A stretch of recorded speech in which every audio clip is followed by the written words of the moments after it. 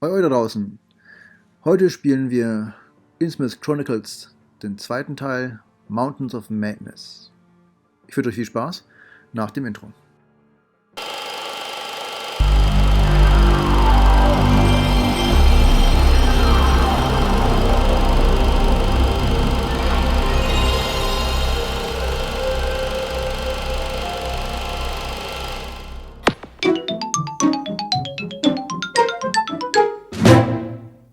Nostalgika.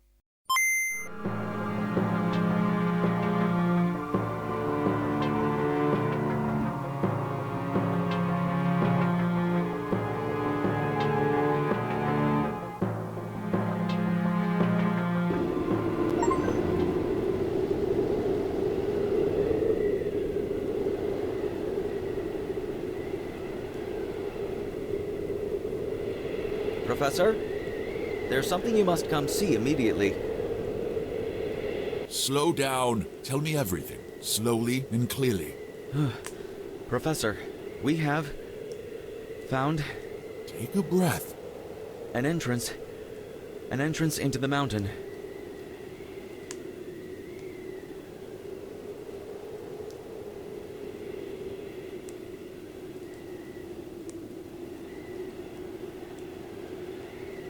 An entrance into the mountain? Yes, Professor. Exactly where the findings we discovered indicated. Incredibly, we were able to decipher the coordinates. It was not easy, I can tell you. Where is it located precisely? Precisely on the northeast side of the cliff. Unfortunately, it is covered by a thick layer of ice, probably formed over centuries. If not millennia, inlays are visible. Their shapes are not natural. We are facing an unprecedented discovery. When was this discovered? Yesterday morning, Professor.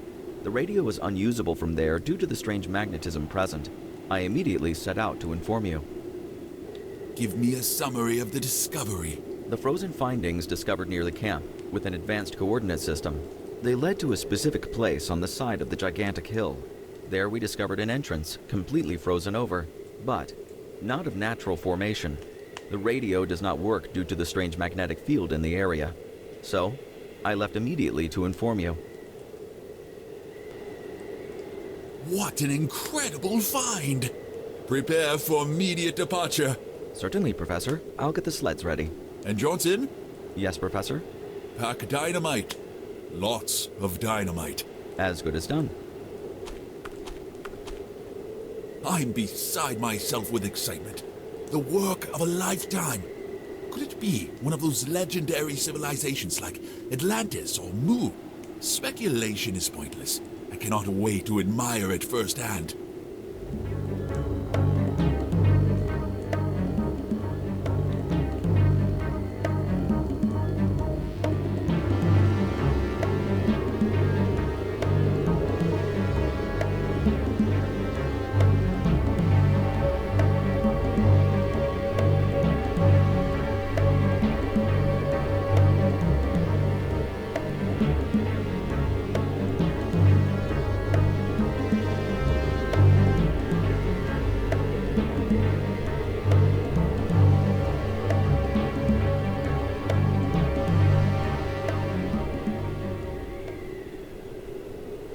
All is ready, Professor. To you goes the honor.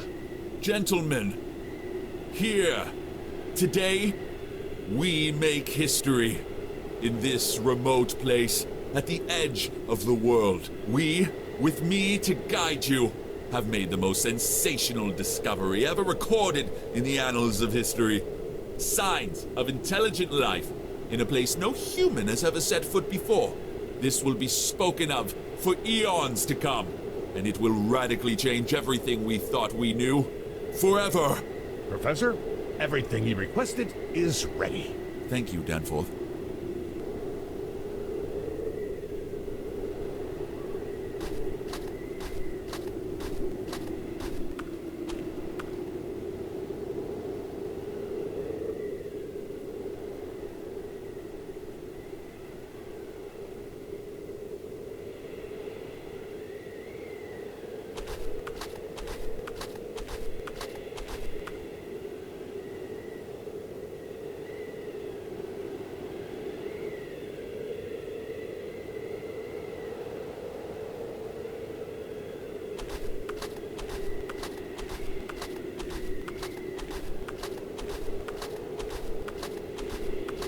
It contains the detonator for the explosives.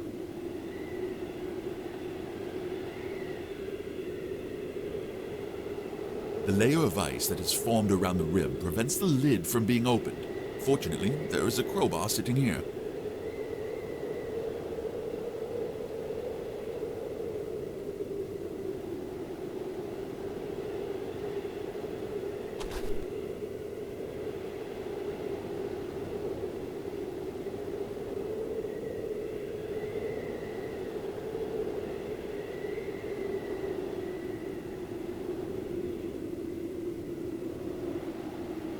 Exactly what I need.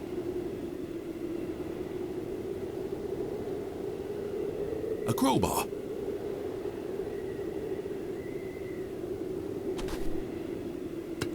I've done it. Everything needed to make the detonator is contained inside. All that remains is to collect them and mount the charge.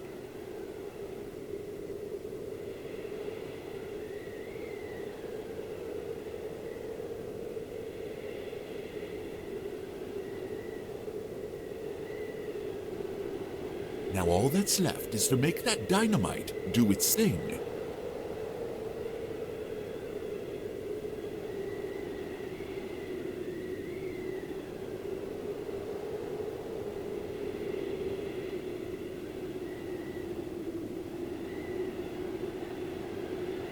What a gigantic slab of ice! It must have taken millennia to form.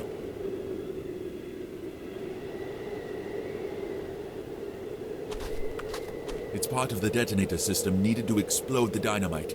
There's a plug to attach it to the detonator. It's empty.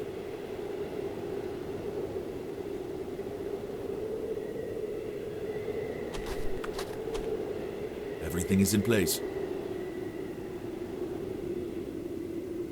Stay back.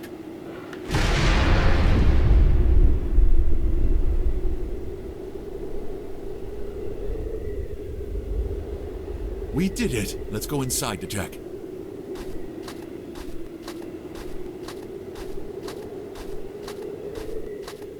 Atwood! Danforth! Dyer! Organize the equipment, gather the men, tie up the dogs, and follow me.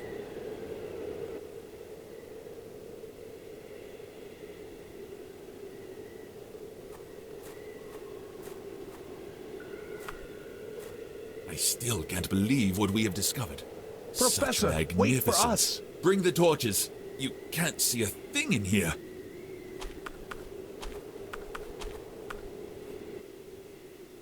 What do we have here? We need lights.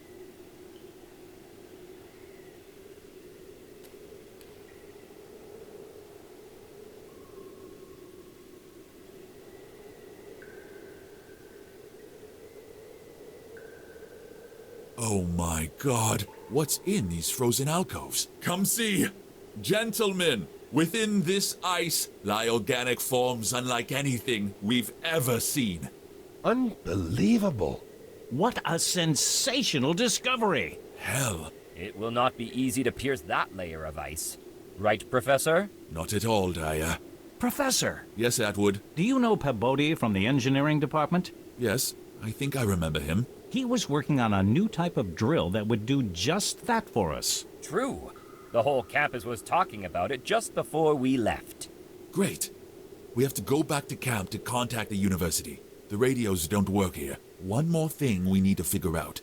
Remain here and keep updating the findings. We'll meet back there later.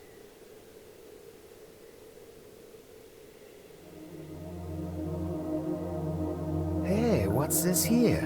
What? There's something stuck in the ice. Help me get it out. This could be worth a fortune.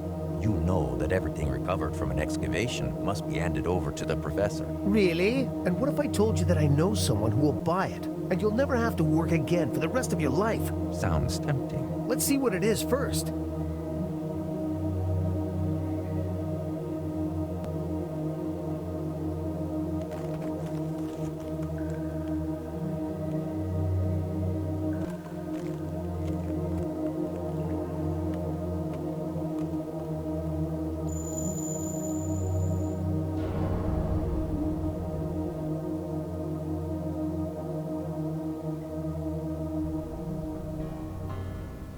The unnatural silence, devoid of life, only the sound of the sea.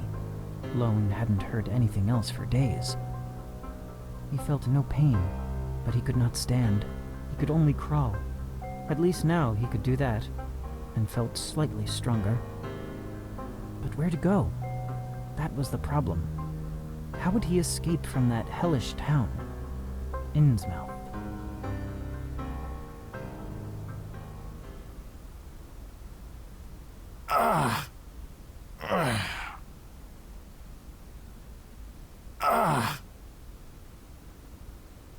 I'm still alive.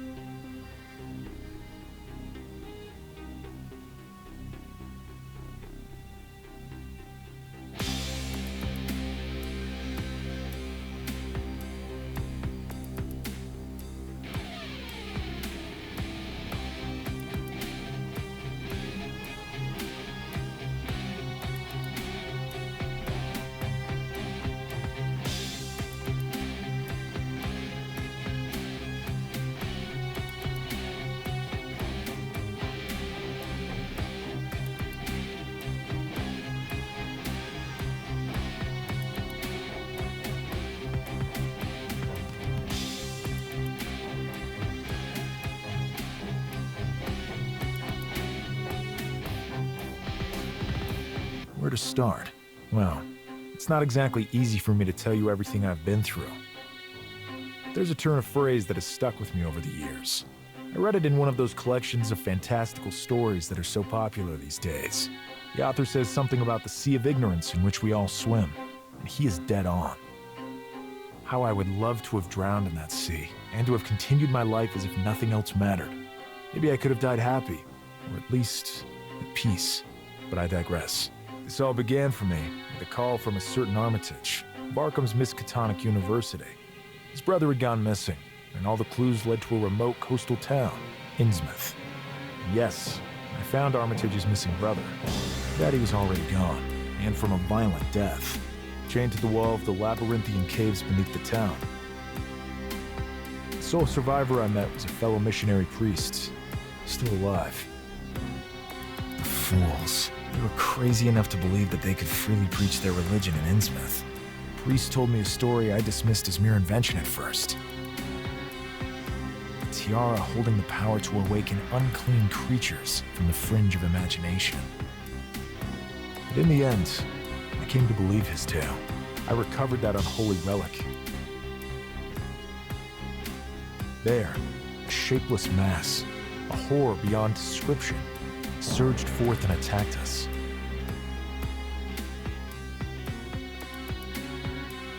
The priest managed to get away. I was not quite so lucky.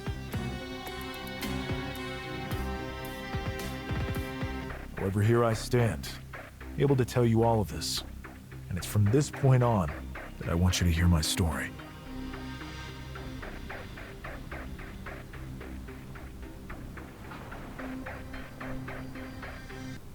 What the hell?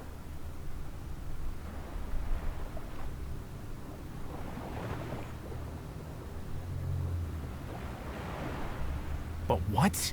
That insane creature grabbed me. After that, I remember nothing. I have to get out of this godforsaken town. At least I'm still in one piece.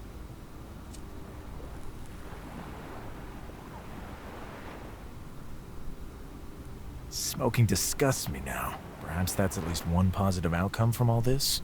Anyway, I never learned how to swim. I'd rather die right here than go back in there. The only way out, apart from the cave, seems to be by sea. Looks like a plank from a broken crate. I'd say, knowing what goes on around here, that the crate was most likely thrown overboard in the scramble to avoid official scrutiny. Ideas forming in my mind about how to get myself over to the other side.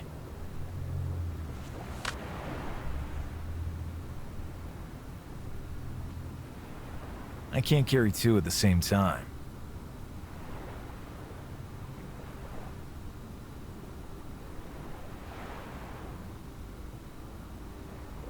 Let's give this a try.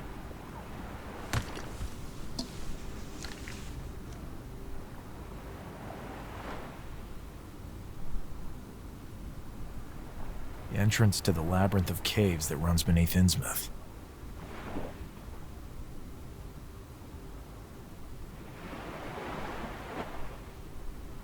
I better stack them on the shore.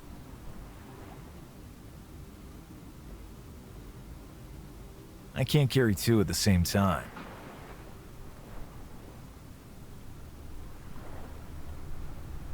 I better stack them on the shore.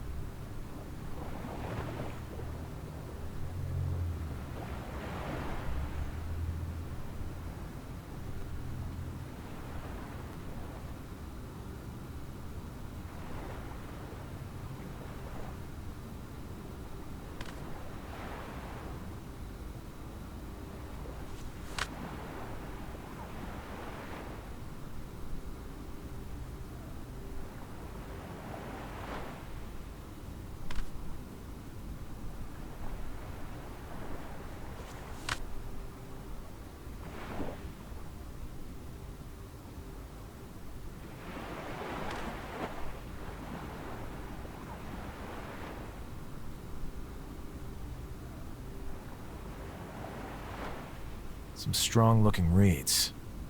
Could come in handy.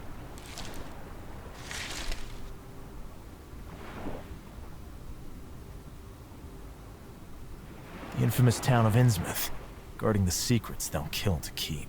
I got out, only by the skin of my teeth.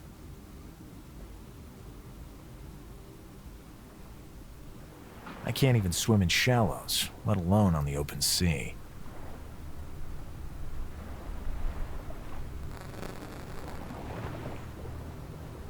I can use them to tie the planks together. This should work.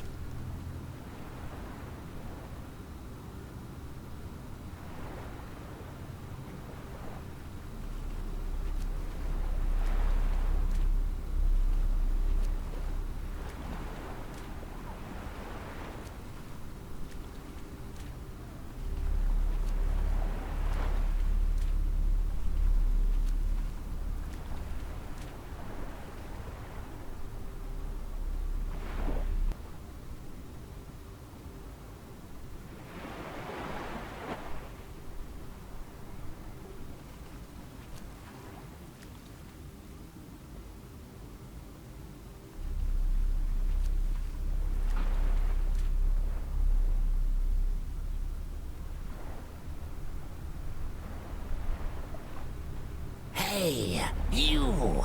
Come over here. Stay out of sight.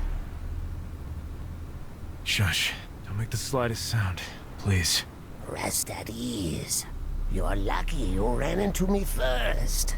I'm the only one in town you can trust. I just want to get out of here. To the northeast, you will find an old abandoned railway that leads out of town.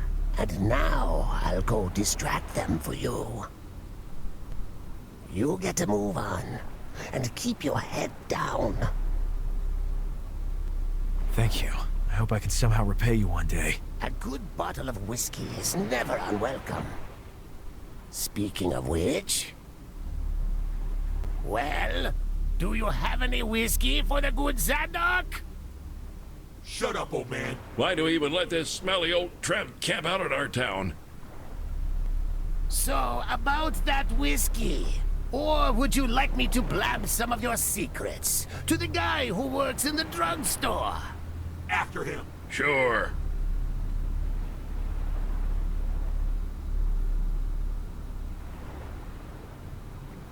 I gotta get out of here.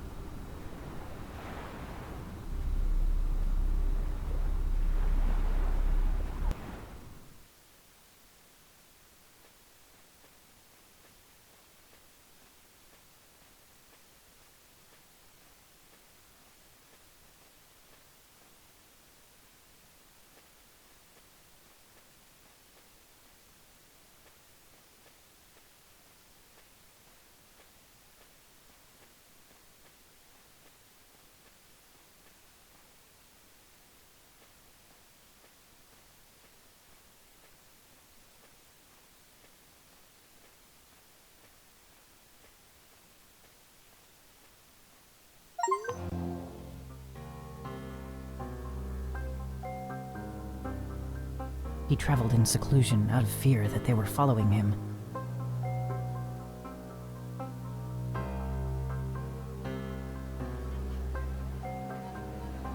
He managed to get back home, to his Arkham.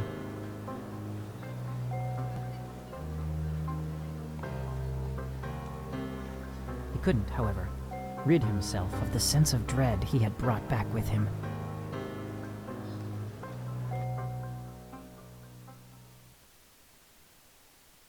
I've dragged my sorry self back home.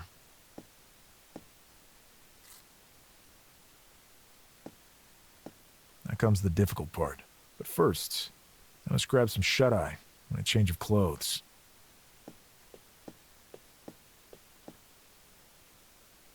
Underling number 7, report.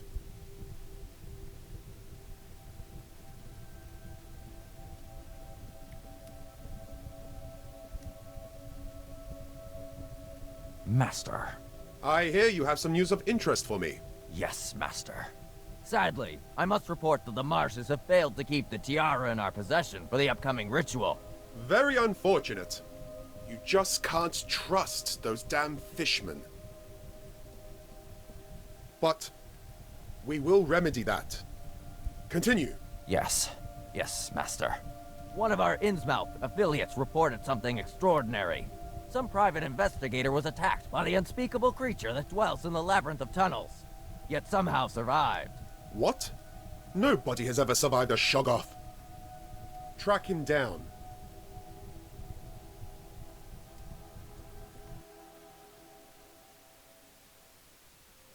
I gotta inform Armitage of his brother's ugly end. Maybe I will also tell him something about the strange tiara, and about Elliot running off with it. Perhaps his contacts can look into all that further. It could actually be dangerous, but who could even tell after all I've been through? Surely they don't lack for weirdness in that town. Lines of the lowest quality. Fortunately, I almost never open them. So many old cases. I bought this bulletin board to cover a huge hole in the wall. So many old cases. Lots of material concerning Red Hook.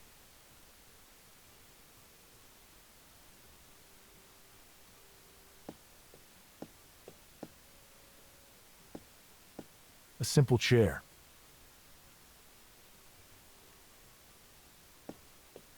An old broom. I'm not in the mood to sweep up right now. A coat rack.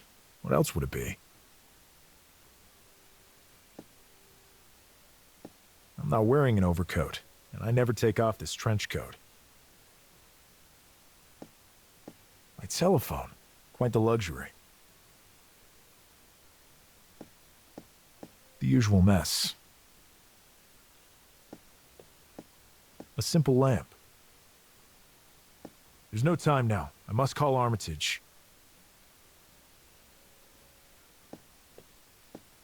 Lots of useful stuff in here. There's no time now. I must call Armitage.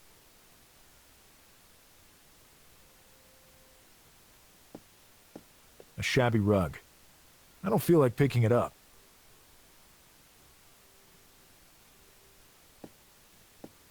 It opens and closes the blinds.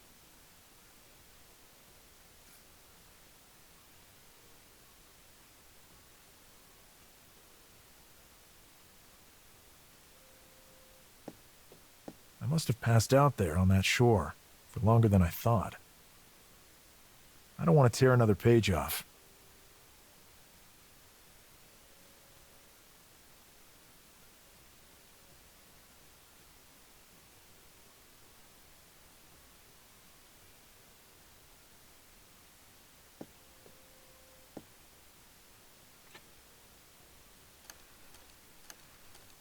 Armitage? Lone, you're back?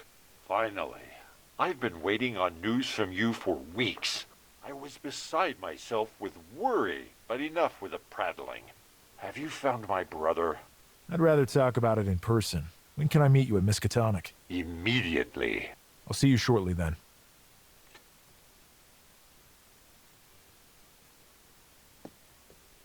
That's the way outside.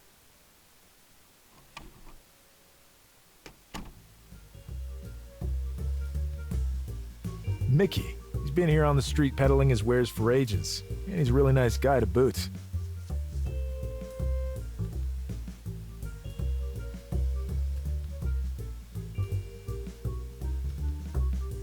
A multitude of books.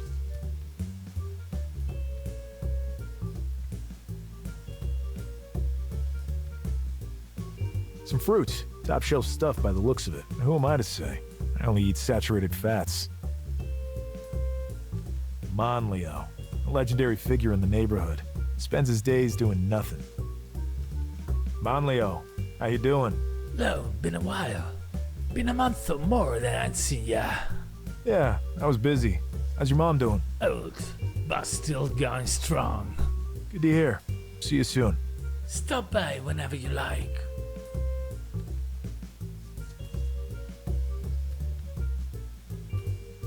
Hi, Mickey. Hi, Lone. I haven't seen you around in a while. I've been working here and there. I see. Take care, Lone. Right back at you, Mickey.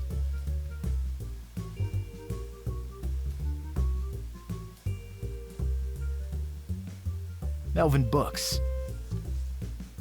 A multitude of books. Grocery, the sign says. No time for that. Armitage is waiting for me.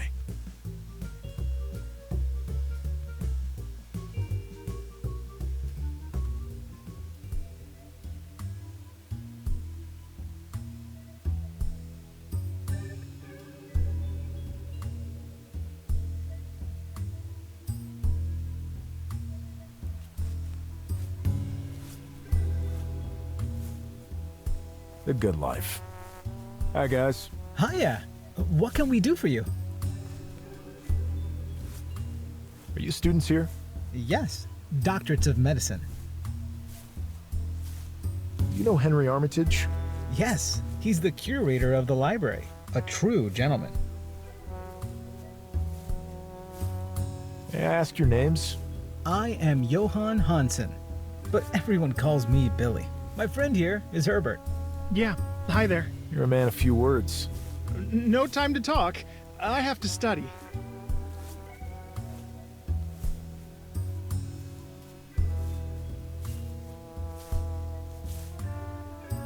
Until next time. Good day.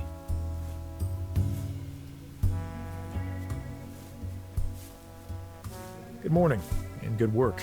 Thanks. Same back at you. But if you'll excuse me, I'm a bit busy here. Of course. Sorry. The gardener. And a damn good one at that. The gardener's toolbox. The gardener's toolbox. I doubt he'd just let me take whatever I want.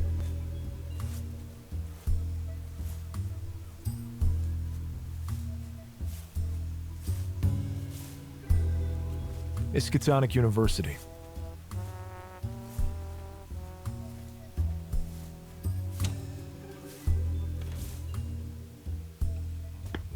Lone Carter.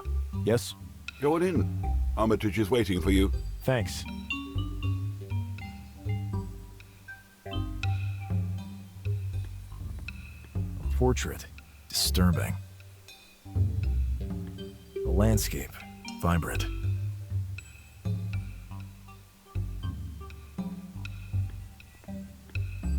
Excuse me? Can't you see that we're engaged in a vital discussion? Some space, please. But I just wanted to look at the painting. As if you could even understand it. Don't force me to challenge you to a duel. Go away. Lone. Sometimes ignoring the enemy can be the best strategy.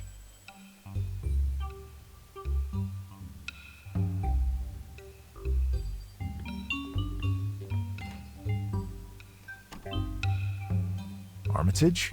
Lone, please come in.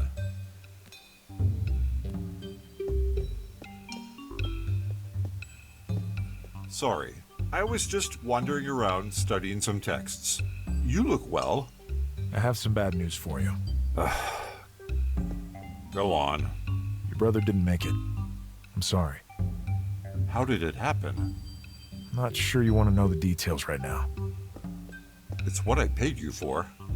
I found him in the tunnels that run under Innsmouth. I didn't make it in time. Who did this? Who? It seems the laws of civilized society mean nothing in Innsmouth. Apparently your brother and Elliot stuck their noses somewhere they shouldn't have. This Elliot you speak of was dead too? No, he was still alive when I got there. We both escaped with our lives by a hair. An impossible creature attacked us. I still have no idea how he managed to survive intact. Unfortunately, I don't know where Elliot ended up. I'll need a few days to make some inquiries. I will get back to you soon. In the meantime, try getting in touch with one of my contacts, a man by the name of William Blanco. He writes for those cheap pulp magazines, but is also an expert on the occult. He often comes by here. He simply devours the rare texts that only we possess. Sadly, I do not know his address or even a telephone number, but I'm sure for a detective with your reputation, finding him will be but a trivial matter. Discuss with him everything you have discovered, and I'm sure he will get back to me. I'll see you later then, I guess. Geography. Philosophy. How boring. Organic chemistry. Psychology and pedagogy. Parapsychology. Philosophy. How boring. Books on physics. I wonder who's pictured here. Judging by the spines, they appear to be history books. I can't tell what kind of books they are from here.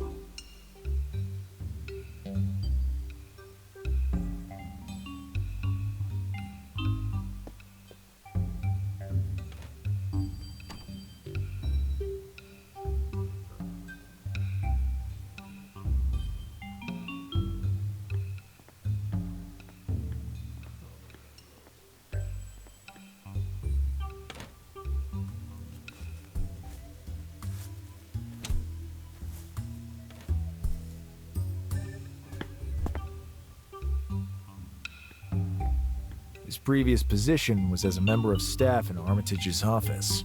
It seems he's been demoted. I got nothing to ask him about.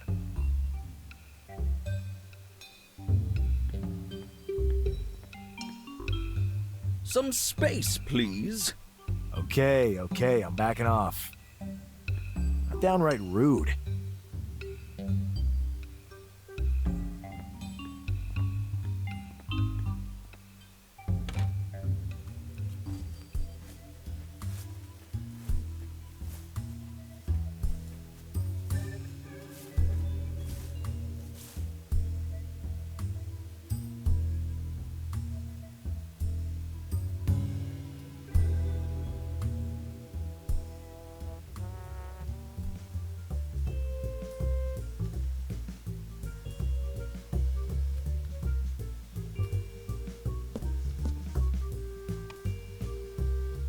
Good morning.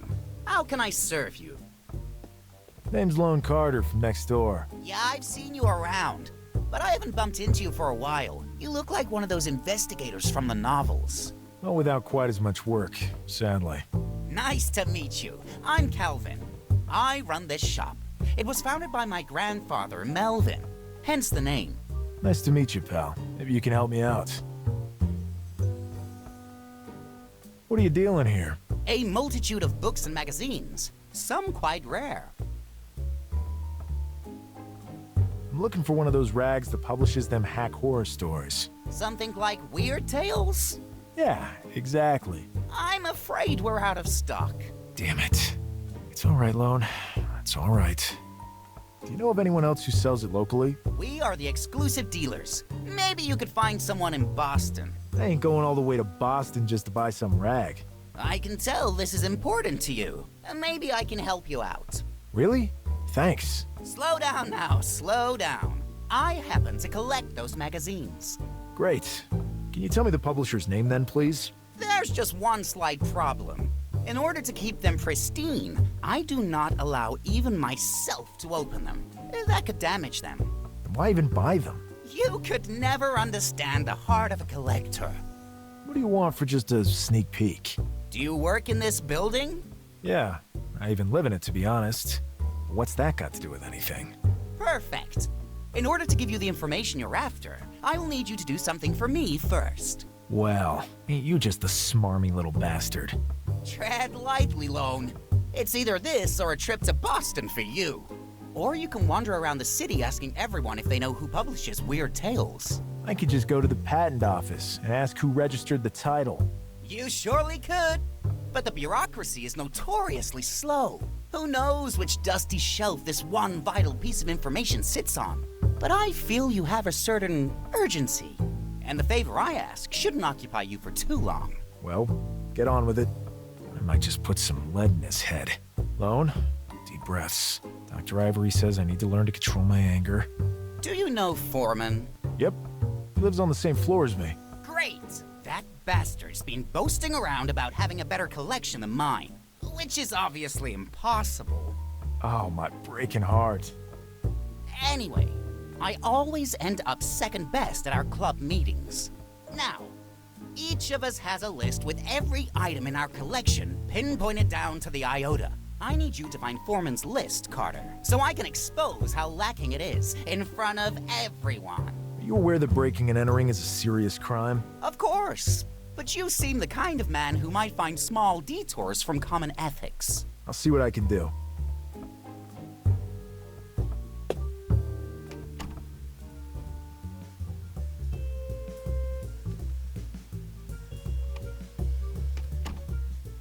Mailman must have been by while I was out. Strange.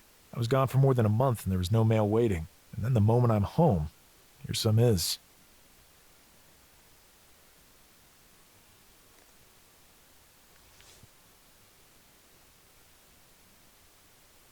A typed letter.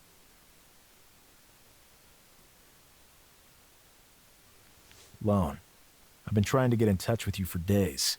I absolutely need you to look into a case I'm working on. Come as soon as you can to the crime scene on Walton Street. A. Logan. Alan.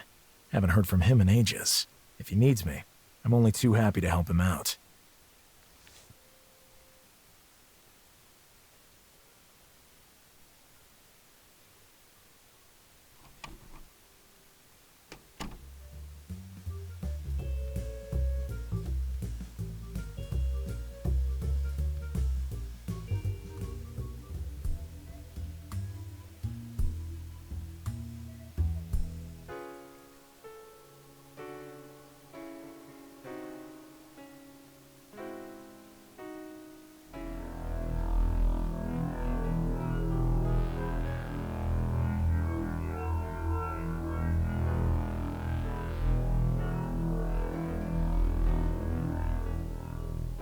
You're not supposed to be in here. Wait! Lone, my dear friend! Alan, I came as soon as I got your letter. What letter? This one. I didn't send you any letter. I would have just called you up on the telephone. You're one of the few who own such a device of the devil. Witty as always, I see. Someone knew about this case you're on and saw fit to involve me in it. I wonder who it could be. Well, since you're here anyway, you might as well give us a hand. Just like old times. I slaved like a dog, and you occasionally had a flash of brilliance and solved the case outright. All the while you were busy scarfing down donuts. Such excesses of sugar intake can block one's higher reasoning faculties, you know? Same old Lone.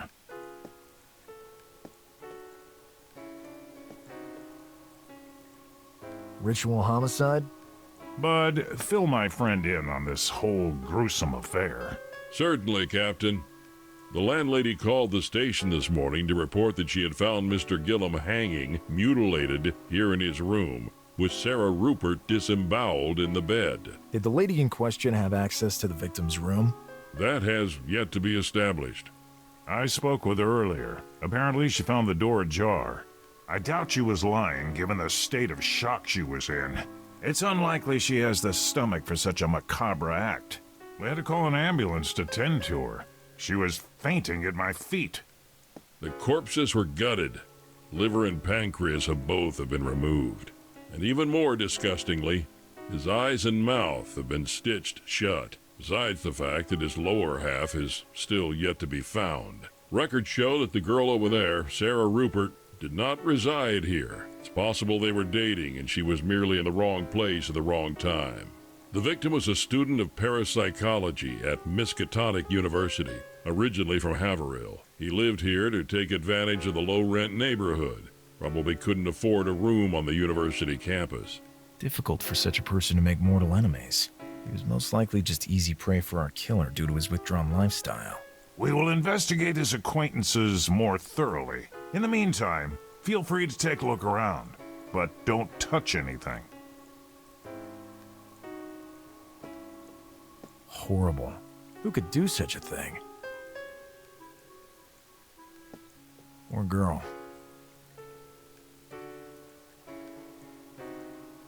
My old friend Alan.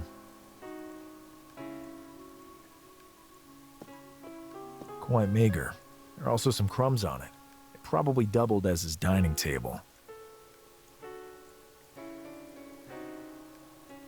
A blank piece of paper.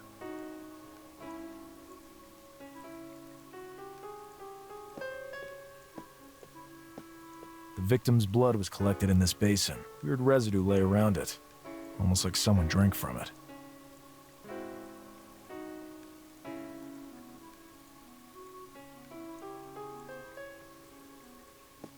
Probably the lair of some rodents. It's a door. An integral part of the crime. A very laborious ritual.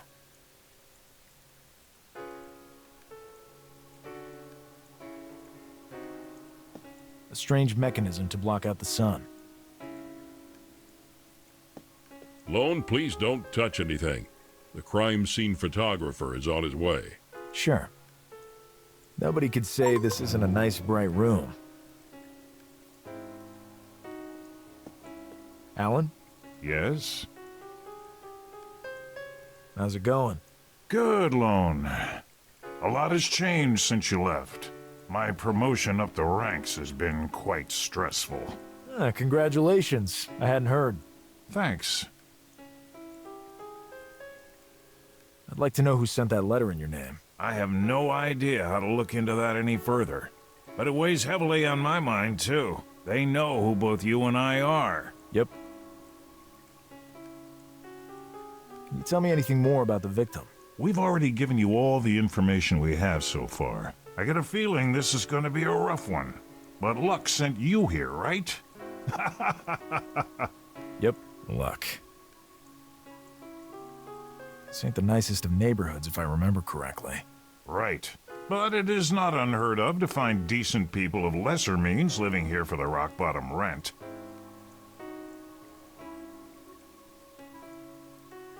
Bud looks like your typical run-of-the-mill policeman. He is. Also quite the bigot, apparently. But with excellent hearing, Mr. Carter. Oops. I'll let you know if I find out anything else. Thanks, Lone. I owe you.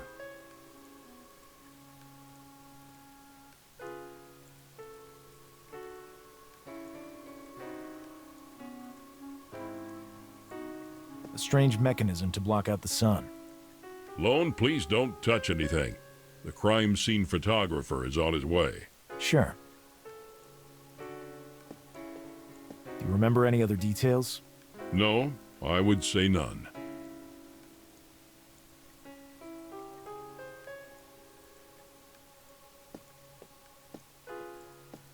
Lone, please don't. The crime scene. Sure.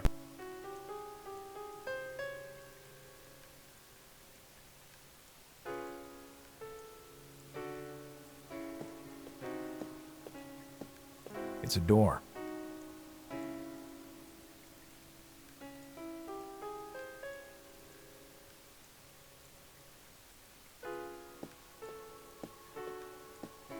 blank piece of paper.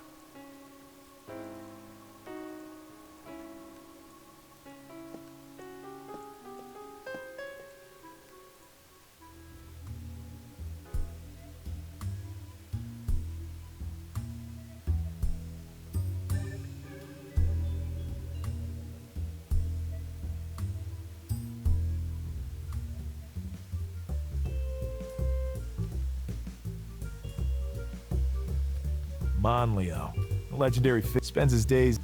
I have no reason to speak to him again. He's way too chatty.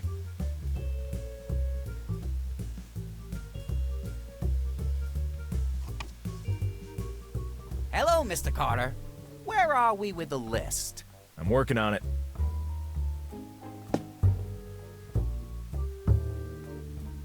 Did the mail already come today? Nope, no delivery yet. Thanks.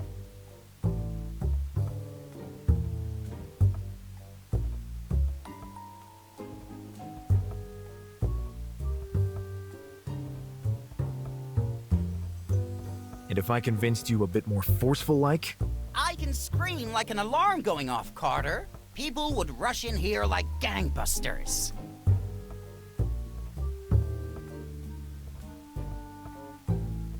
You sure are one arrogant little scumbag. You should meet Melvin, my little brother, then.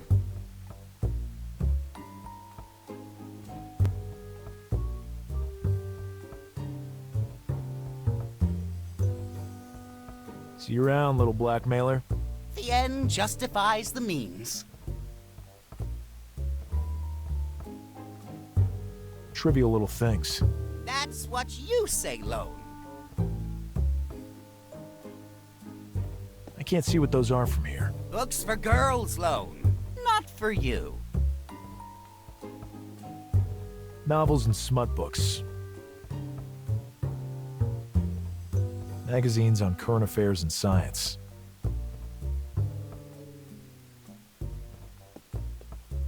Various physics school books.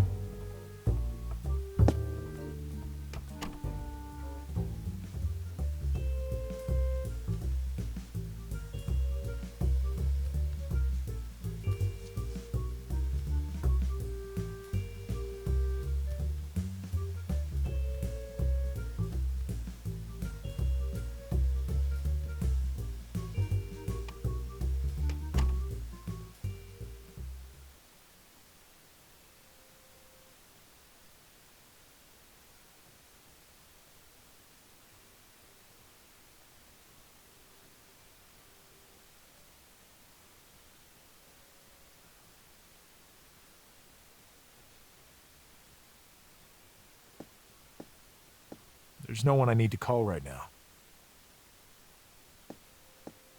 Nothing useful here. Behind this board is a hole that looks directly into the neighbor's room. It seems that not plugging it turned out to be the best choice after all. Bless my laziness.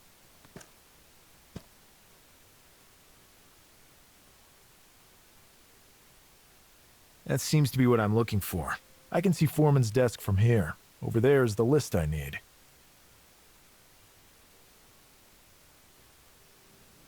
I can't get there. I'll have to come up with something else.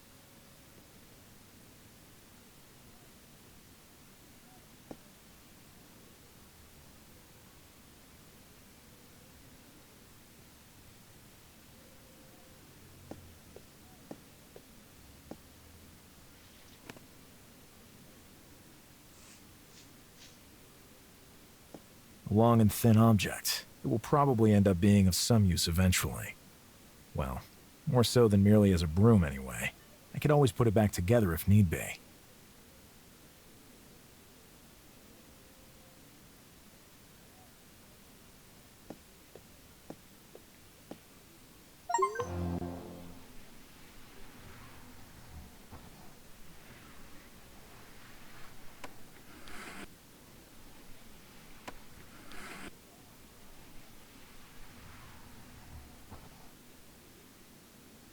It's long enough to reach the list, but it has no way to grab it.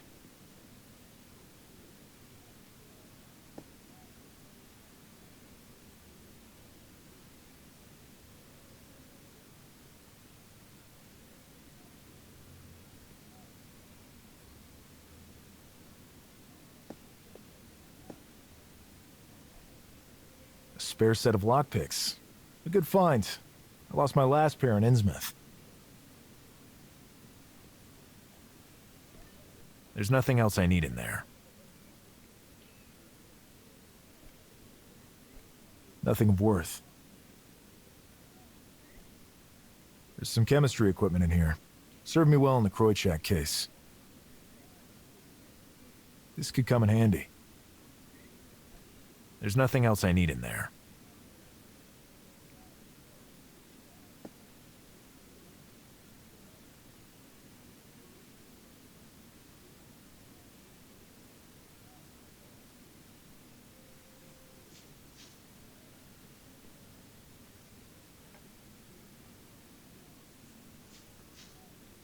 What luck. A perfect fit.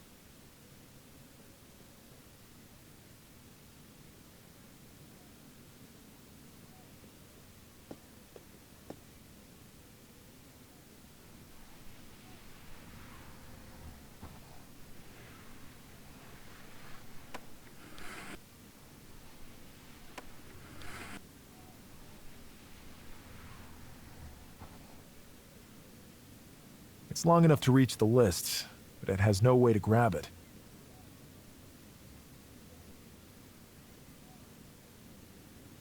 It would serve no purpose.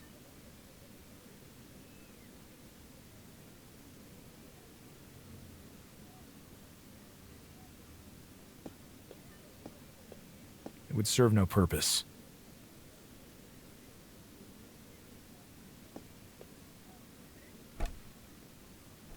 There's nothing else I need in there. Nothing of worth. There's nothing else I need in there.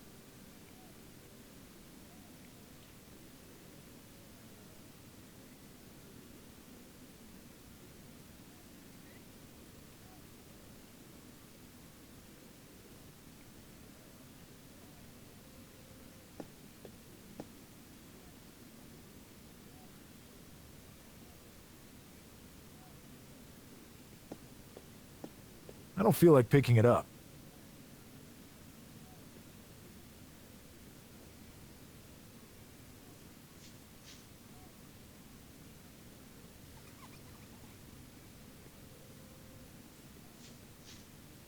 Seems to be charged.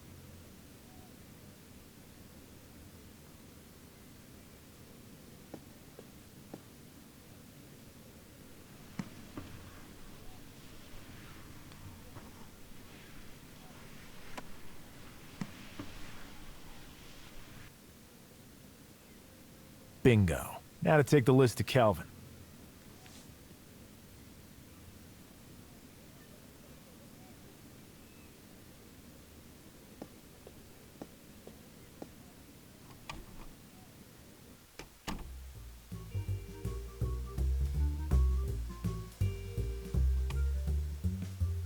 Hello, Mr. Carter.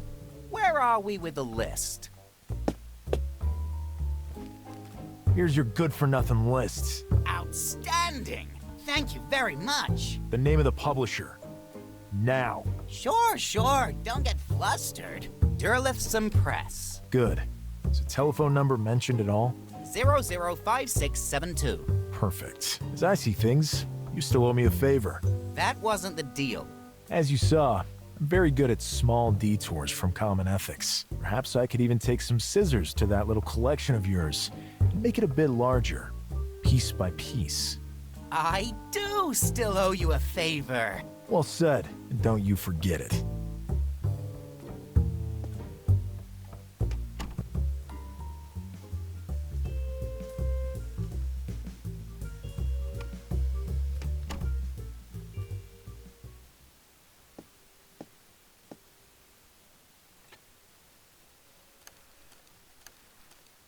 Derlithson Press. Good morning. How can I help you? I'm after some information. Go on, sir. I need the address of one of your collaborators, William Blanco. We cannot disclose private details. Please, it's very important. I'm... John Smith. Oh, God. Go on.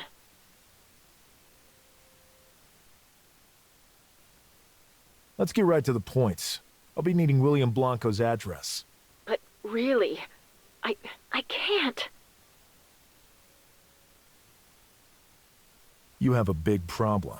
But you better ask my boss. Now he's not here. Just give me the address, and I'll leave you in peace.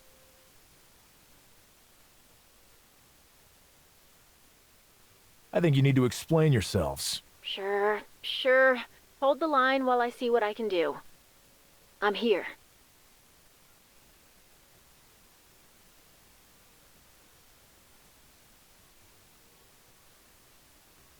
We'll make sure you all end up in the slammer. Give me the address, now. I'd be fired if I... You won't be fired, you'll be promoted. You will have saved your company so much trouble. Okay, hold for a moment, please. Hope it works out. Here's the address. 27 Pickman Avenue. Good day. Good day to you.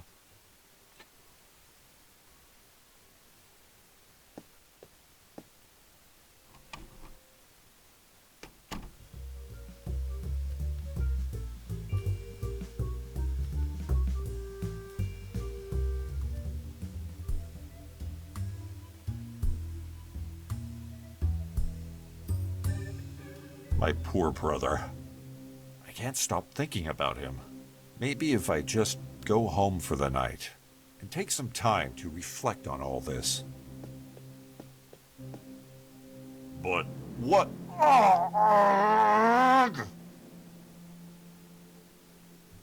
Fortunately, he never had time to turn around before all life left his body.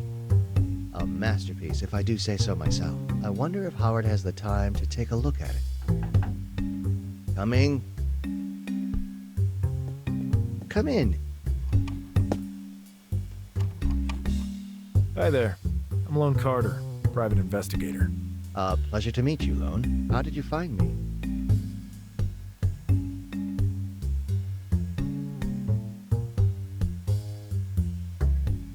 Dr. Armitage told me how to get in touch with you. He said you could shed some light on certain things that have happened to me. That depends. What are we talking about? But please, go on. And call me William. Okay, William. I was hired by Armitage himself. I see. Come in. Don't just stand there in the doorway. So, a bunch of really bizarre stuff went down in Innsmouth. But there's one last thing I just can't come to grips with. Go on. I was attacked by a seething mass with thousands of eyes and teeth. A Shoggoth? So it's all true. They actually exist.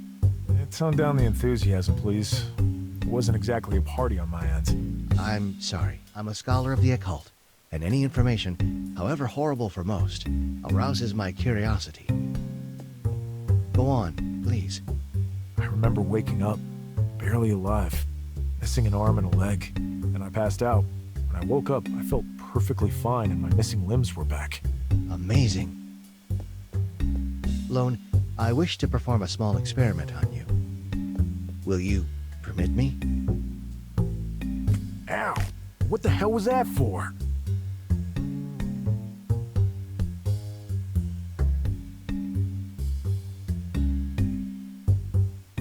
I'm testing a theory, which is confirmed, it seems. Look at your arm. It's already healed, without even a scar. You must have escaped the embrace of that unearthly creature by mere chance. It was literally consuming you, but apparently some of its cells invaded your body, and they now seem to repair any physical damage you take. I don't know what the long-term implications are, but for now, it seems you're practically immortal. Amazing. I might not know much, but this seems unlikely to end well. Is there anything you can do to help me? Perhaps, yes.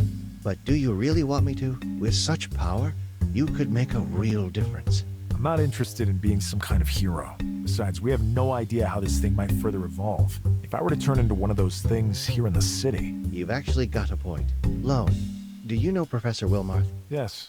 He hired me for an extremely strange case. Not as strange as all this. Talking to him could prove valuable indeed. His knowledge in this field is vast. Sounds like a plan. How can we get in touch with him? I have his address. I'll write him a letter explaining the situation, with your permission, of course. Good. Let's meet at Miskatonic with Armitage in 3 days' time. Good day, William.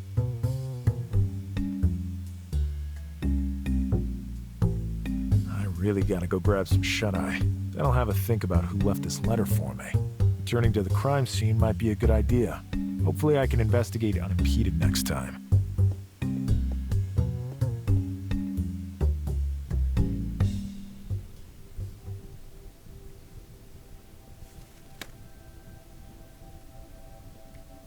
Damn small-time detective. I hope I won't regret asking for help from that miserable creature.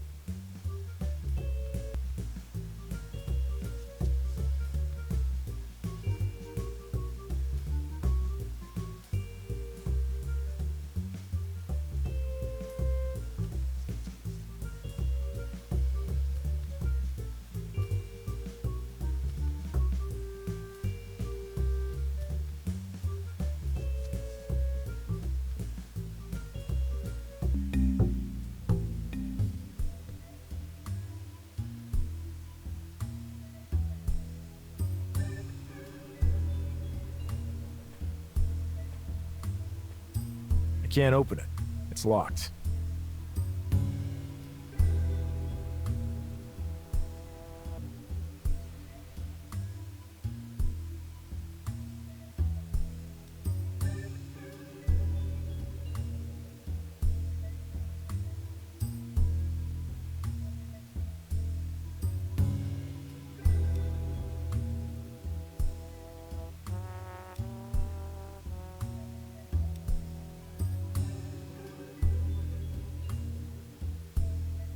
You still got it, Lone. Although, the lockpick's broke. There's a shovel in here. I'll grab it. Perfect. I already took what I need from there. No mere toolbox can withstand the likes of me. I already took what...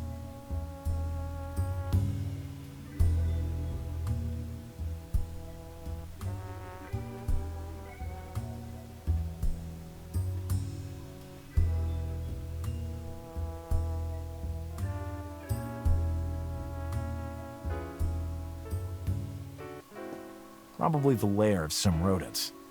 I certainly won't be putting my hand in there.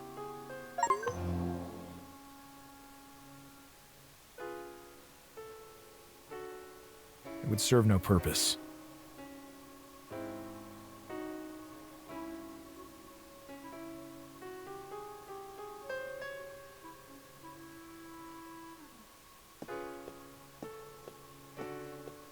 A blank piece of paper. There's a pen here as well. I'll just grab them both. Quite meager. There are also some crumbs on it. It probably doubled as his dining table.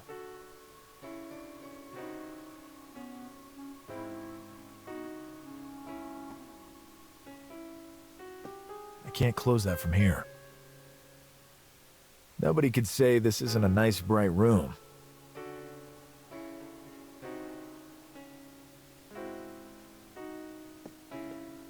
I can't reach the beam. I wonder how the killer managed to.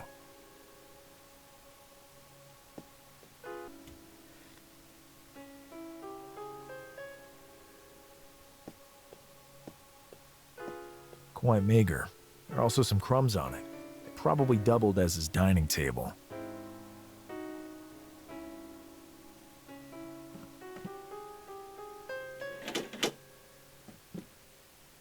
There. Now it should work properly.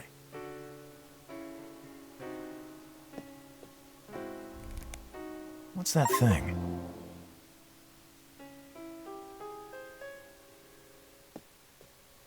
A weird symbol, visible only in the dark, drawn with who knows what. And more to the point, who knows what it means. I can't take it. It's drawn on the door.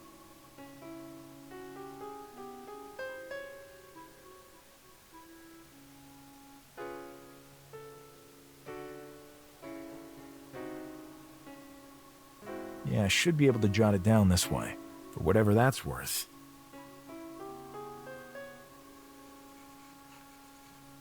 I wonder if William has seen anything like it before.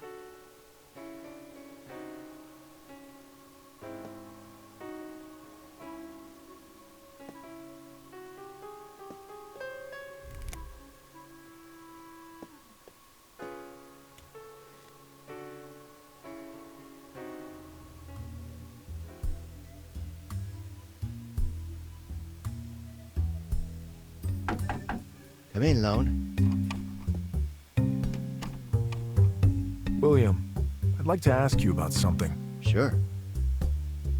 I'm helping a friend out with a case. It looks like a ritual murder. I copied this symbol from the door there.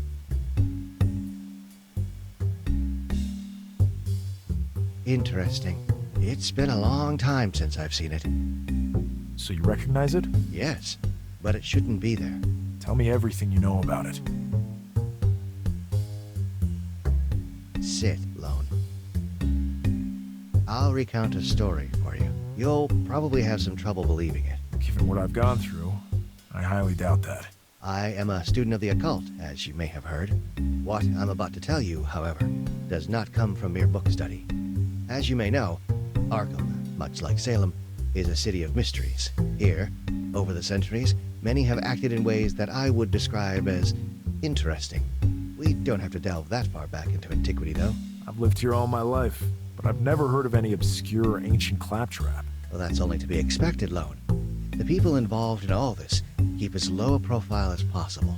I only learned of it because my old Miskatonic colleague, Daniel Upton, had the misfortune of getting caught up in the whole affair. I see. He asked for my help, but his request arrived too late. I received this telegram from him. William, I need your help. Stop. I have confirmed that dissidents exist. Stop. I have found one. Stop. Ephraim waits. Stop. Dissidents? Lone, I must impress upon you that Daniel and I, through our studies, came across this term more than once. There seems to be an extensive organization operating in the shadows and harboring secret knowledge, to which only its members have access. That symbol belongs to the late Ephraim Waite. That is what I managed to learn from the only comprehensible mutterings from what once had been my dear friend, Daniel Upton. What happened to Upton? As I told you, I didn't make it in time. All I know is that he went mad and killed a friend of his. I don't know who that friend was. We had been out of touch for some time. He is now locked up in an asylum, but is no longer the Daniel I once knew.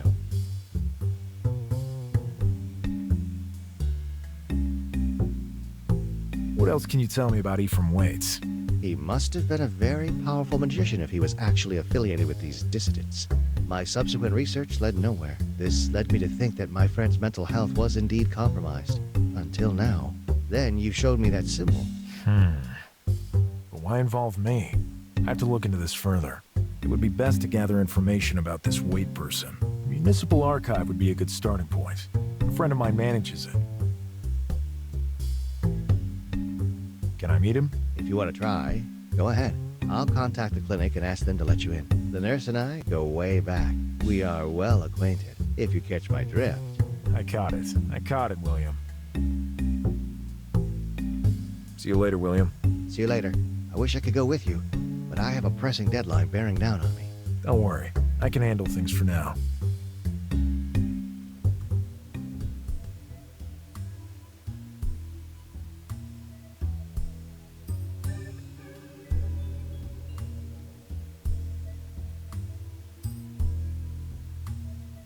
Halt!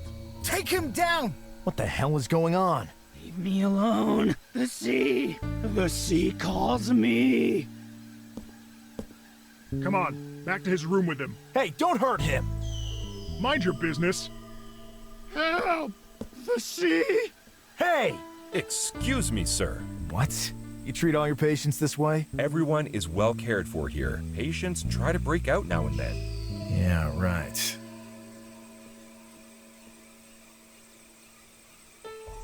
Name's Lone Carter. I'm expected. let me just look you up. Ah, here you are. You are cleared to enter.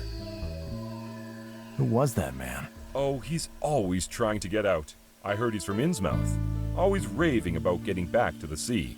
There's no sea around here. I guess in his mind, he's still in that godforsaken town. Innsmouth, you say? What do you know about Innsmouth? I know my brother-in-law lost his job for refusing to make deliveries there, and he was a hard worker. Now, he and my sister can't even make ends meet, what with their 3 children and all. I see. I'm sorry to hear that. Thanks a lot. Good job. I hope everything turns out okay for your brother-in-law.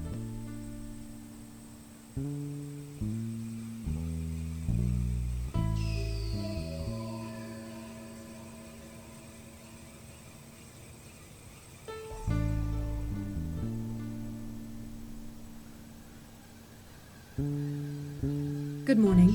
Lone Carter? Yes? How'd you know who I am? William's description was accurate to the letter. I see. My William has a great gift for descriptive writing.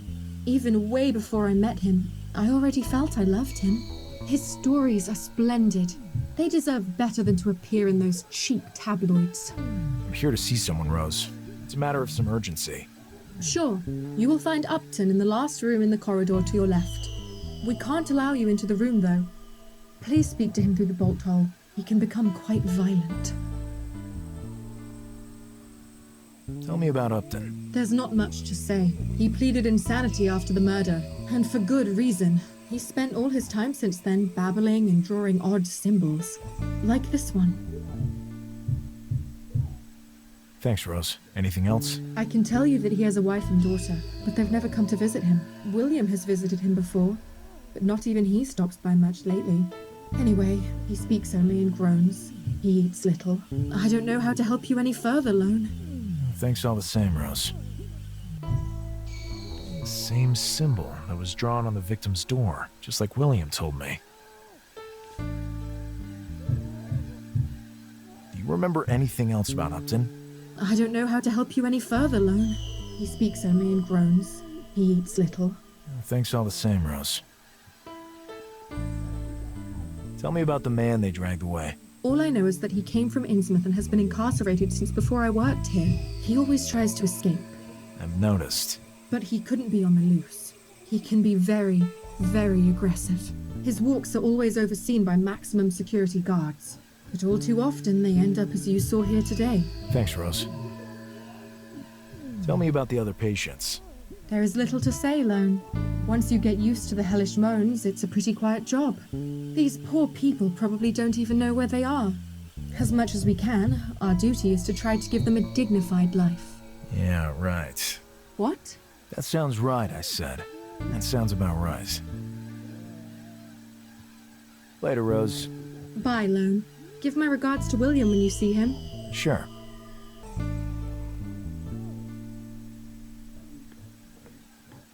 There seems to be someone in this one.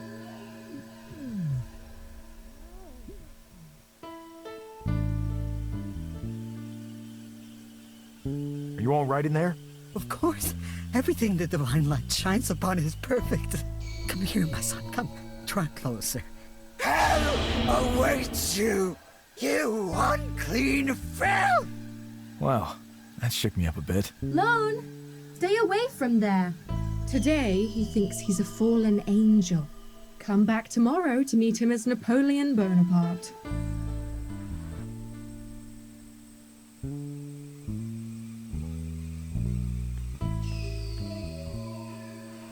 This cell appears to be empty. This cell appears to be empty.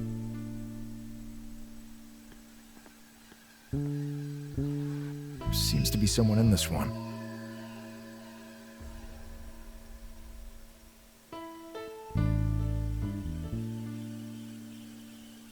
The truth is a lightning which rips the darkness, but its light is so strong to blind whoever sees it.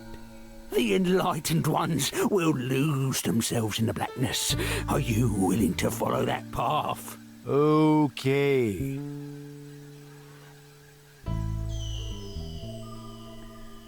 It says medicine. Lone, please don't open it. That's staff access only. It says medicine.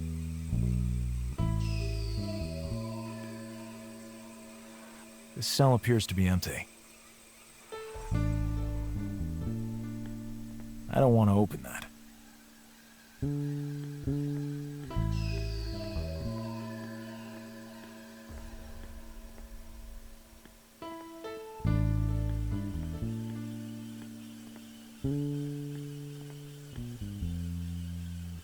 There seems to be someone in this one. Hello there. Yes? Hey, are you all right? Did they hurt you? They can't hurt me. Not feel pain. The sea cures all. All. You're from Innsmouth, right? Innsmouth, yes. Innsmouth. Under Innsmouth, the sea, the reef. I have to get back there. I must get back there! Help me, please. I doubt he'll be of much use to me.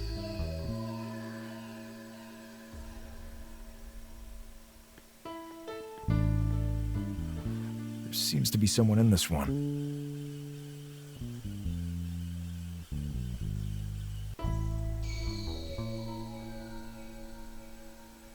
Ooh. Huh? Ah. Ah.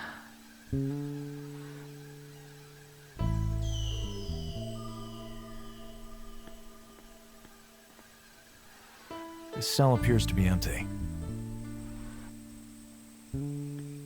It says uniforms.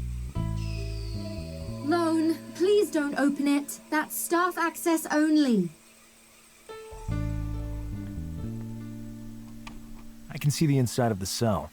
There are strange symbols drawn on the walls.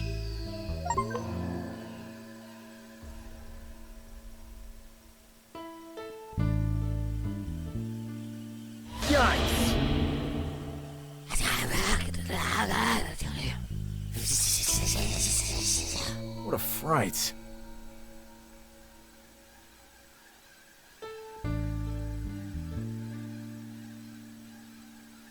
Daniel Upton?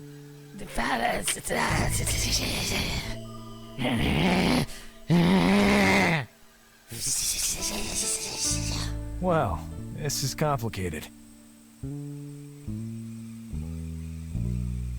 Do you know Ephraim Waite?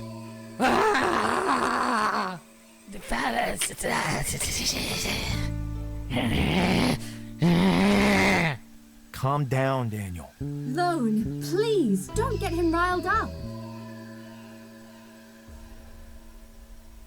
It would serve no purpose. It would serve no purpose. It would serve no purpose. Daniel Upton?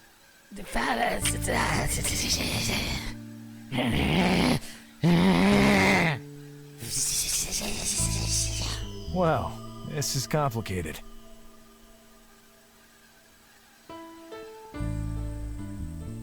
It would serve no purpose. I don't want to open that. A very bright window. I wish I had one like it at home.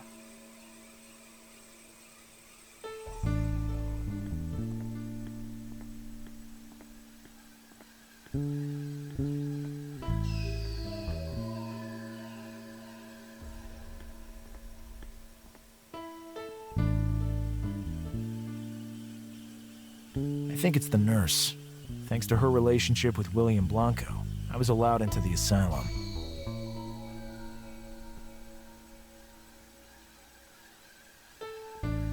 Later, Rose. Bye, Lone. Give my regards to William when you see him. Sure.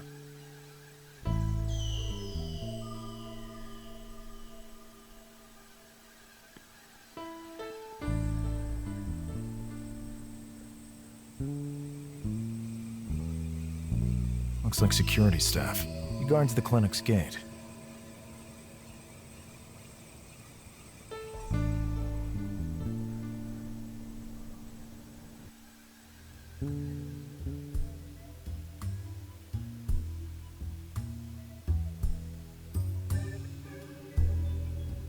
Good morning. Yikes! What? Sonny, one should at least announce oneself before barging in. But I didn't know. Youth these days, all the same. Thinking only of your fashionable fedoras, with no respect for the elderly. Excuse me, I didn't mean to intrude on you. You won't get away with being rude to me. I wasn't born yesterday, you know. Fine, just fine. Is John not on duty here today? Why are you yelling? No, John was transferred. Just great. I need some information! You're still yelling! Please go on. I'm looking for information on Ephraim Waits. He lived here in Arkham. I'm conducting an investigation. What was that? There's nothing wrong with our ventilation. Oh, I'm looking for information on Ephraim Waits. I need it for an investigation. What do you want to know? Was he originally from Arkham? I'll have to go look that up. In the meantime, you may browse the shelves at your leisure.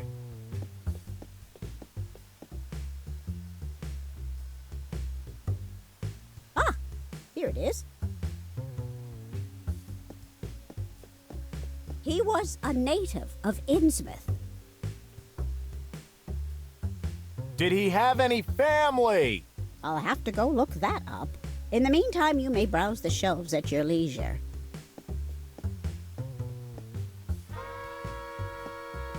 There are many construction documents, such as floor plans and blueprints. There's nothing I know of to look up here at the moment.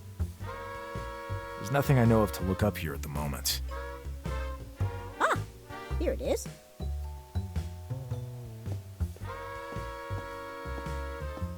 He had one daughter by the name of Innsmouth.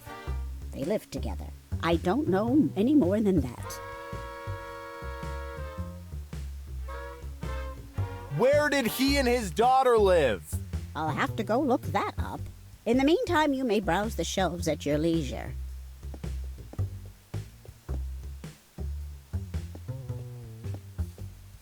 Looks like collections of newspapers filed by year.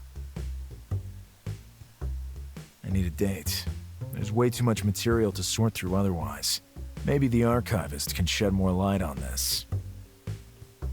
I need a date. Countless books and documents about the history of Arkham. There are also obituaries filed by year. I need to pare down there's way too much material here. Ah, here it is.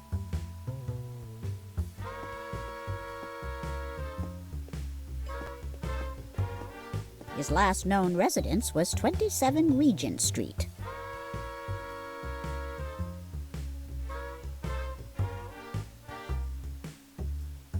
Let's talk about something else. I need more information on Ephraim Waits. What do you want to know?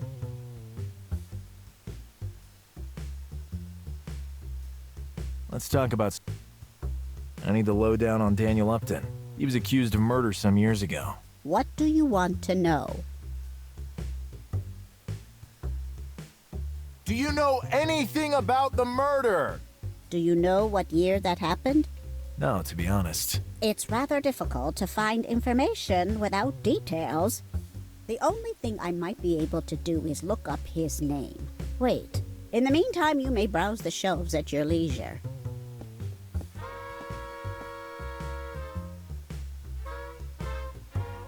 Ah, here it is. Not much to go on. But Upton has been in a mental hospital since 1915. Did he have any family? Wait. In the meantime, you may browse the shelves at your leisure.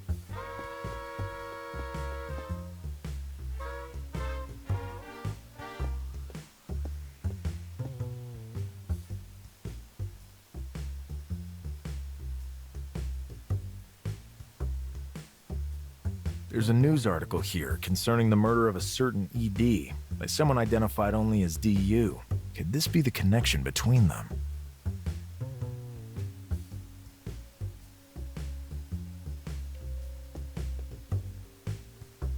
I need to pare down. There's way too much material. Ah, here it is.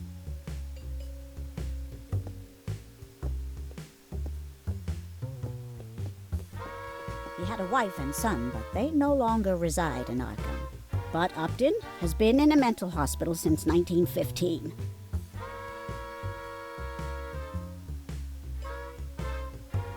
Anything else on Upton? I'm sorry, Sonny. I know nothing else about that.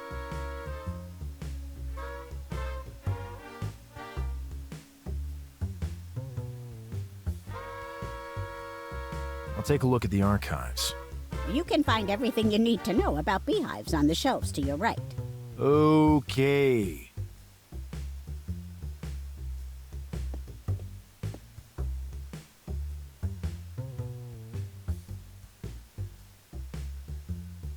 It appears the house was demolished in 1917 to build a department store. Well, I guess today I won't risk being arrested for trespassing. I'd imagine it was torn down after he died. It would be better if I asked the archivist lady about it.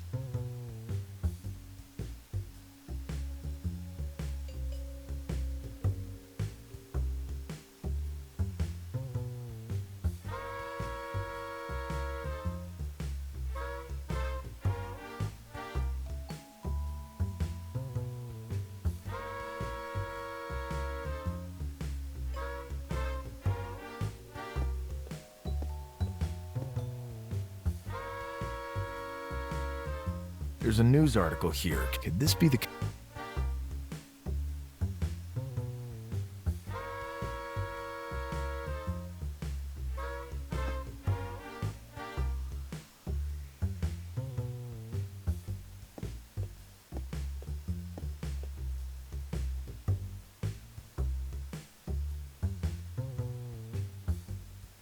I need more... What do you...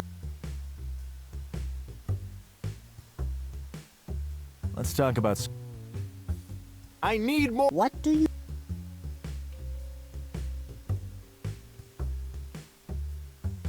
Anything else? I'm...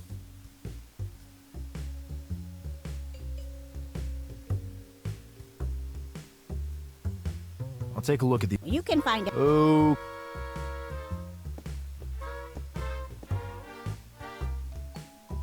It appears the house was demolished.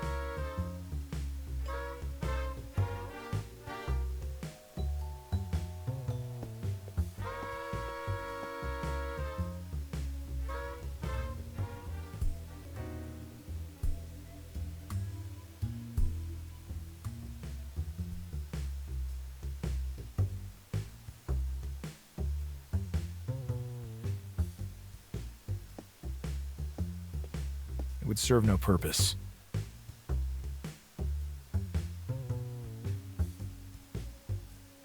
It would serve no purpose.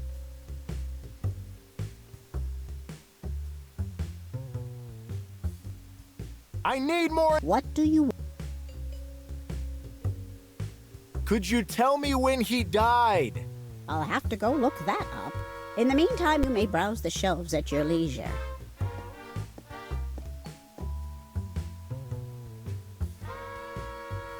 Ah, here it is. October 28th, 1915. 5 years ago.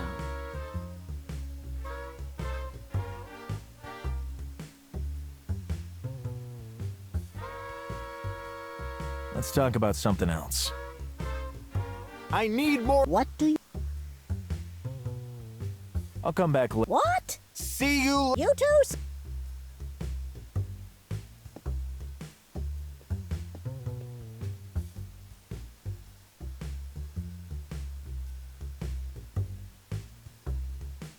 There's no mention of Ephraim Waite's passing in the obituaries for October 28th, 1915. That's strange.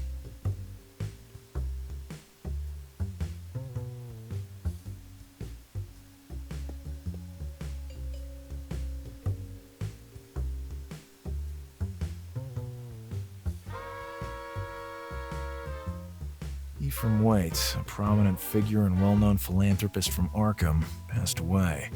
Prominent figure. I wonder what he actually did for a living.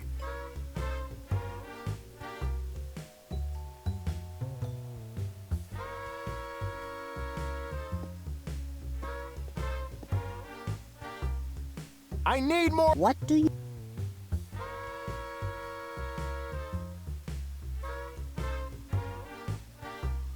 What was his occupation? Look, young man, I heard things about him back in the day. I heard he spent his life engrossed in his business interests. He came from a wealthy Innsmouth family, but odd rumors about him abounded. What kinds of rumors?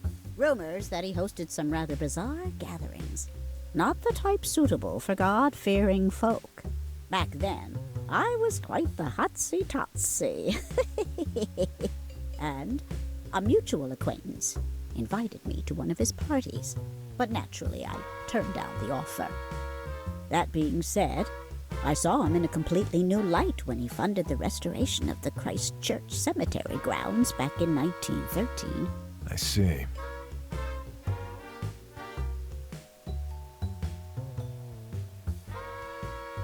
I'll come back later. What? See you. You two?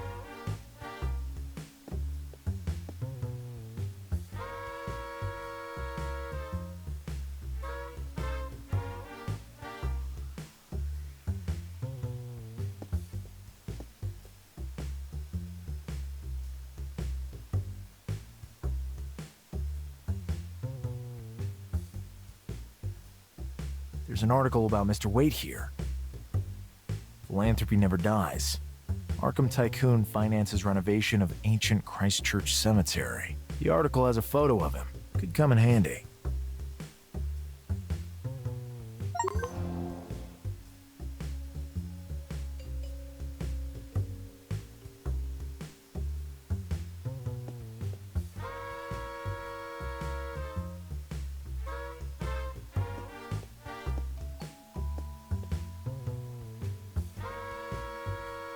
I've never been to the Christchurch Cemetery. What?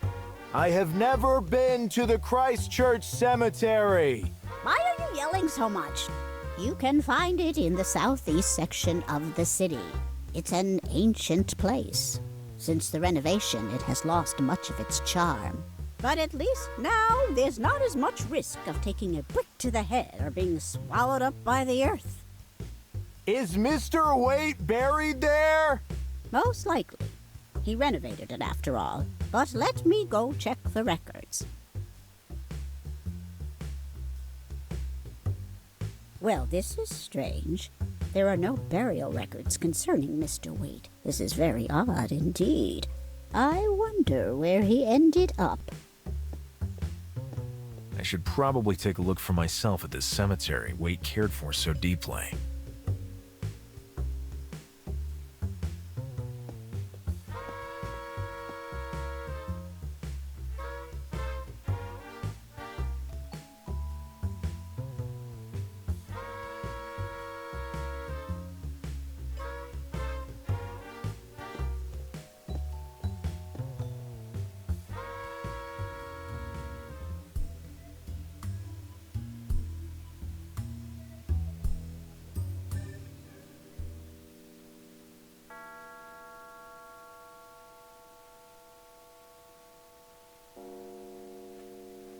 It says, Enea Barbetta, in girum imus nocte et consumimur igne.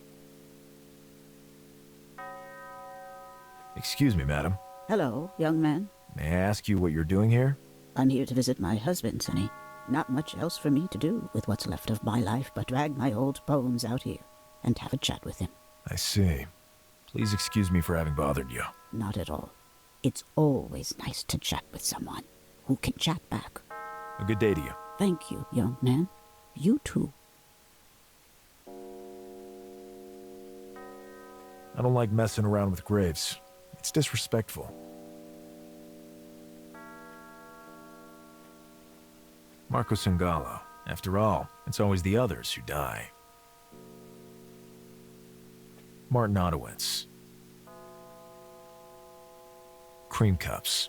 The most merciful thing in the world is the inability of the human mind to correlate all its contents. There seems to be no trace of Ephraim's grave.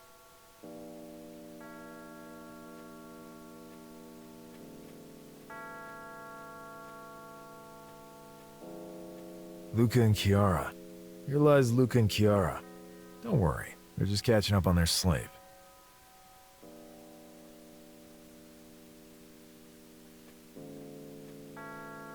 Ixitus est Marcus Novatorum, sit mihi terra lebis, quis vic tumulo posuit ardentum lucernum, ilius cineris area terra tegat.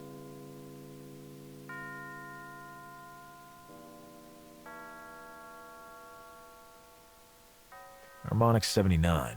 What the hell kind of name is this? It says, "How dare you? I created you and I can destroy you." Disturbing. It says, "Edward Derby, son and poet. Your spirit will always be by our side. I've checked every grave. There's no trace of Ephraim's."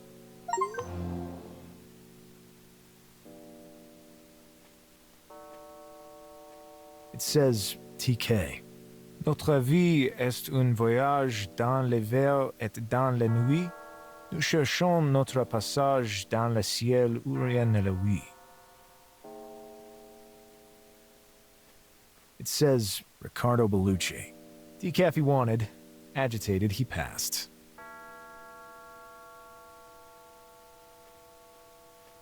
It says, Federico Pedamonte died of an indescribable and nameless horror. In the house overlooking the sea, illuminated by a color come from space. It says, Martin Prediger, alia iacta esta. It says, H. Phoenix, haunted by his parents. It says, here lies Pontus Leonge, a great fool and an even greater defender of humanity. It says, burned wolf. The reports of my death are greatly exaggerated.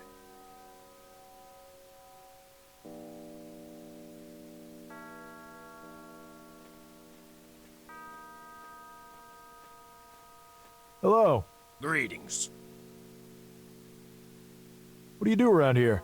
I'm checking on the dead. We wouldn't want them running around loose, right?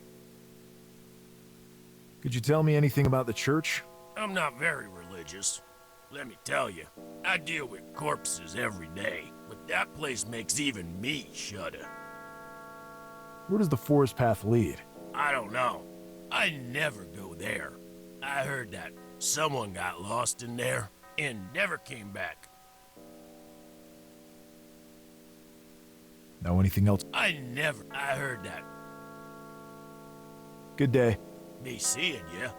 Given my job, I don't usually say that out loud.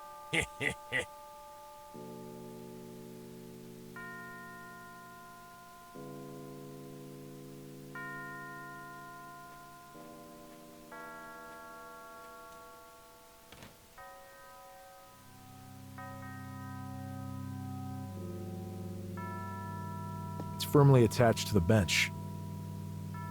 It has 3-1 engraved on it. It has 7 engraved on it.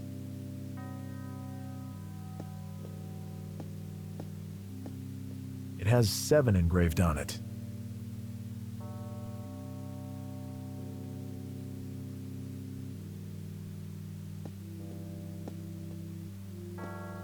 It has 3 engraved on it.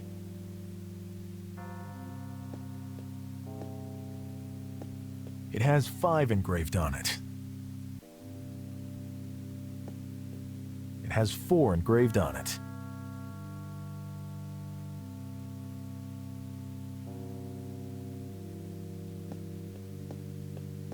For such a minor place of worship, it sure does have exquisite carvings. Wait spared no expense on the restoration budget.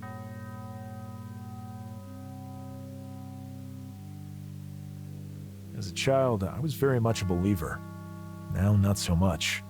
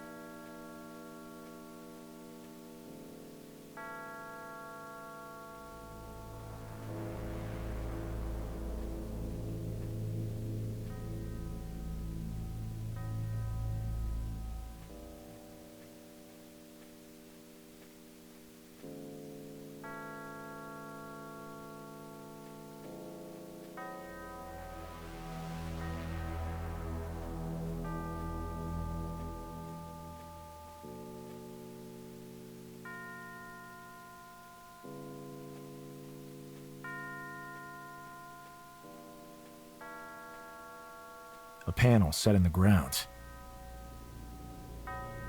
What strange symbols?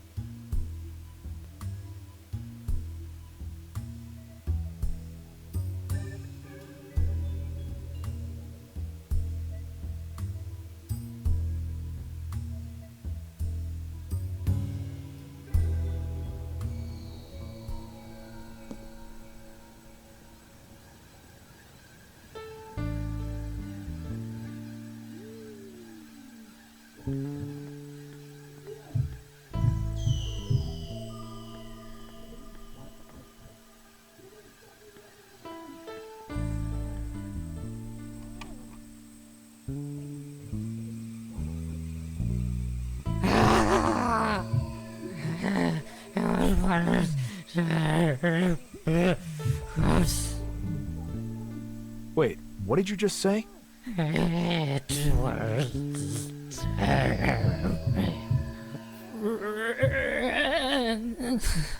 Did you just say Edward Derby? It had to be done. It had to be done. He is not in that grave. He was just a container. Prepared to meet wickedness in its purest state. It had to be done. Lone, what have you done?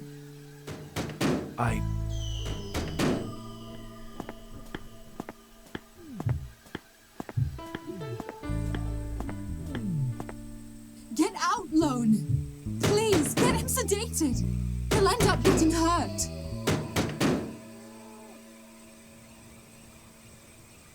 Edward Derby.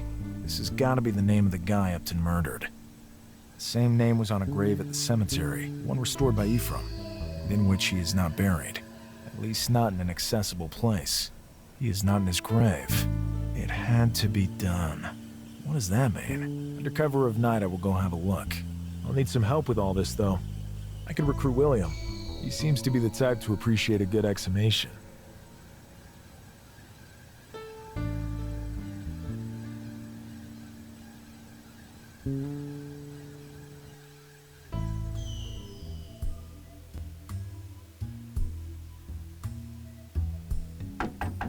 Come in, Lone.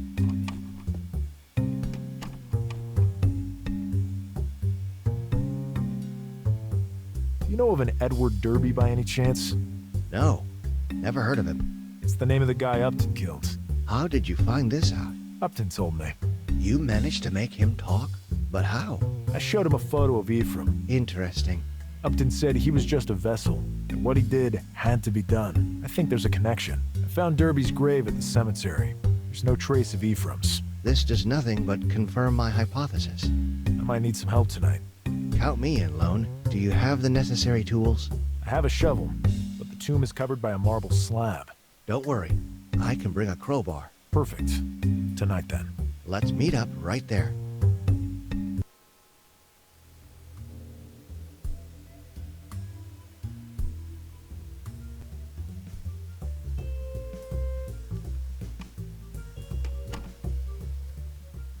I can't think of anything else I have to do today. Maybe I should just go lie down and wait for nightfall. I'd better rest up a little before meeting Blanco at the cemetery.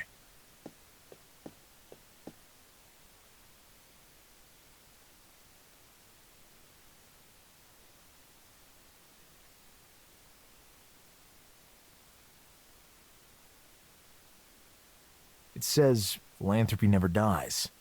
Arkham Tycoon finances renovation of ancient Christchurch Cemetery.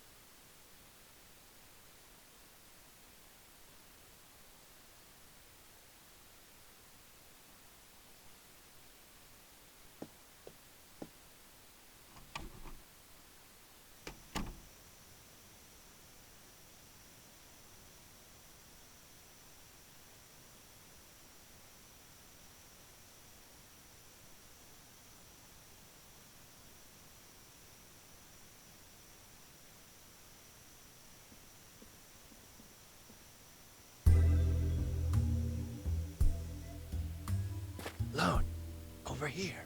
Evening, William. Got the shovel on you? Sure. Let's get to work.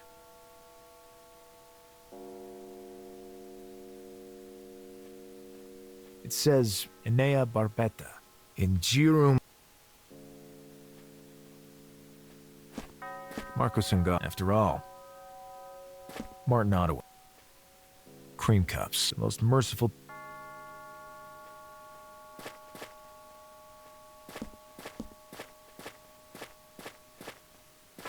Luca and Kiara. Here lies Luca.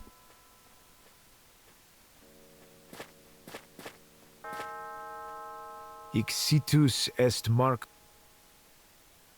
Harmonic 79. I could have sworn.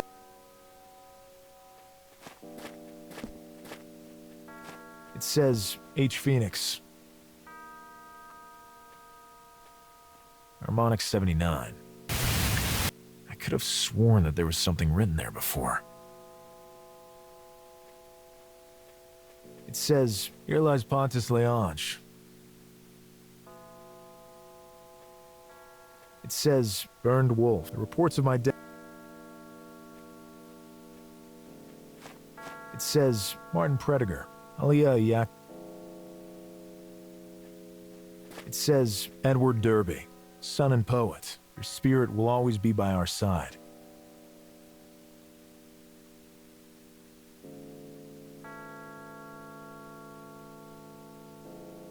The groundskeeper isn't there? Rest assured, I've already checked. There's no one. See you later.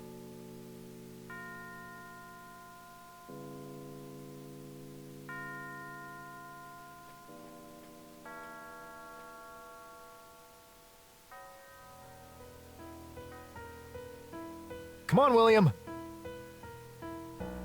Almost there.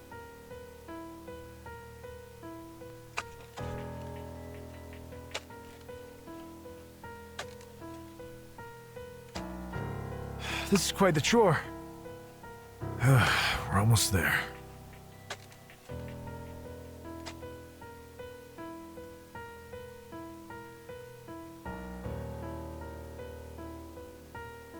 What a stench.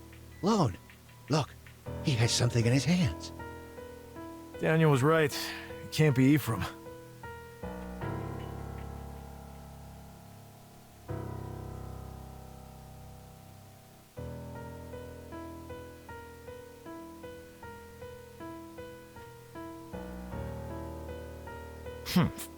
He has a damn firm grip for such an old fella. Help me, William.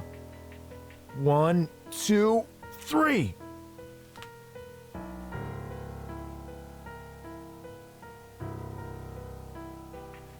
It looks like some sort of key, but to fit what kind of lock? We gotta put everything back as it was before we get caught. We'll figure the key out later. The last thing I want is to end up in the newspaper as a grave robber. Well, actually, to tell you the truth, that would give my stories a huge boost in readership. Jeez, William, stop kidding around. Done. The sun's coming up. The groundskeeper will be here soon. Lone, shh. I hear someone coming. Yeah, I do too. Split up. Let's meet up later at my place. See you later, Lone. And good luck.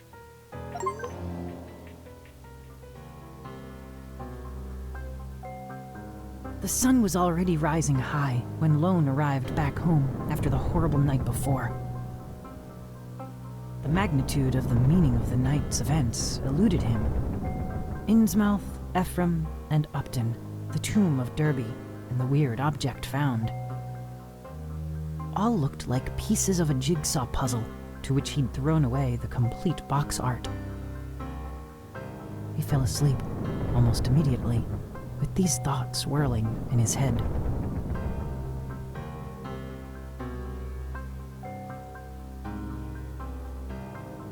I've never felt this depth of sorrow in all my life.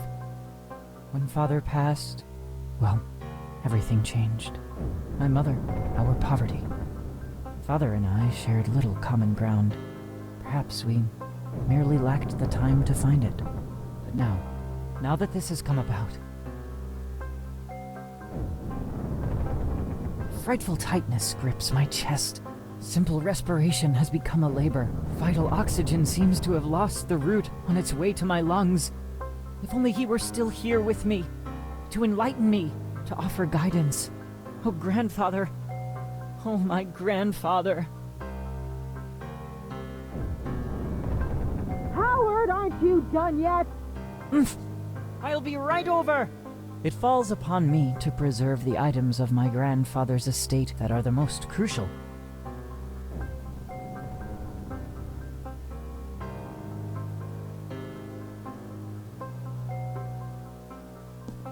My memory is filled to the brink with the tales of my grandfather's travels. It was always as if they vaporated directly into my imagination. Snowbound peaks, rainforests infested with every manner of danger, splendid cities where the meek are preyed upon by the scum of humanity, lurking assassins and thieves. Such places appeared vividly in my dreams. Airborne monstrosities surged toward my person, borne aloft on the membranes of bat-like wings, their long and gnarled talons clutching at me. They had no faces. Upon a command, I could steer them as I wished. Let's see. This globe has buttons set in many specific locales around the world. I have a vivid childhood recollection of grandfather pressing them to open an odd concealed mechanism, but his fingers moved too fast for my young eyes. Perhaps an undiscovered clue awaits me elsewhere.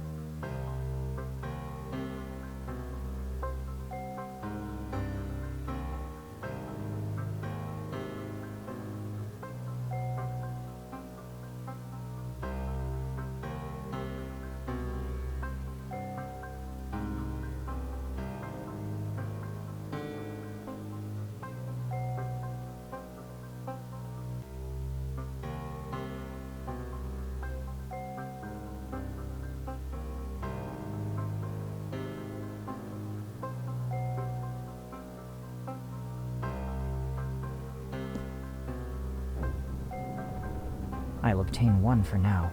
One never knows.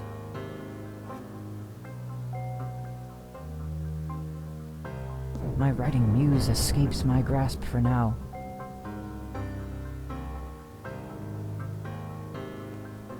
Stories by Poe and Machen. My current mood is not one for reading. Travel Chronicles and General Geography. Generic novels of low regard. My current mood desires other pursuit. A section of grandfather's library devoted to the sciences. Treatises on anthropology. These perk my interest. I shall peruse them at a later date. These are far beyond my field of expertise. Various medical texts. All things considered, I'm in remarkable physical condition. Travel Chronicles and General Geography. Not now!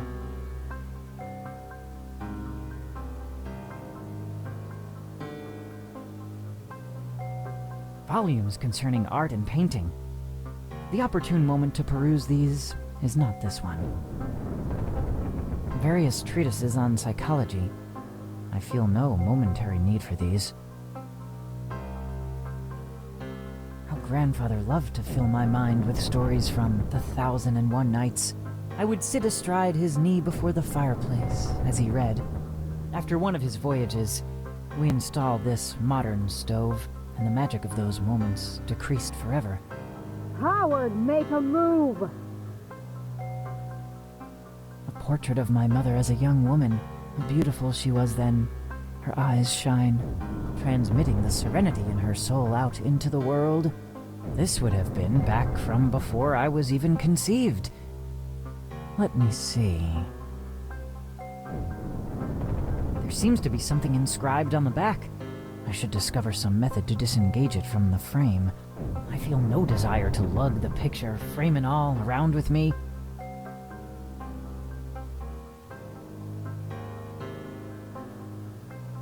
Aha! This means should provoke the intended ends.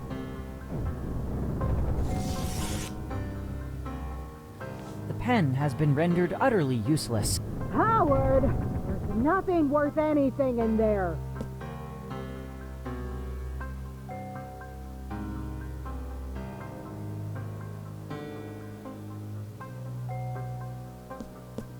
Not now!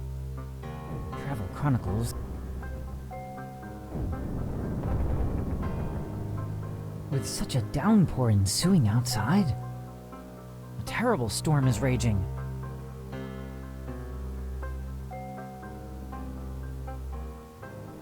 Locked. Locked. On the underside of the canvas lurks an enigma.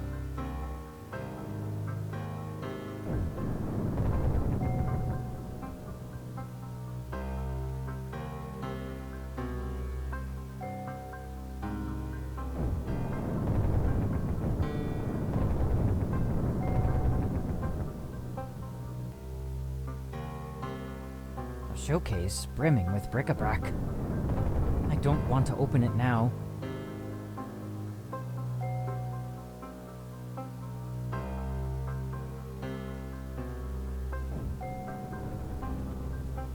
Let's see.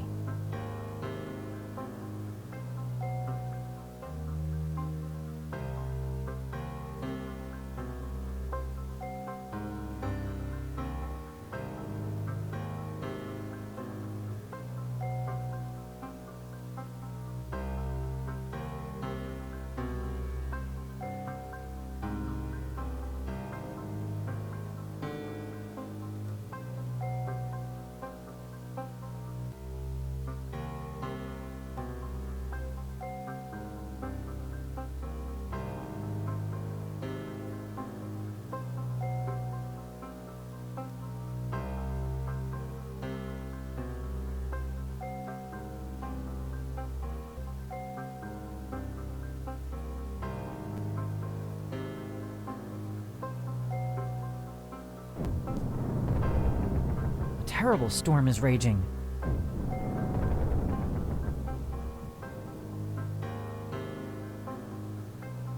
A showcase brimming with bric-a-brac. I don't want to open it now.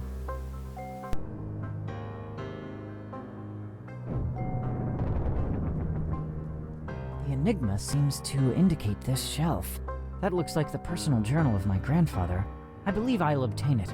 During the spring of his life, he was constantly traveling. Who even knows to how many far-flung locales? Mayhap I, myself, might meander there forth someday.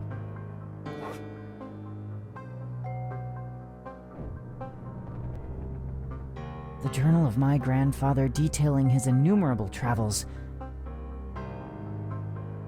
We left at the first light of dawn. We had the automaton with us. Automaton?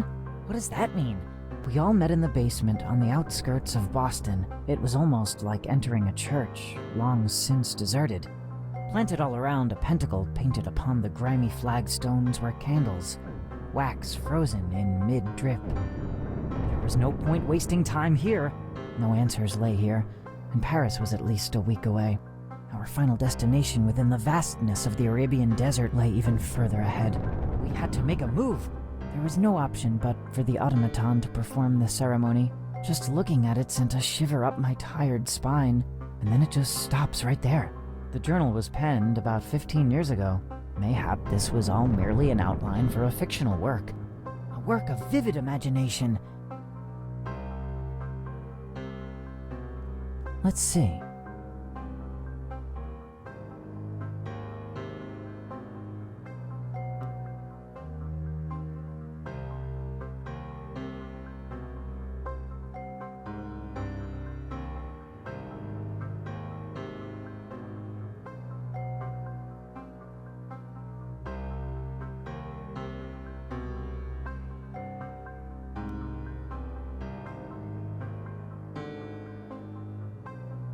I heard a click.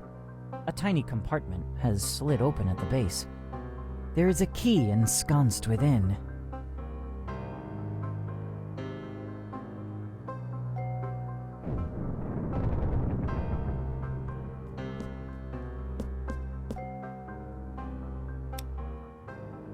It fits. The trunk is now open. Howard, are you even still there? A multitude of books. Without a single exception, they are all very old editions. A selection thereof consisting of the rarer of occult treatises, the need for which escapes me. Wait, that's a rare and ancient printing of a book I favor greatly. I must procure it. Howard, hurry up! A very old edition of the 1001 Nights. I can't wait to read it.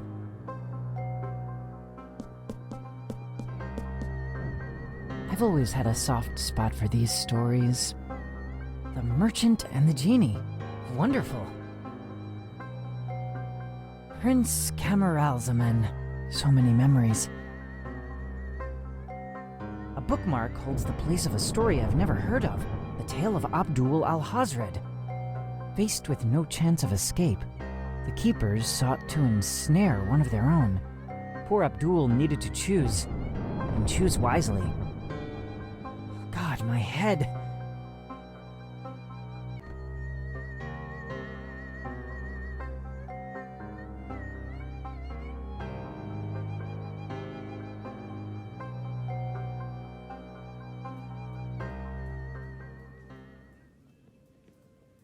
Such a vivid dream. What does it mean? Lone. I'm coming, William. Lone. Lone. Great news. Great news. William, slow down. What's happening? Wilmarth got back to me. We have to go to Vermont and find some guy by the name of Ackley. From what I've learned, he may prove useful to us. It appears he may be quite the eccentric fellow. He lives like a hermit. No mail can get through, and, needless to say, he has no telephone. He could help us understand your condition better and perhaps cure it. What about what we found last night? We can figure all that out after we get back. I'm curious as well, but this is much more important. How will we get there? I have an automobile. Don't worry. An automobile? Really? I've never ridden in one. I can't wait to give it a try. Who is this Ackley? A former Miskatonic professor of anthropology. Apparently, he left the teaching profession due to personal reasons. He seems to be something of a strange character. Going by what Wilmarth told me, he may have a dependence on certain substances.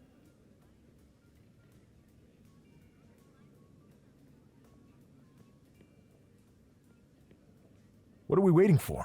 Let's go.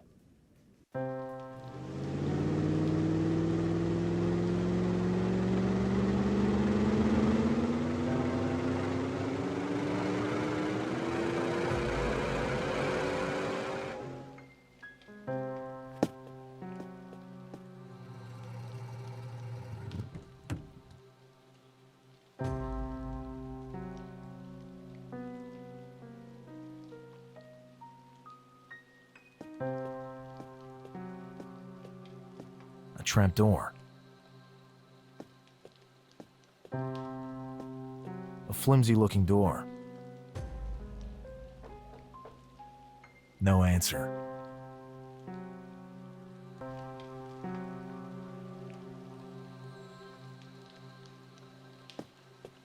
A trap door.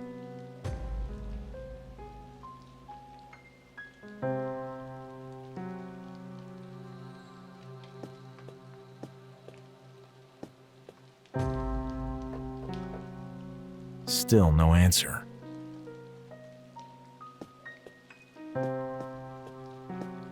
Looks like it's not locked.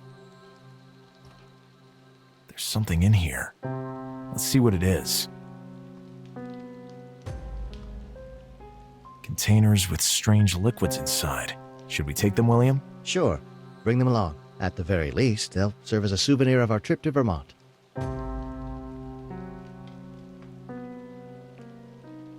Jars containing various colored liquids. The key I found in Derby's grave. It says philanthropy never dies. Arkham Tycoon finances renovation of ancient Christchurch Cemetery. It's quite similar to the symbol I jotted down at the crime scene. Intriguing.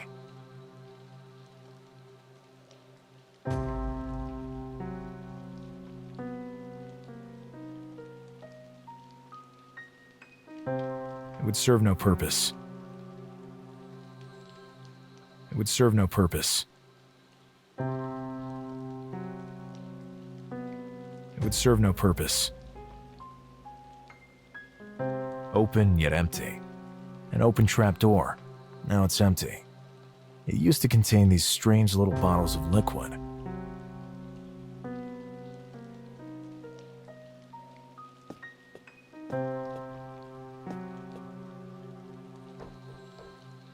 Still no answer. Nobody's answering the door. Try knocking again.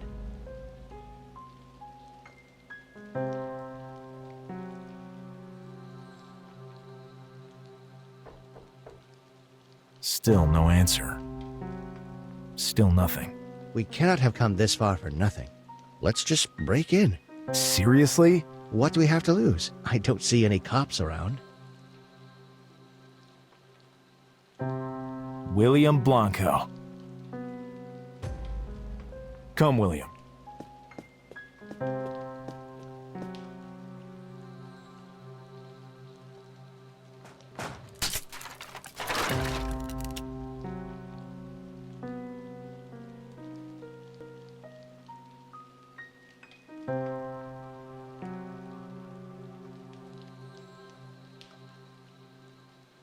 What's wrong with him? He looks unconscious. Let me check. Hey! Hey! Nothing. Check his pulse. He's still alive. We need him awake. On the cover it says, exotic mushrooms and their strange side effects. No time to read right now.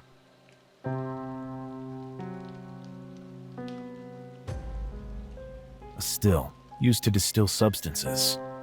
Looks like it was used recently. Various books on vastly different topics.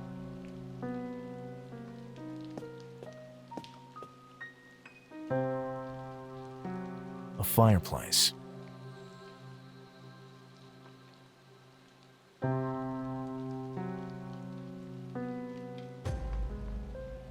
Various books on vastly different topics.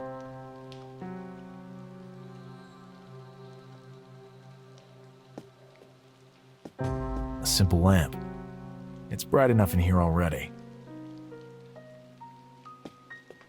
I better just leave that closed. I don't want to take it. I doubt there's a safe behind it. I don't want to take it. I doubt there's a safe behind it. A portrait. Maybe Ackley as a young man? Could be, but given the way he looks right now, who can tell?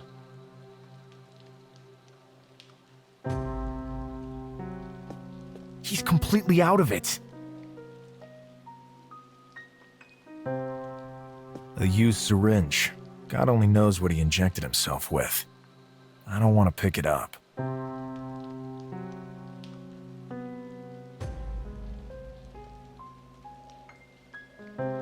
Wake up! Wake up! Nothing.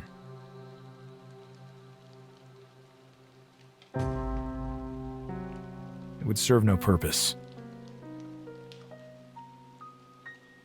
It would serve no purpose. It would serve no purpose. Wake this guy up.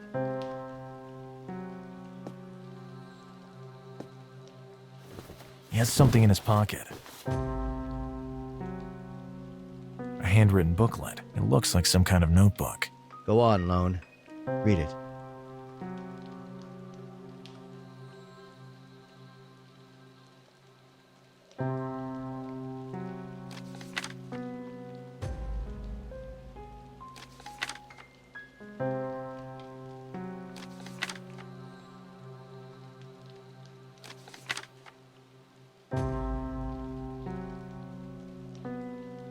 There are some notes with recent dates.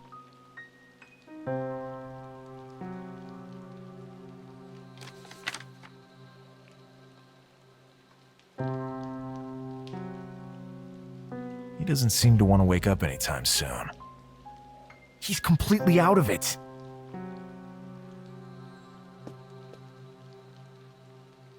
Come on, Lone. Prepare the antidote. Wake this guy up. Looks like it was used recently. I better take a closer look at this. Hey, look at this, William. This page was bookmarked. Read it, Lone. Let's hear what it says. It seems there's nothing of interest. It deals with strange mushrooms. Lone, it looks more like a manuscript than a bookmark. Let's have a look. These seem to be some kind of notes. Not very meticulously written, by the look of it.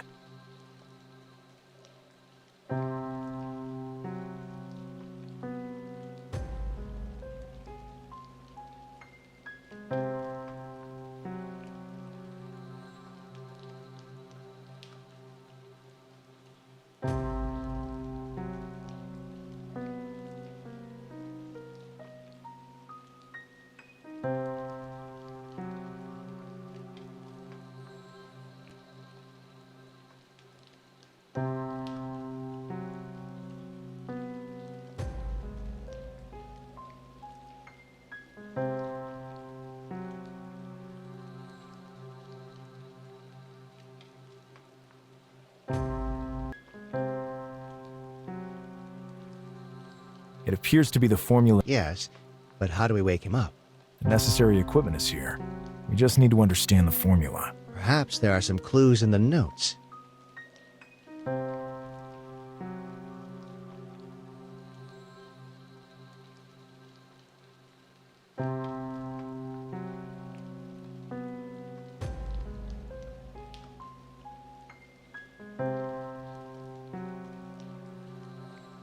We still need something to inject the potential antidote with. That syringe over there on the floor seems up for grabs.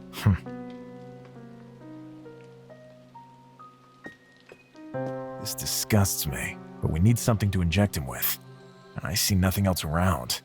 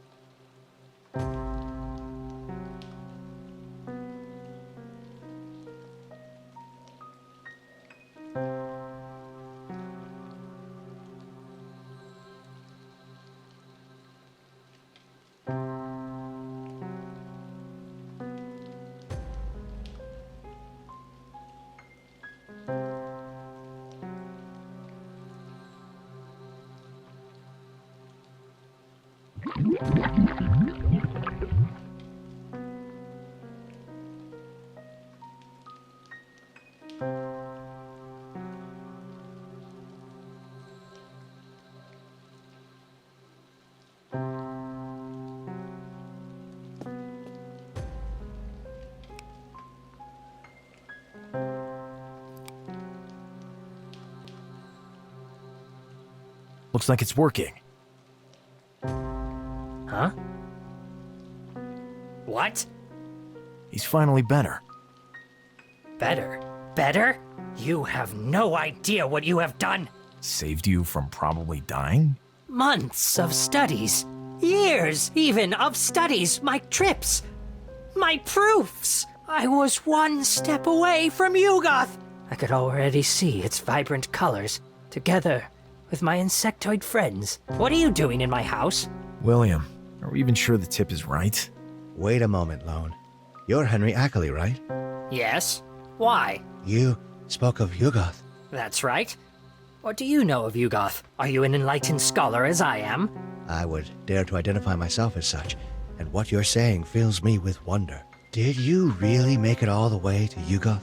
Yes. Well, if not for you getting in the way, I was one step away. One single step. Insane, they called me. They removed me from my teaching position, but the entire time, I was correct on all counts.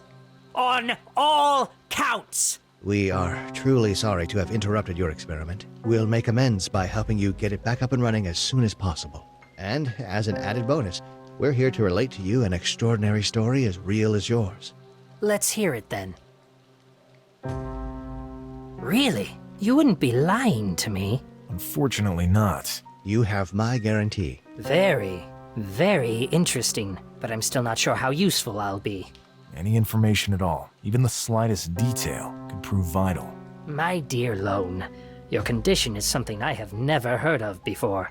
I am, of course, aware of the creature of which you speak, but this is the first time I've ever heard tell of a survivor. A further encounter involving the taking of samples could help, but I would strongly advise against that. We're back to square one. Possibly. Nobody could say one way or the other. But at this point, I cannot but accompany you on your journey back. I am sorely in need of some entertainment and of certain substances easily available in Arkham for my experiments. And perhaps I could also be useful to your investigation. You diverted me from my path. This is the least you can do. We absolutely agree, Henry. Okay, let's get on our way then.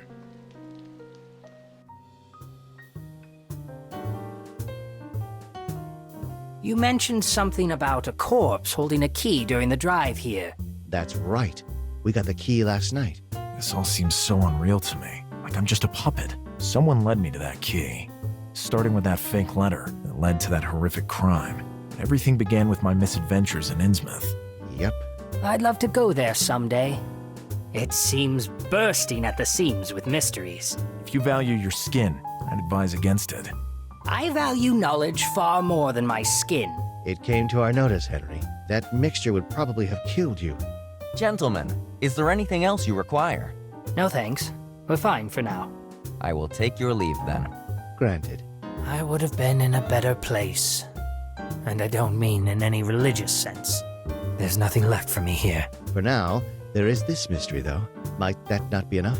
It may provide some satisfaction. Lone Carter? It might be. What do you want? For now, all I can say is take a closer look at the altar in the church. But who? Where? Wait! Come back here! Who was that? How the hell should I know? This whole thing is driving me crazy. Tastier and tastier. Secrets and subterfuge. Just the way I like it. If you say so. Anyway, I say we start finding out exactly what this key is and how to use it. I should head to Miskatonic to look into that. Okay. Well, you're there. We'll check out the cemetery. Okay. I'll meet up with you there later.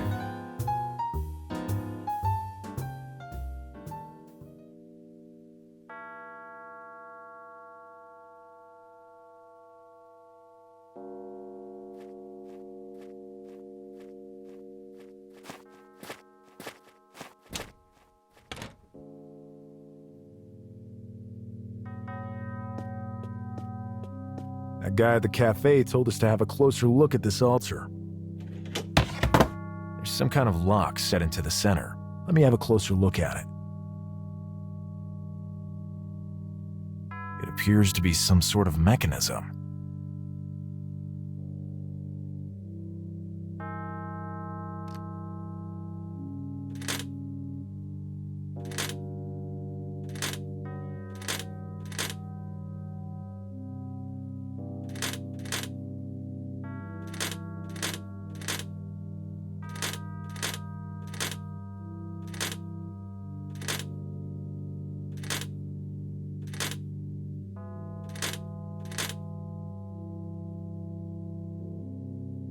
It seems that after some time, it returns to its original position on its own.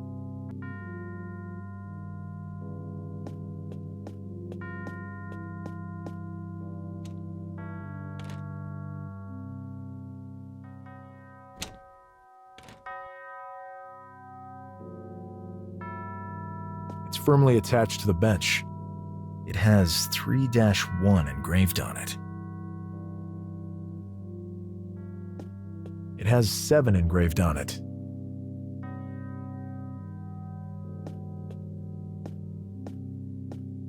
It has 7 engraved on it.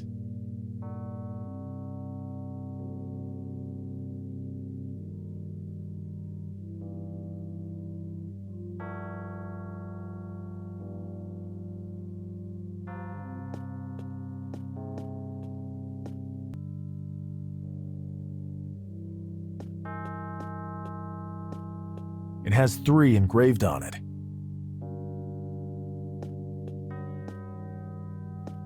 It has 5 engraved on it.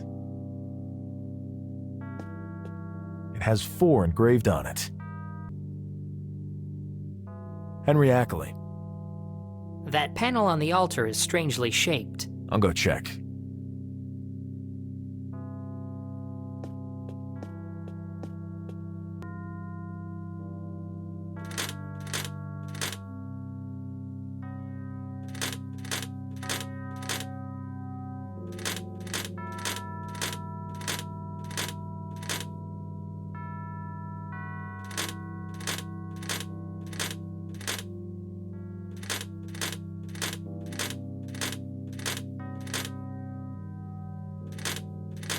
Bingo.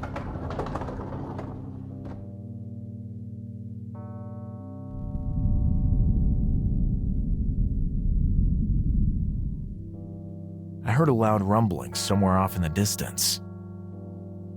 What a strange object. This is an incredible find. Show me? Interesting. It's a good thing that I'm here with you guys. I've seen carvings like these before. Can you tell me what they mean then? No, Lone. I'll need to go to a certain special place to decipher them.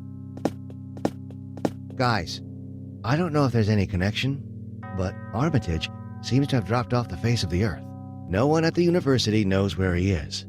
I went to his house, and he hasn't been there for the last 2 days. This seems bad. We'll deal with that in due time, William. Look what we found. Henry said he can translate the symbols on it. Yes, I need to go somewhere to do so, though. And you already know how I get around. I'll need certain substances. Do you have access to them? I have a contact that might be of help. Rose. There are surely tons of medicines loaded with your certain substances in such a place. What kind of place?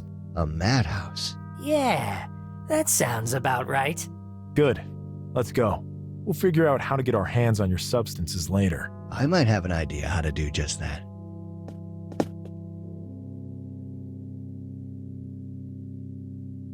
Any ideas? Let's go get these substances.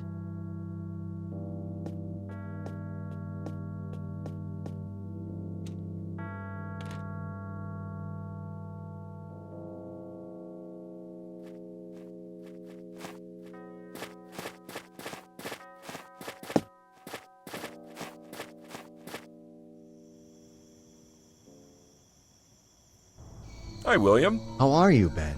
Everything okay with the family? We'll pull through. My friends and I have to meet with Rose. Will that present any kind of problem? Absolutely not, William. You are always welcome here in our madhouse.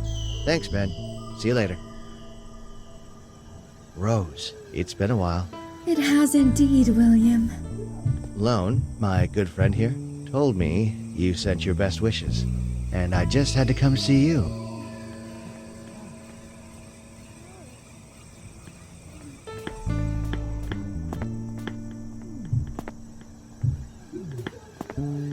It says medicine. It doesn't seem to be locked. I think this is what we're after. Take a look and be quick about it.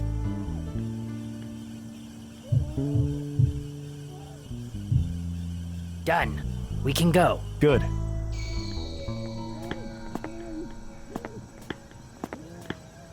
William, we're leaving. I still have a few things to catch up with Rose about. Head to my house. I'll meet up with you there. Sounds like a plan. See you later. Shouldn't we wait for William? I've done this countless times. Calm down. Sure you're not taking unnecessary risks? We can't even begin to know how to decipher what is written here. Someone is laying breadcrumbs for us to follow. That much is certain. At this point, I see no other option but to just go for it. Very well. Henry, thanks. You can thank me when this is all over and done with. It's already taking effect. My head is getting light. I beg you. What, Henry? Lone. William, you wouldn't wait. We'll just have to wait for him to wake up.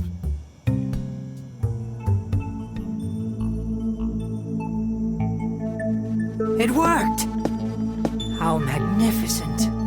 Every time I come here, I arrive in a different location. The center of all knowledge in the universe and its infinite dimensions. Breathtaking.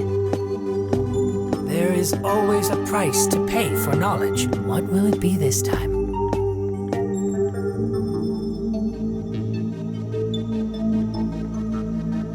Simply wondrous. But this is no time for sentimentality. I have to start searching. What are you? What? Who's speaking to me?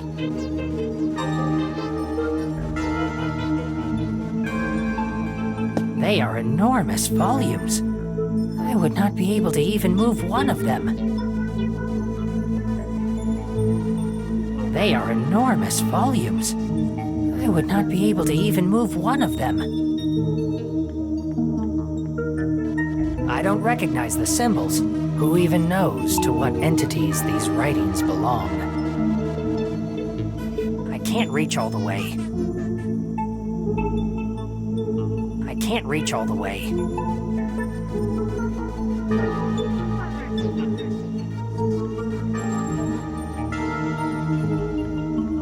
Breathtaking.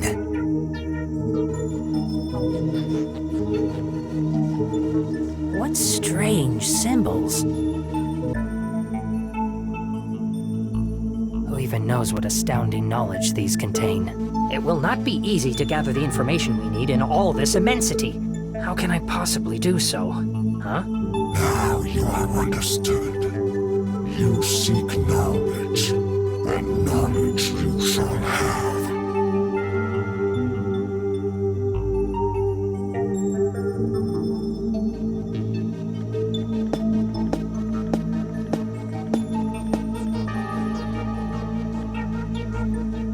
I'm blocked off here.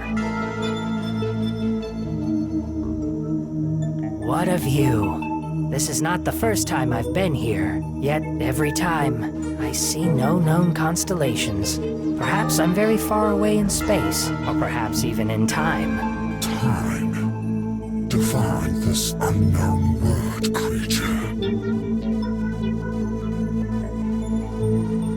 A concept that we humans use to explain the sequential unfolding of events. For example, between birth and death, a series of changes and circumstances occur that we identify as time. Death. For us beings of Earth, life is limited. It has a beginning and, after a certain time, an end. Peculiar creatures of insignificant impact on the order of things. Searching the archives. Now it has been found, and the reason for your coming is known. Continue.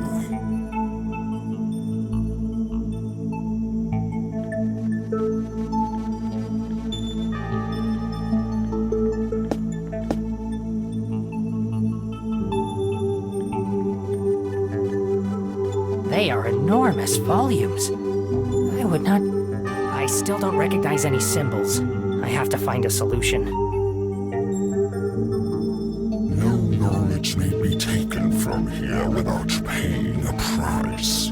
Insignificant being, are you willing to pay it? You may be irrelevant, but the price you pay would not be race bond. What motivates you?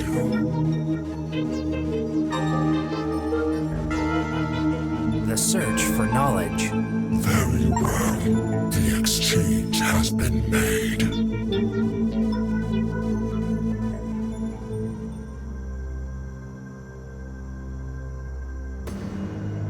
Where am I?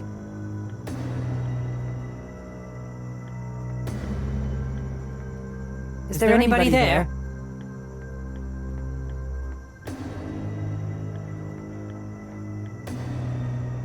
It seems there is no possible exit from this place.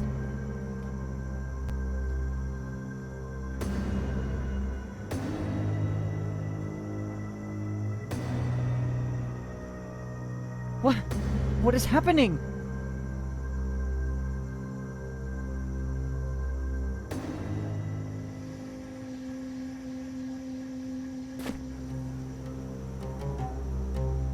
You there!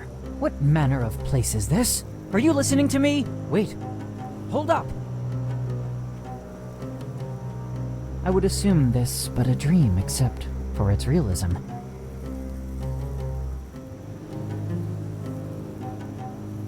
Who could this person be?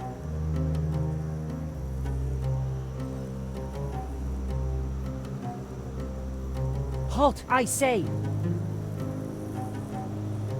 Please, wait! Al-Hazred, you have arrived.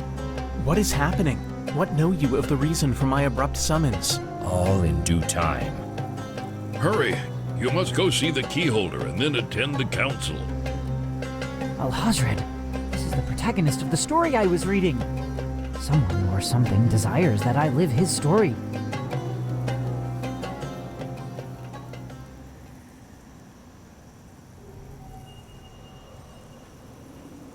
They are waiting for you. First, you must go to the room of the keyholder. He specifically asked to speak with you. A guard of the Nameless City. They are fearsome warriors. A guard of the Nameless... They are...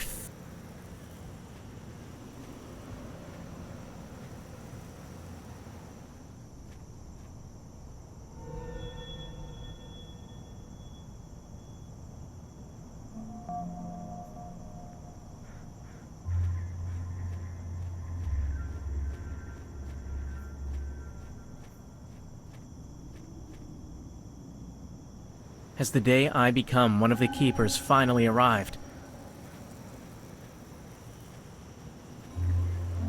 Father, wherever you are, may you be proud of me.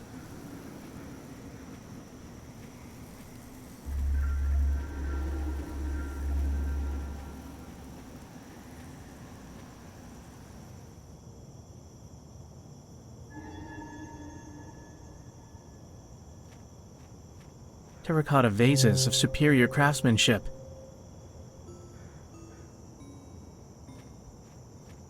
So many books, some of which are ancient forbidden texts. An oil lamp. Everything needed for reading and writing.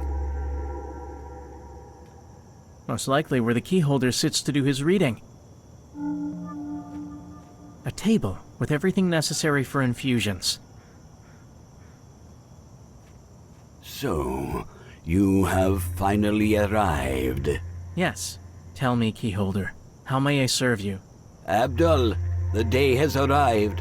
Your final test awaits you. Prepare yourself. A great challenge lies ahead.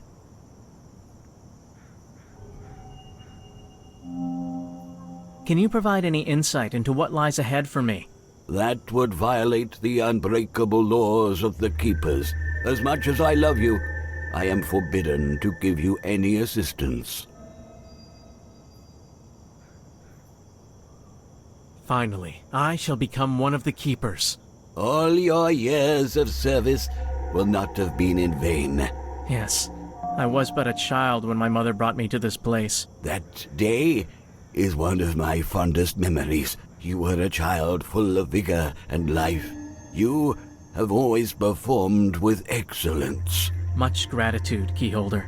You are to me as the father I never knew. Go now, my son. They are awaiting you. I shall go then. Until later, keyholder. My son, I am so sorry, but the grand plan takes precedence over all else.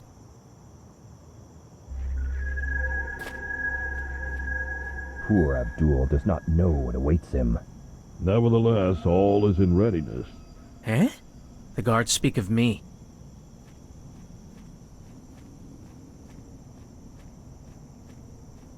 The sacrifice is already incarcerated in the dungeons. Good. Although I'm quite relieved I do not have to attend. What are they talking about? Sacrifice? Dungeons? What on earth is going on here?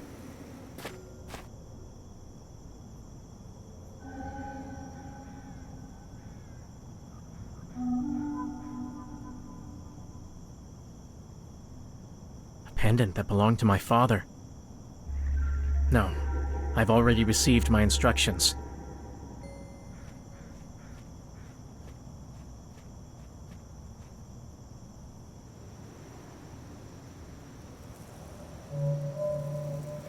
A hook at the end of a rope.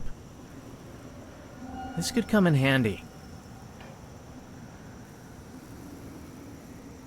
I've already taken the hook. I've already taken the hook.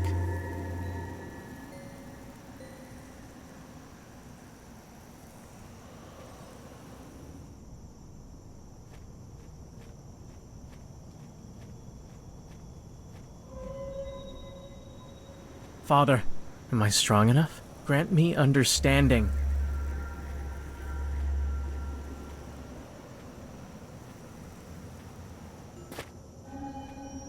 Mother!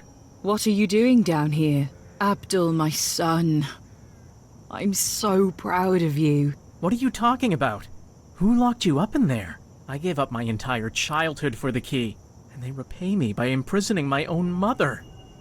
Abdul, my son, you are not expected to understand. This was all decided long ago. My imprisonment is just a final precaution. But your father was a keeper. Alas, his untimely death robbed you of his guidance on this journey. Your future as a keeper is of the utmost importance. Every last keeper shares a vital role. As you know, they demand absolute devotion and ultimate sacrifice. I only pray that you are strong enough to perform it. I see where this is leading. I refuse. Understand? I refuse! Abdul, stop. Silence. I'm getting you out of here. My mother. This is not the time for talk. An empty cell. Most likely due to the fact that one of the bars seems loose. Maybe it will come in handy.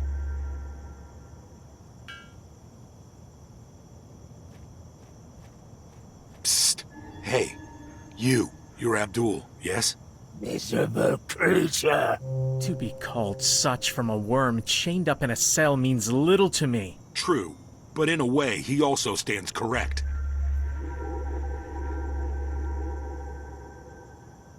What are you talking about? See, we are in a cell. We are the enemies of the Keepers, and we fight against everything they stand for. Despite this, our destiny can never be as miserable as your own. Who are you? Let's just say that every bright side always has a dark one. Look at the moon. It always presents to us one face, but we know that the other is still there, plunged into darkness. This is as irrefutable a fact as any dogma. The light shines equally, in full or as half, or even as a mere slice. You'll see what I mean tonight. We prefer to side with those who are without ambiguity. Our belief is that the key has been passed down unto mankind for a reason, and we desire to use it. That is pure blasphemy. You scum. Cease filling my ears with such obscenities. As you wish, my friend. As you wish. For pity's sake, do not listen to them. If you wish to see your mother escape this prison, we can help you. Why would you do so? Let us just say that seeing the Keepers suffer uncomfortable emotions gives us pleasure. Much pleasure.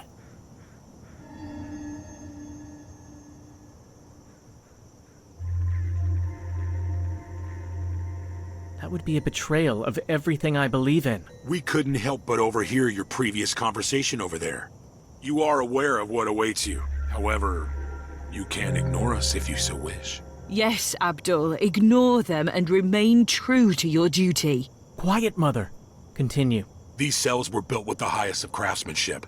They can only be opened with the key the city guards hold. I know the location of the secret lock, but require a small favor in return. Assuming you can manage to obtain the key. And what is it you want? There is a certain item in the keyholder's room that we desire. This object can take many forms. It's up to you to distinguish its current one. Such a task is impossible. That is your problem. But I can provide you with one small hint. I know it holds great magical power within it. I'll see what I can do. Okay, we'll just wait here. We're not feeling up to taking a stroll just now.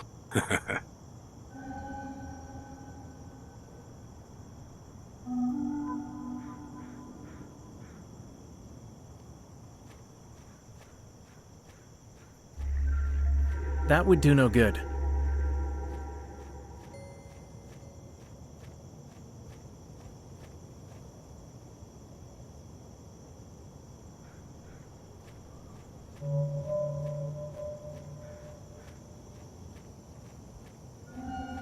Mother, I shall be right back.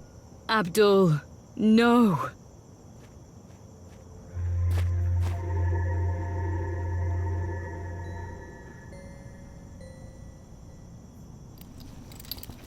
They fit together. Fortune smiles upon me.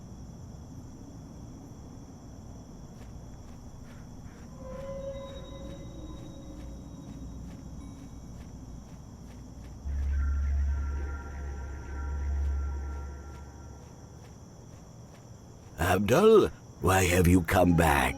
The council is waiting for you. Forgive me, Keyholder. I was wondering if I could borrow an artifact of yours, one I became aware of through my studies. One with a singular magical power I desire to study fully before my test begins. Abdul, I know that of which you speak. It lies right before your eyes. Anyone other than a keeper would have great difficulty recognizing it. Your father could have done so. Really? My father? Your father was the most faithful of the keepers. Endowed was he with great power and dedication. I cannot fathom why you desire that particular item. Regardless, I will not stop you from taking it. One must be the master of one's own destiny. However, as your tutor of many years, I must warn you that every action has its consequence. Thank you, Keeper. This advice I shall treasure. Abdul, keep the key.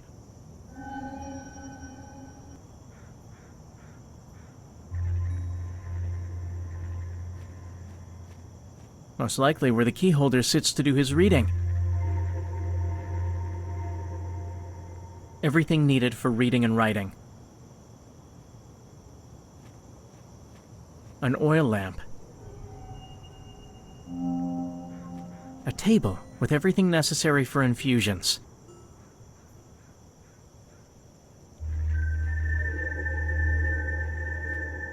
So many books, some of which are ancient forbidden texts.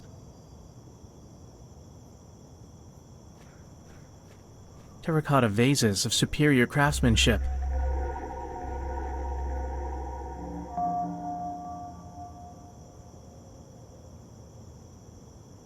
That would do no good.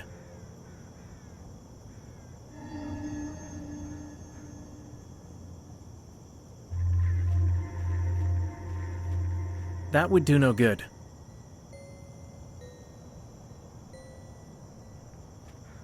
That would do no good.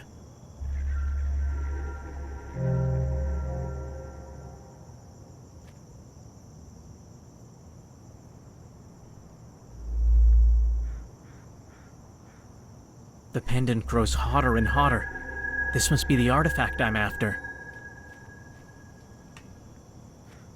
I believe I was able to identify the artifact. Excellent, Abdul. You sensed the power in the relic your father passed down to you. You may keep the lamp for as long as you need it. May you use it wisely. Of course, Keyholder. I shall return it as soon as possible. We shall meet again soon. before the rest of the council meeting. Delay no further, Abdul.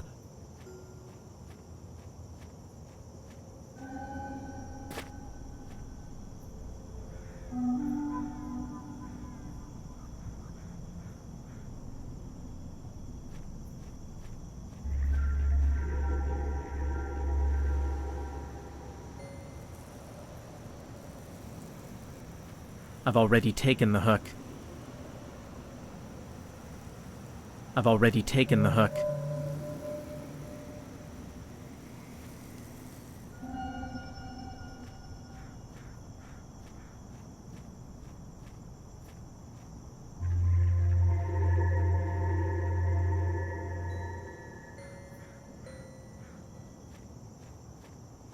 That would do no good.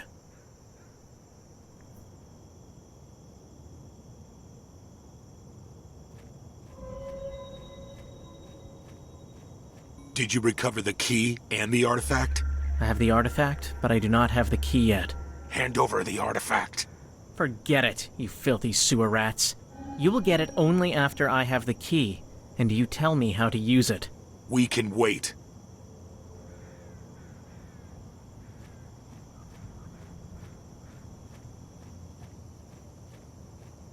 Abdul, I implore you.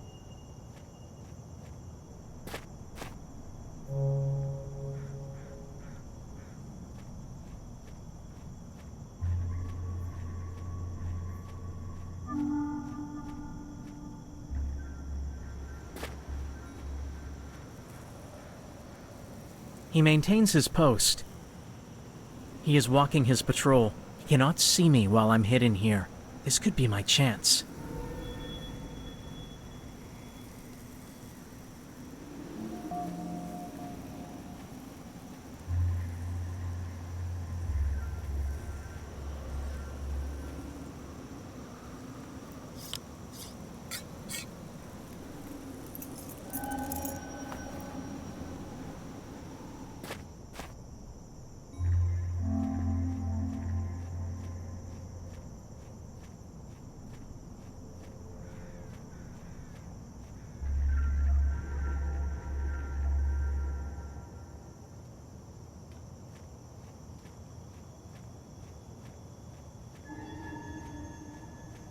Did you recover the key and the artifact? Yes, I have them both right here.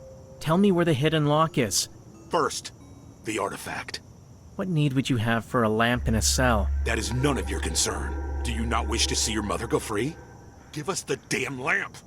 Here it is, but no tricks now. Excellent. Where's the lock? You will find a small crack in the column to your left. Fare thee well, fool. What? Curse you! Now, I have to get my mother out of here.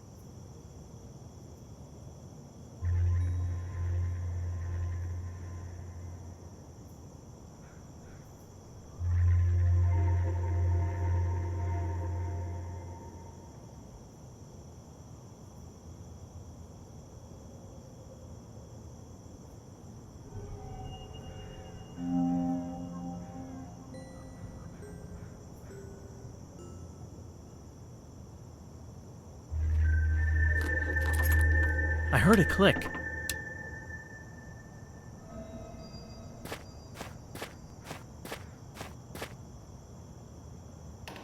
Quickly! I'll take you back home. No, Abdul. Move!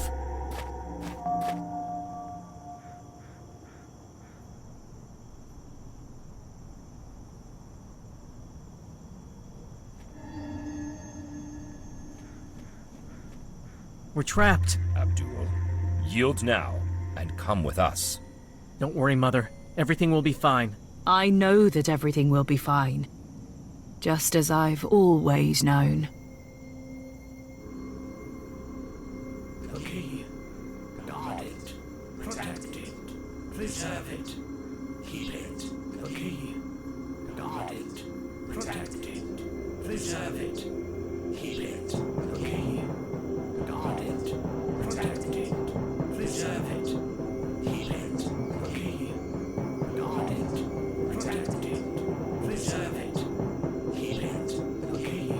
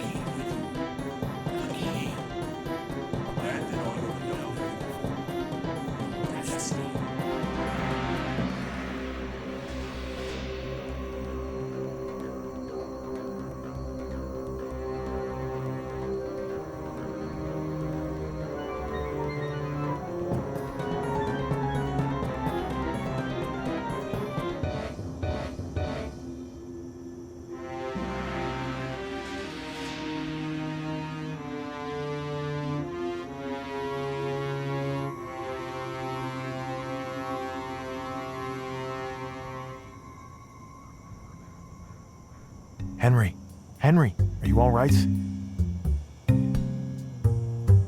What? What a god-awful nightmare. Calm yourself, Henry. You're back with us. Oh my god, that poor woman. The Keepers of the Key. Keepers of the Key. I've heard that name before. Guys, I need coffee. And that's where the vision ended. How do you know that what you saw is real? I can demonstrate it so very clearly, Lone. I can now read the engravings on the tablet we found. That's true. It could also be that you already knew how to do that. Maybe the lure of a healthy dose of our approval may have tempted you to lie about it.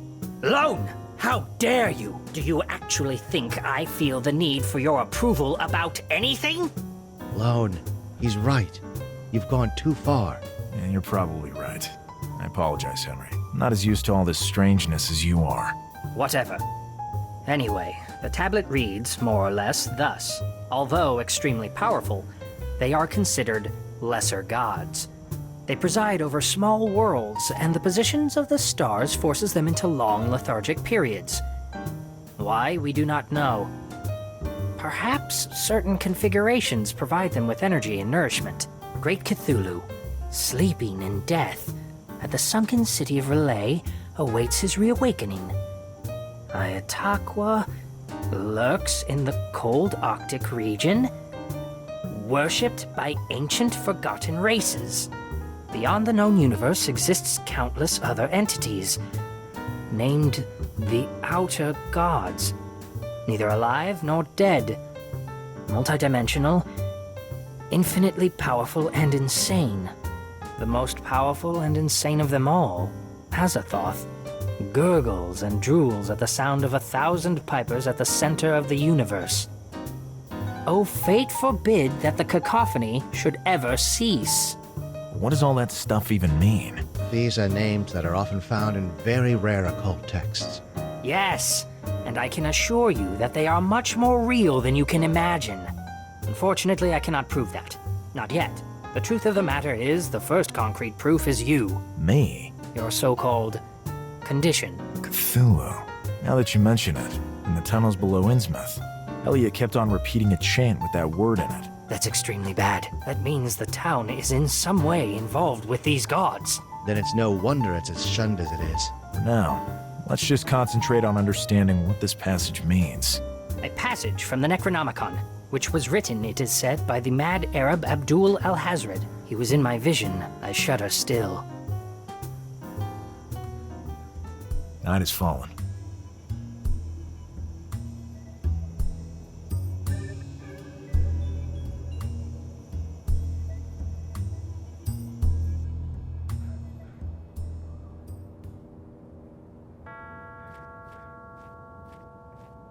We'll need some kind of light source. Ackley has translated it something like this. Although extremely powerful, great beyond the known, the most powerful.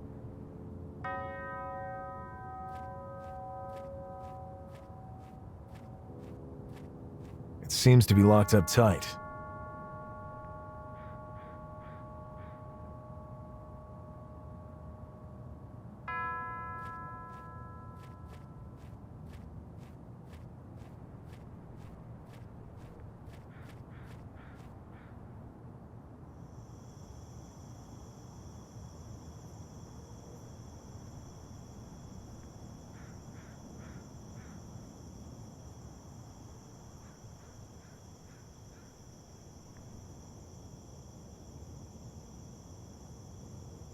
Lone! What is it, Mickey? I waited for you to show up. Some kid left something for you. He said it was urgent. A compass. A strange compass that does not point north. Did he say anything else? No, Lone. Nothing at all. Thanks a bunch, Mickey. Do you have anything, perchance, that might light our way? Sure. I have a lantern. I'll buy it. It's $2.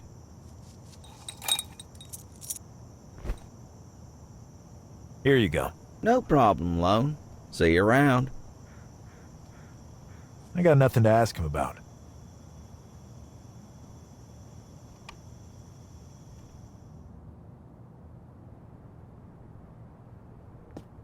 I'm not in the mood to sweep up now.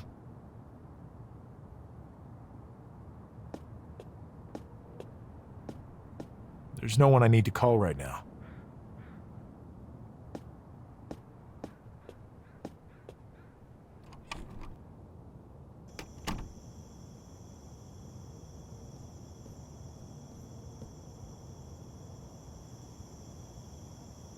William already found out that Armitage is not there.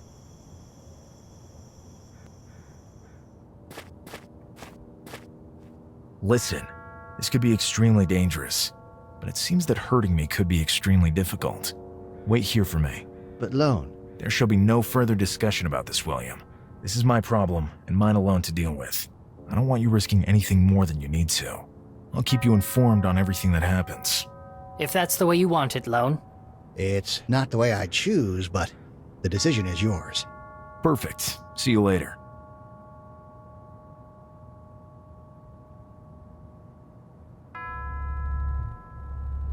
I feel a vibration in my pocket. Now it's doing something. The plot thickens.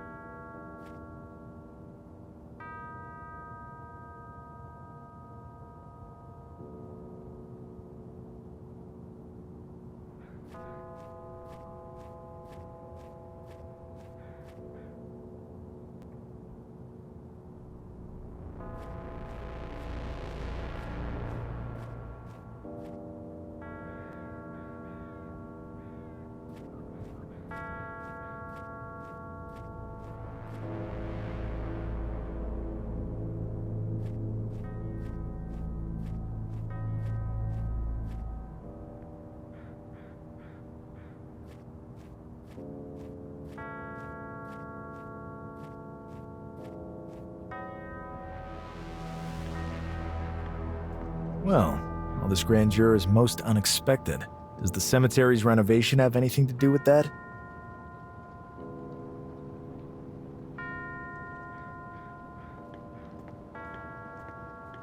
I don't want to touch it.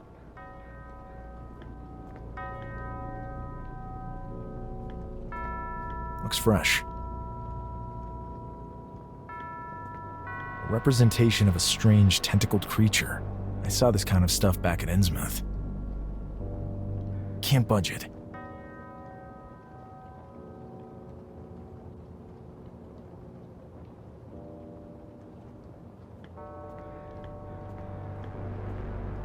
It's closed.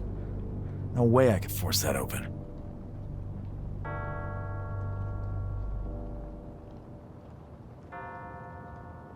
It would serve no purpose.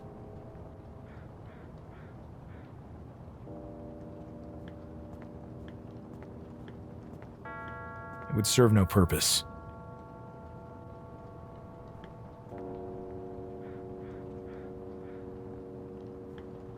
Can't budge it. Can't budge it. A representation of a strange tentacled creature. I saw this kind of stuff back at Innsmouth. It marks no specific direction. Can't budge it.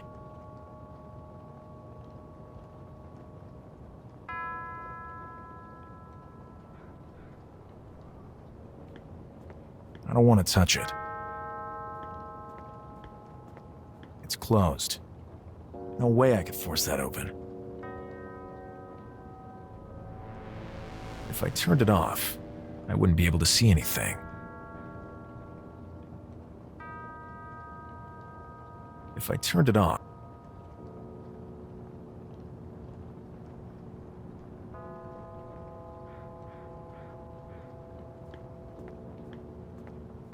it would serve no purpose.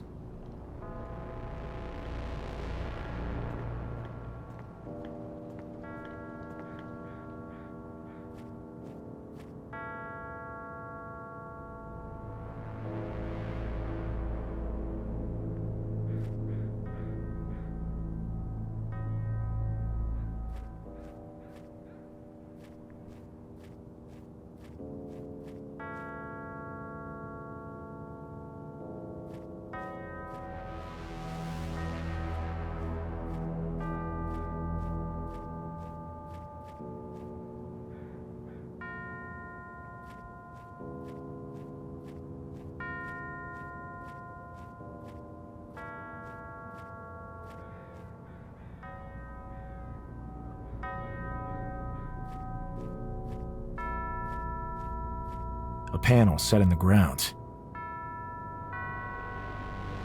Another identical one. Surely the sequence must be inserted on more than one panel then. What will happen then? What a mystery. The lure of the unknown.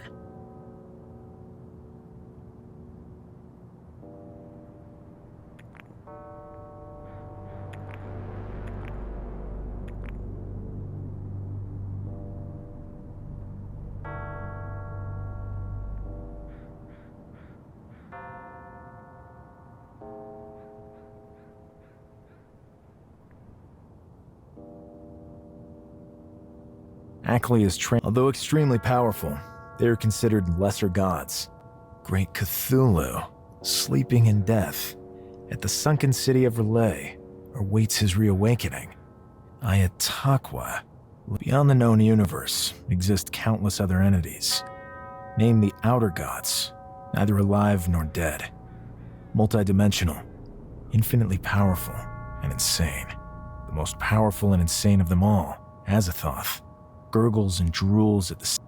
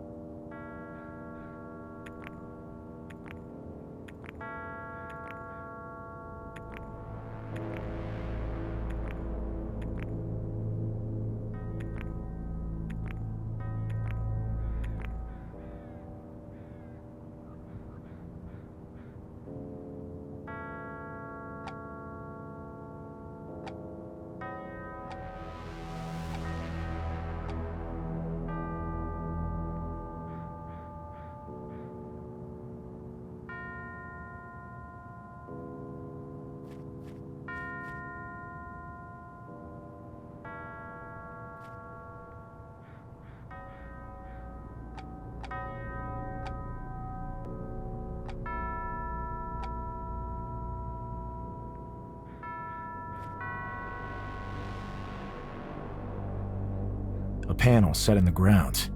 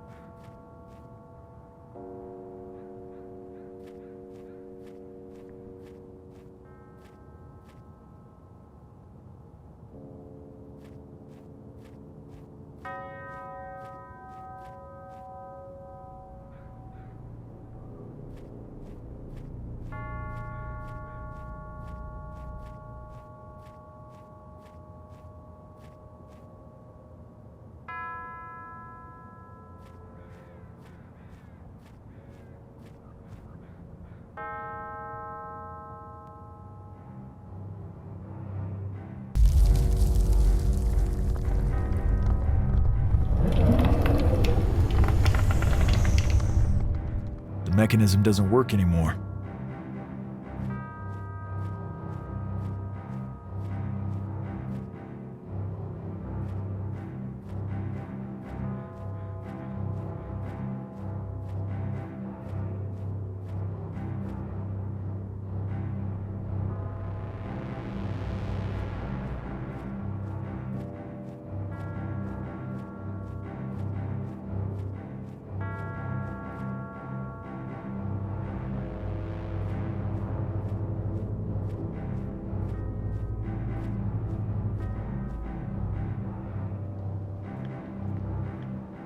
The trail of blood leads through that door.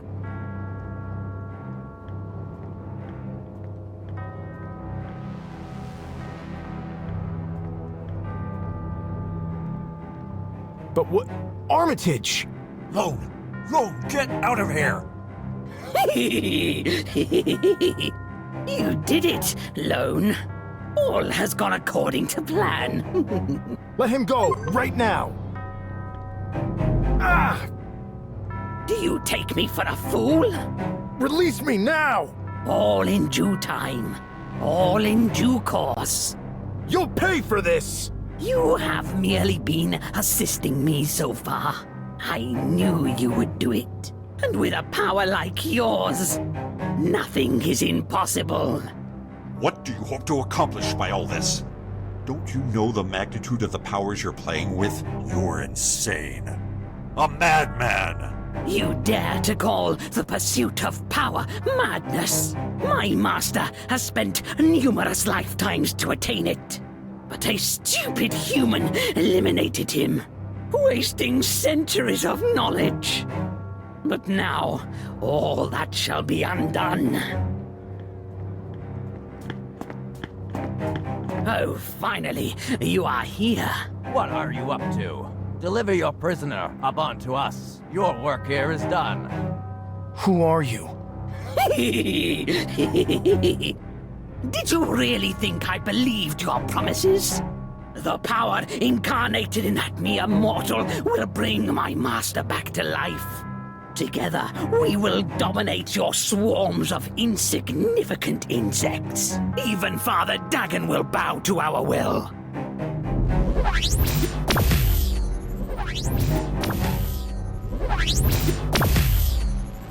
Fools! The wisdom of my master is profound and powerful. You cannot pass. What are you doing? Halt! Leave him alone! Damn! Stop, you lunatic! What do you think you're doing? This is not a power you can hope to control! Let's find out. Katla, Besha, Katla, La. Oh! Please just... Iklaktan! Stop, you lunatic!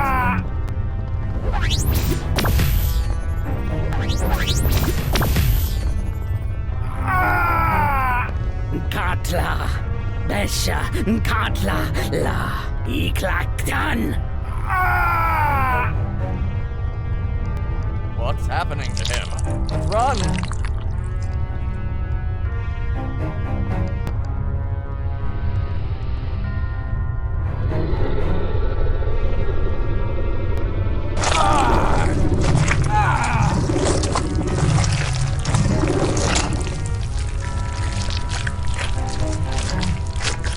He lost his senses, his mind hazy. The pain was unbearable, but now he was finally better. Strangely better, like a hungry wolf now satiated. He could rest. Lone! Lone, wake up! Lone, are you back with us? Yeah. Is Armitage? He's doing okay. He's just unconscious. What happened here? We might have some ideas about that, but just focus on pulling yourself together for now. My men will transport you and Armitage to a safe place. It's all so muddled in my head. Did I reduce those men to that state of carnage? Sure, they were a threat to us, but that gruesome scene will scar my mind forever. Luckily, we managed to save Armitage. 3 days had passed, and I felt much better. We have to meet up at Miskatonic University and take stock of the situation, given all that's happened. Ephraim, Upton, that horrible monster. Once again, the meaning of all this escapes me. I awoke splayed out and chained down. It's absurd to even suggest that this was all planned from the start. Not as absurd as you'd think if the dissidents are behind all this. Hold on. Who are they? And for that matter, who are you? I'd also like to know who that madman in the catacombs was. The spell he unleashed was beyond any known power. Yep.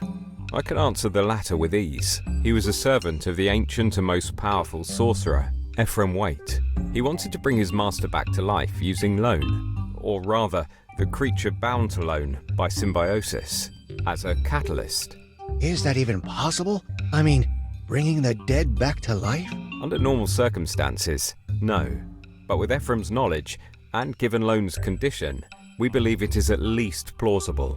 We may never know for sure. You knew all this and still sent us straight into the lion's den? That's right. And I apologize for that. But there was something we needed to verify. We would never have allowed anything to happen to you. Yeah, right. I don't trust you an inch. Gentlemen, please calm down.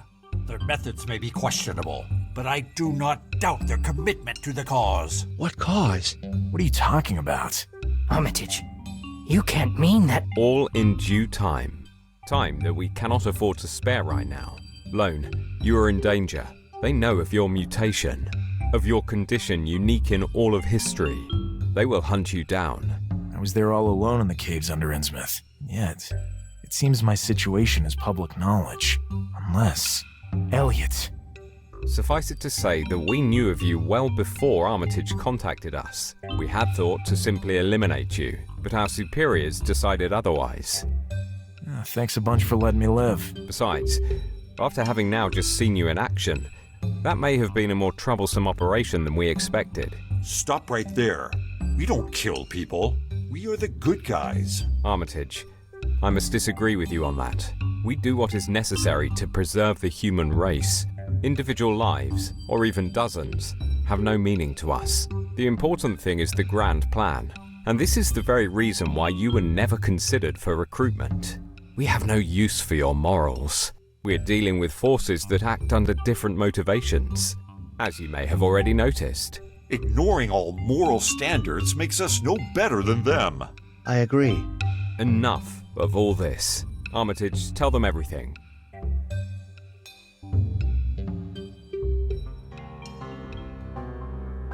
If anyone had heard the story disclosed in that tiny room by that small group of people, they would have thought them insane. It turned out that the group to which Aquila belonged. Yeah, you heard right. Aquila. Pretty curious, don't you think? Anyway, he called his organization the Keepers of the Key. Cool sounding name. Very evocative, but without any real meaning. Or at least, so they thought at that time. Blanco was fascinated. Akeley seemed to understand a lot more than the rest of them. But there was so much that the man kept to himself. They said they could help Lone. Apparently, a recent expedition to Antarctica had made a sensational discovery. Professor Lake had discovered unnatural tunnels in a place where man has set foot only in relatively recent times. The Keepers, based on their secular wisdom, were convinced that if a solution could be found, they would find it there. As usual, Aquila did not go into detail, and there was no way to learn more from him than he deemed necessary. At this point, it was a leap of faith, but what other choice did they have? Lone could tell himself that this was mere madness, but he had seen this madness in action. He could no longer deny the evidence. The only help could come from this strange cult. He couldn't continue to pretend nothing was wrong. He was too dangerous. He didn't really trust these people, but they certainly seemed less interested than the dissidents in rubbing him out. For the moment, that was enough for him. And besides, he had his new friends by his side, and believed they had no intention of leaving it. That calmed him to some extent. Their departure was scheduled for the following week. They all made preparations in a hurry. They had no idea what it would be like to face such extreme temperatures. They bought some basic equipment and warm clothing. Everything else was to be provided by the university. The greatest adventure of their lives seemed already underway, but this was only the beginning.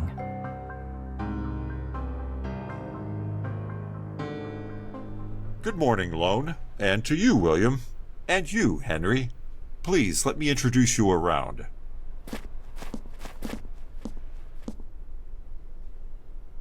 Good morning to all. Hiya. Hello. Allow me to introduce Professor Lake to you all.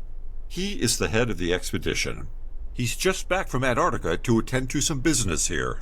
Good morning, gentlemen. It's a pleasure to have all of you on board. Akeley, good to see you again.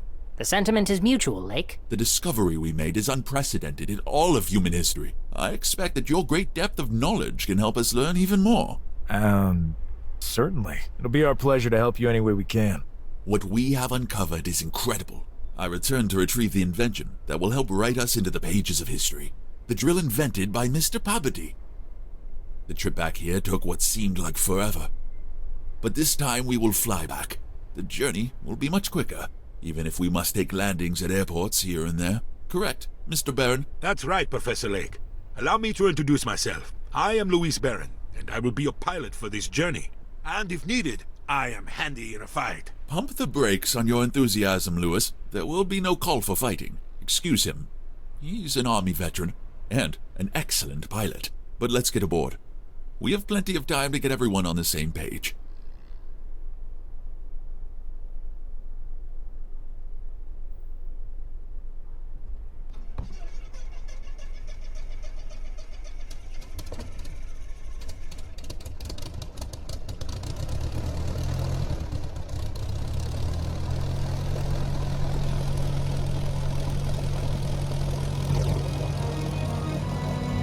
They left Arkham on October 2nd. They made a stopover in Honduras, and from there, the crossing of the Pacific began. They replenished their food and fuel supplies in Tasmania. The Antarctic Ocean was waiting for them, and a chill ran down their spines when they spotted the high slopes that crowned the McMurdo Sound.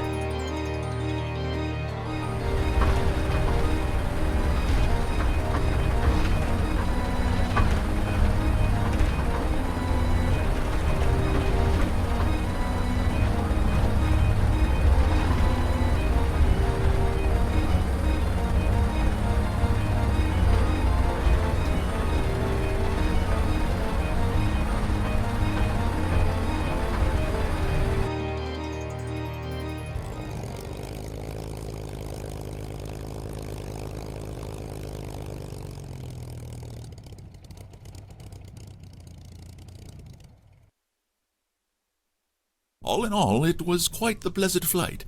Allow me to introduce you to my student and dear friend Danforth. A pleasure to meet you. Consider me completely at your disposal. Nice to meet you, Danforth. Let me introduce you to my friends, William Blanco and Henry Ackley. It's a pleasure to meet you, Danforth. We have met before. Welcome, Professor. Forgive me if I seem a tad brusque. There's something I need to discuss with the Professor. Speak then, Danforth. You know how I hate subterfuge. As you wish.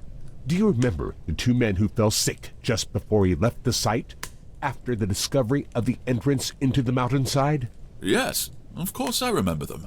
They're dead. Dead? Yes, Professor. The worst thing is that we can't figure out their exact cause of death, which is why the bodies have not yet been sent home.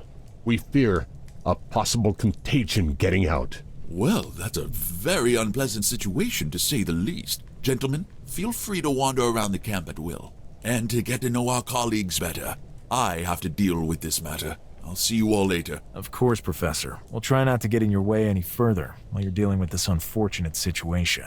Actually, on second thought, would you mind accompanying me? I would love to hear your opinion on this whole affair. Permit me to introduce you to Dyer, Professor of Geology at Miskatonic. Good morning, gentlemen. What, Professor? You don't introduce me? Of course. Impatient as always, I see, my friend. My distinguished colleague Atwood of the Physics Department. Honored to meet you, gentlemen. The honor belongs to us. Forgive me, but a problem has arisen. And not an insignificant one, from what I've been told. Yes, a great tragedy.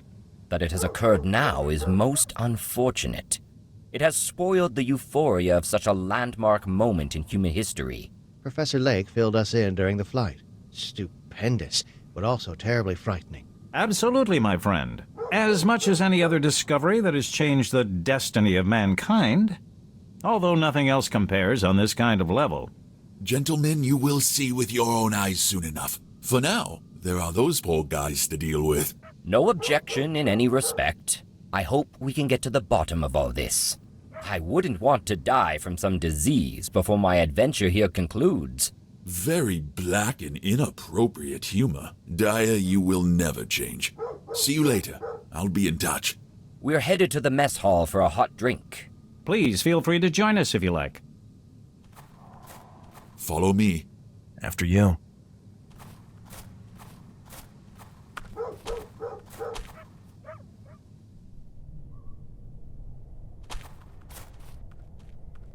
Good morning, Professor. Good morning, gentlemen.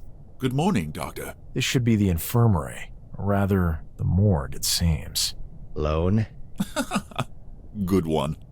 I like people with a sense of humor. A rare thing to find in such remote wastelands as these.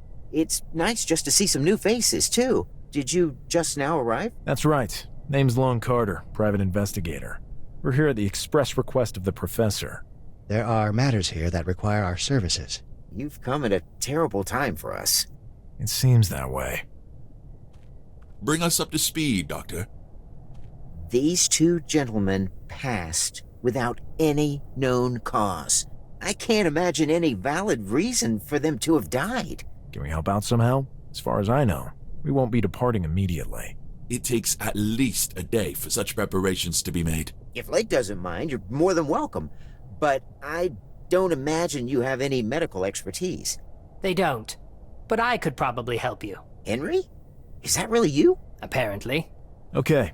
Let's get to work. But are you all right? Better than you could ever expect. Gentlemen, I'll be with you as soon as I'm done here. Doctor, could you join me briefly in my tent to fill in some final details so we can get the bodies back to their families? Of course. After you. We take our leave, gentlemen. Let us know if you find anything further. You too, gentlemen. Leave me alone for a while. I must focus. And if they have not found any apparent cause of death, I'm sure I can figure out why not.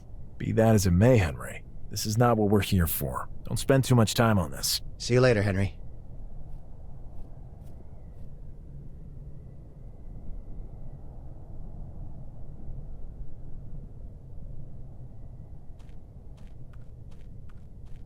Not necessary.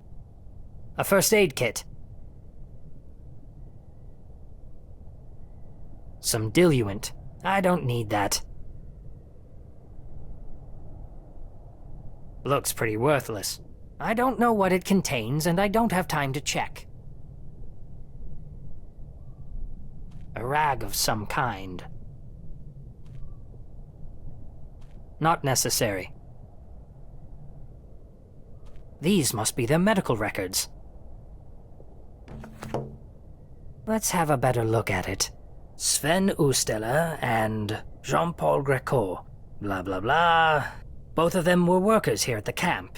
It says it's impossible to determine the time of death. Strange. All internal organs are intact. There are no cardiac pathologies or other evidence to suggest any bleeding out. Tests for known toxins have excluded all as causative factors. Recommended quarantine of all crew due to possible contamination by unknown pathogen. This is where the doctor's ability to analyze all this comes to an end.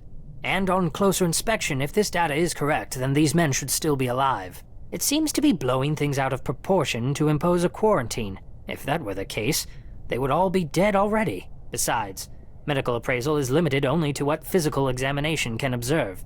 I'll take care of the rest.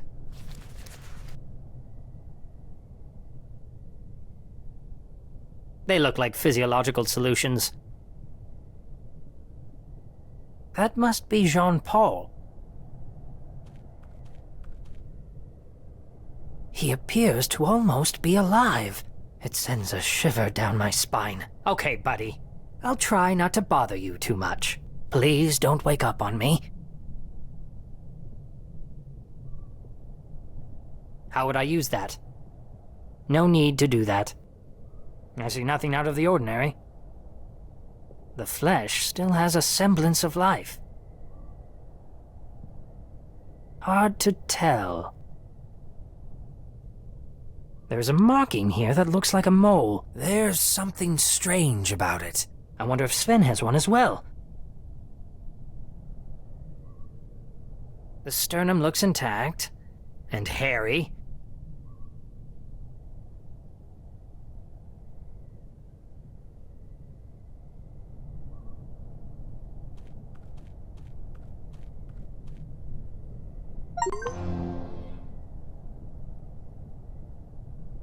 Just as I suspected. The exact same mark, only much smaller. The muscles have not yet atrophied. Fleshy and pinkish. Most incredible. Surely he wasn't a boxer. The eyes of a corpse are one of the few things that still sends a shiver down my spine, which seems absurd given all I've witnessed. Nothing of interest. I observe no damage to the sternum. Seems flexible.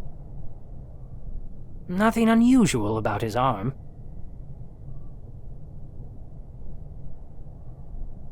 Everything is in its proper place. Everything is in its proper place.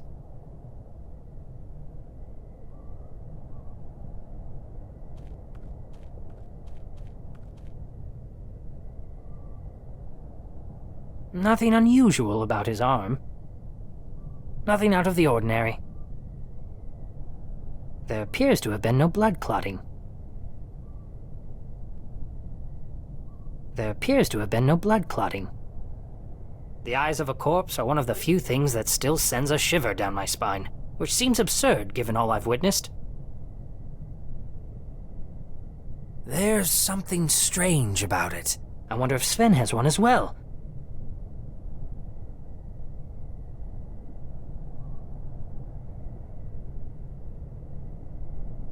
I don't feel like touching it.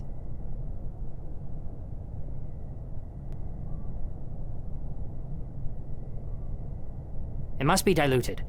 And besides, it needs to be poured into the mouth.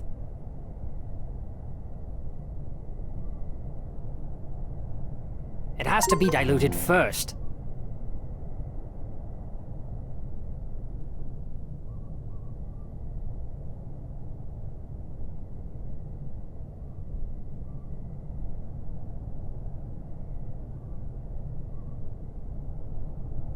They look like physiological solutions.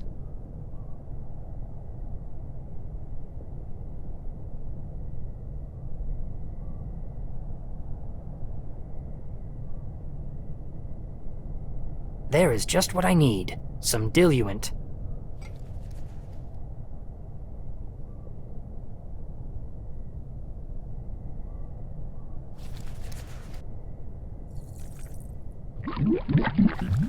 This should do the job. Perfect.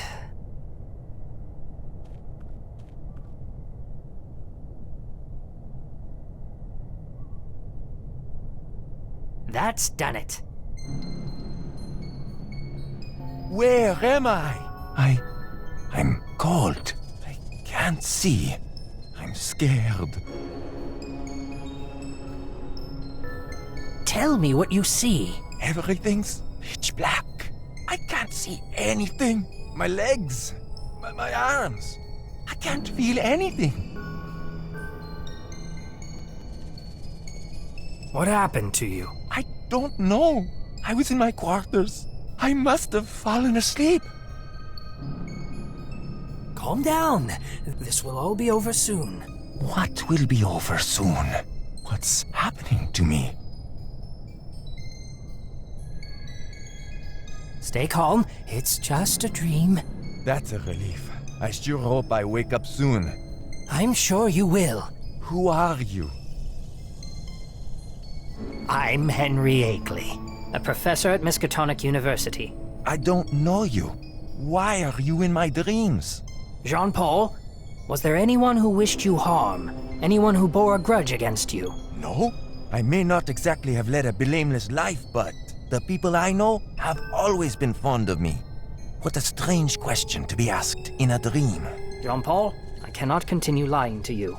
I'm very sorry to have to tell you this, but you're dead. Somebody murdered you and your friend Sven.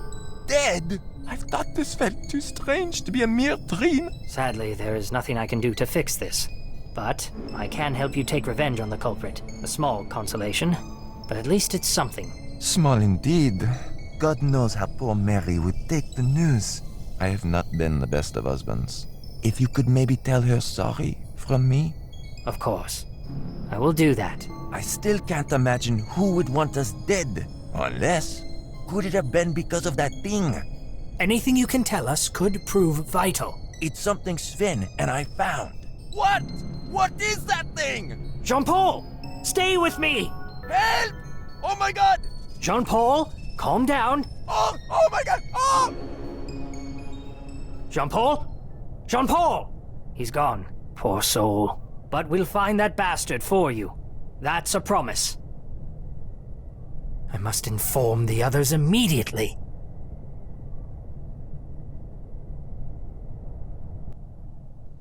So, what have you found out? You really can die from the cold out here.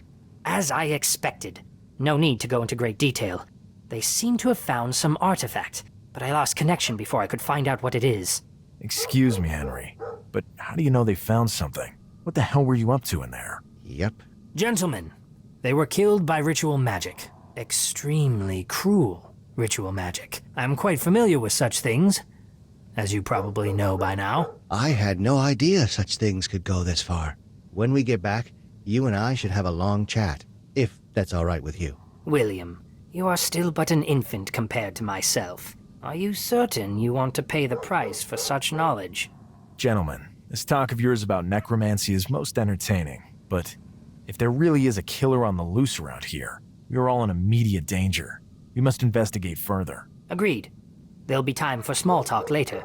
So that we don't appear to be completely insane, we should avoid speaking of how we came to know all this. I can deceive them by telling them it was some kind of poison unknown to modern medicine. The doctor may have objections, but he will believe me in the end. He has followed my studies closely and knows that I don't make idle claims. We should avoid mentioning that they found something, at least until hard evidence comes to light. They would question how we knew all this. That goes without saying.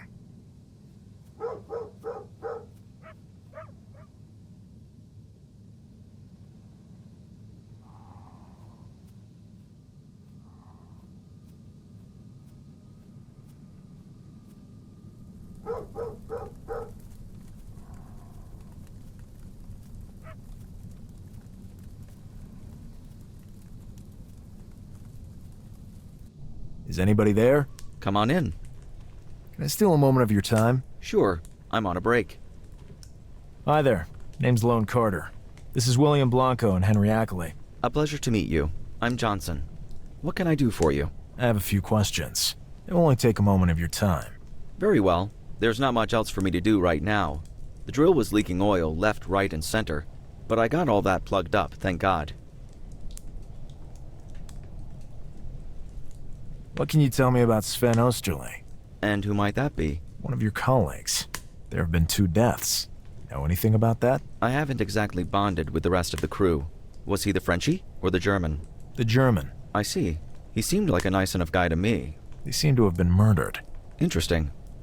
I didn't do it, if that's what you're insinuating. I wasn't insinuating anything. We were merely after the truth. We were investigating at the bequest of Lake. I'm really sorry, but I don't know anything about those 2 guys. Thanks anyway. What can you tell me about Jean-Paul Greco? He was annoying as hell. I'm sorry he's dead, but I'm glad I don't have to listen to his grating voice anymore. That's not a very nice thing to say. The truth is rarely very nice. It might be nicer if it included some degree of respect. If you say so, Lone. Thanks anyway. What can you tell me about this groundbreaking discovery? Nothing. This is just another job for me. I can work and get some peace. For the most part, at least. I can't deny that going into the mountain had me shaken up at first, but I tend to find myself bored by most things fairly quickly. Let's hope the drill rekindles my enthusiasm. Understood. Thank you. What's your job here? I'm head of maintenance and in charge of the explosives. What was the problem with the drill? We brought it here with us. Some kind of minor mechanical fault that caused an oil leak. It's all fixed now, though. It's a miracle of technology, but tends to break down easily. What do you mean by miracle of technology? It can drill more accurately and deeply than any other. It was invented by some guy named Pabodi at Miskatonic University.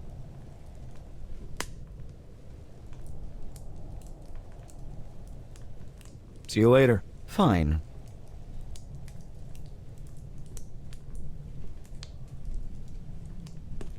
Get away from the stove! Okay, sorry. I didn't know it was such a big deal just to warm one's hands up a little. It bothers me a great deal. Get away from the stove! Okay, sorry.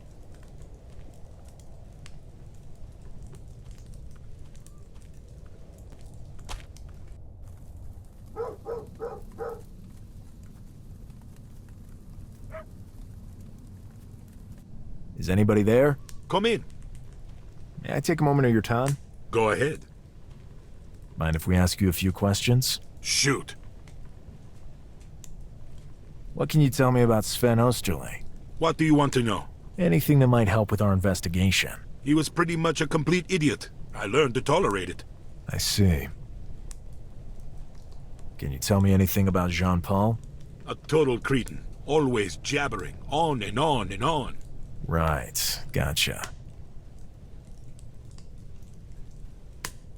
Tell me about yourself. What do you want to know? I was in the army, a soldier, and now I fly airplanes for old duffers. I could snap them in half with one arm behind my back. Ah, the good times. Heads rolled like bowling balls. You must have learned a lot back then. You can say that again, bud. See you later. Got you later.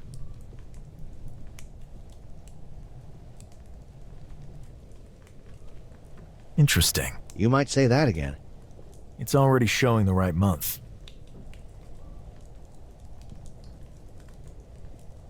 Some old boots. It looks like there's something in them.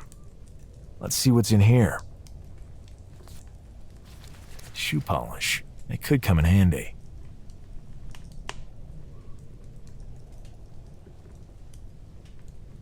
On the spine it reads, 20,000 leagues under the sea. Jules Verne. No time to read right now. A bunk. I don't want to move that.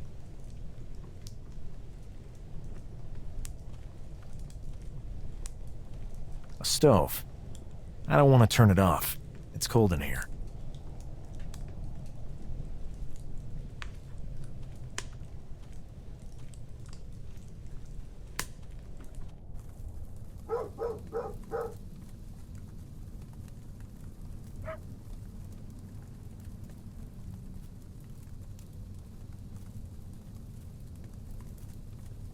Better not. It's a very complex device. The drill we brought with us. I've heard that it's the cutting edge of technology.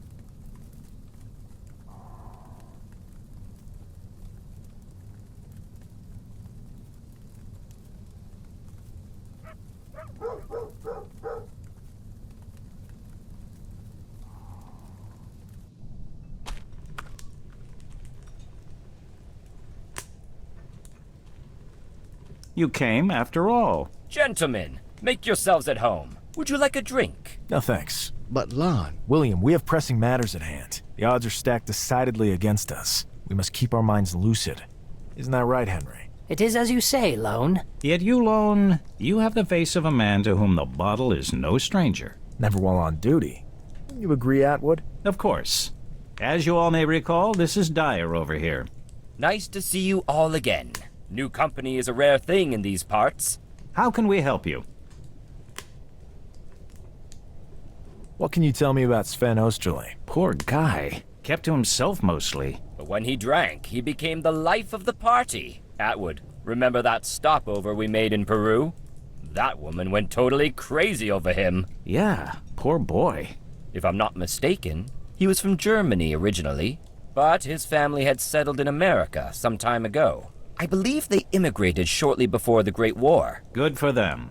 Things weren't looking good in those parts. And yet, what will his parents think if they're still alive? This I don't know. To escape that hell only to lose their son in this land at the edge of the world. It's part of the game, Atwood. It's a risky business. Of course, but it usually involves death from shipwreck, plane crash, or other work-related hazards. We are actually pretty sure. Dear gentlemen, this is now a case of murder. What? Murder? Are you sure? Ackley?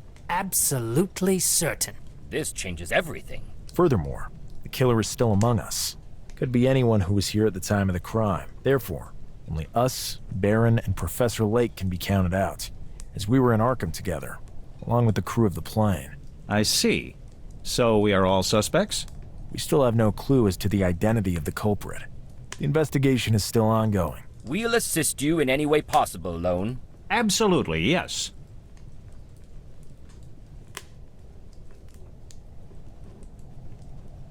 What can you tell me about Jean-Paul Greco? He was a very nice guy. When taken in small doses. A little too chatty and enthusiastic for my taste. But anyway, he was a good person. Or at least he seemed to me to be. I really didn't have much contact with him. He did his simple job with efficiency, usually teamed up with that other poor guy. I see. Was he married? I remember him saying once that he was. I don't know anything else. Me neither. Thanks. Don't mention it. We are here to help. Professor Lake told us of the incredible discovery. Incredible to say the least. Gentlemen, there are creatures frozen in there, probably from an era before humans even existed. At least, according to all the findings we have made. We cannot fully discern their shape without exhuming them from the ice. Yes, and yet they already seem like nothing terrestrial.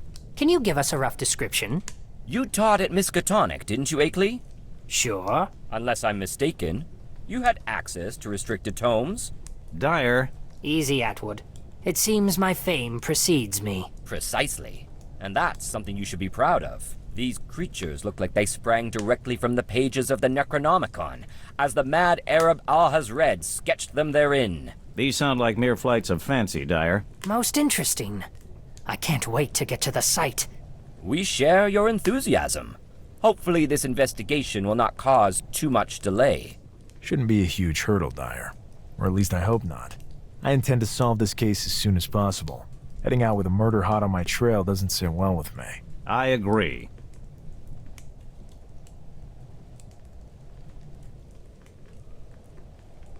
See you later. Catch you later, gentlemen. Whenever you need us, we are here for you.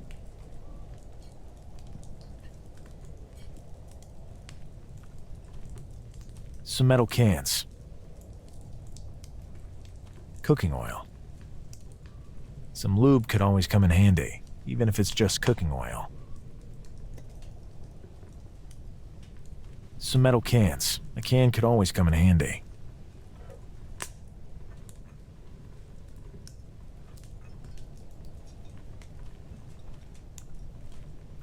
A stove.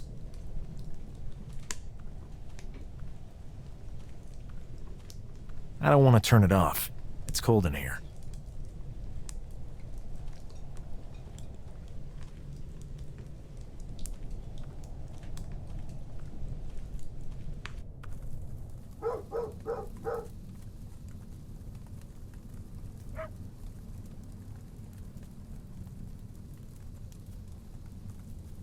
Good morning. Name's Lone Carter. Good morning, if you say so. Not in the best of moods today? Not particularly. It's pretty much 24 hours of daylight every day. Can't get any sleep, and my little guys here aren't at their happiest either. As you can see. Yeah, all this can't exactly be easy on them either. May I inquire as to your name? I'm Larson. I tend these poor dogs and take care of the sleds. Do You mind if I ask you about a couple of things? Go ahead. Things can't get any worse today. What can you tell me about Sven Osterley? Are you trying to make me cry, Lone? That's not my intention. I'm just after any information you might have. Honestly, I don't want to talk about it. I'm depressed enough already. If you don't want to, you don't have to. I'd rather not, if it's all the same to you. Thanks all the same. Do you know Johnson well? Well, just barely. He ain't exactly the most open person I ever met. I think he may have fallen into depression, even more so than me. I see. Tell me about this expedition. The pay is good, but it's rough on the dogs. Hear that? They are not happy, and neither am I. Doesn't the discovery excite you at all? The remnants of a pre-human civilization. Not in the slightest. The few things I thought I knew for sure are gone, and now I feel even more insignificant. I see. What can you tell me about Dyer and Atwood? They mostly keep to themselves, but seem like decent enough guys. Very cultured and distinguished. They tend not to mix too much with the likes of us. I wouldn't even know what to talk about with them.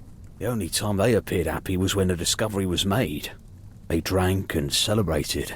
They seemed like regular folk then. If only I had studied too. Tell me about Danforth. He's Lake's assistant. He coordinates everything. A decent guy. What can you tell me about the doctor? He's not a head doctor, but I do feel I can talk about my feelings with him. He's very sympathetic. Tell me about Baron. A real reactionary. Stupid as a goat, and always up for a fight. My dogs are far easier to reason with. Can you tell me anything more about the expedition? I hope it's over soon. I want to go home. See you later. Hopefully.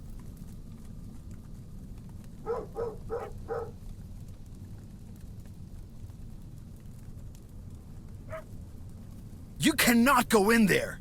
I'd like to have a look around the storage tents. I'm investigating some deaths in the camp, as authorized by Lake. Oh, I'm sure he has. But if any problems crop up later, I'll be the one paying the price. I'll need to see the proper papers before I can let you in. I see. Hi, name's Lone Carter. I'm on duty here. Make it fast. I've got a few questions for you. Ask them when I'm not on duty. I cannot allow anything to distract me from my duty as a guard. Gotcha. I'll just be off then. He's guarding the storage tent.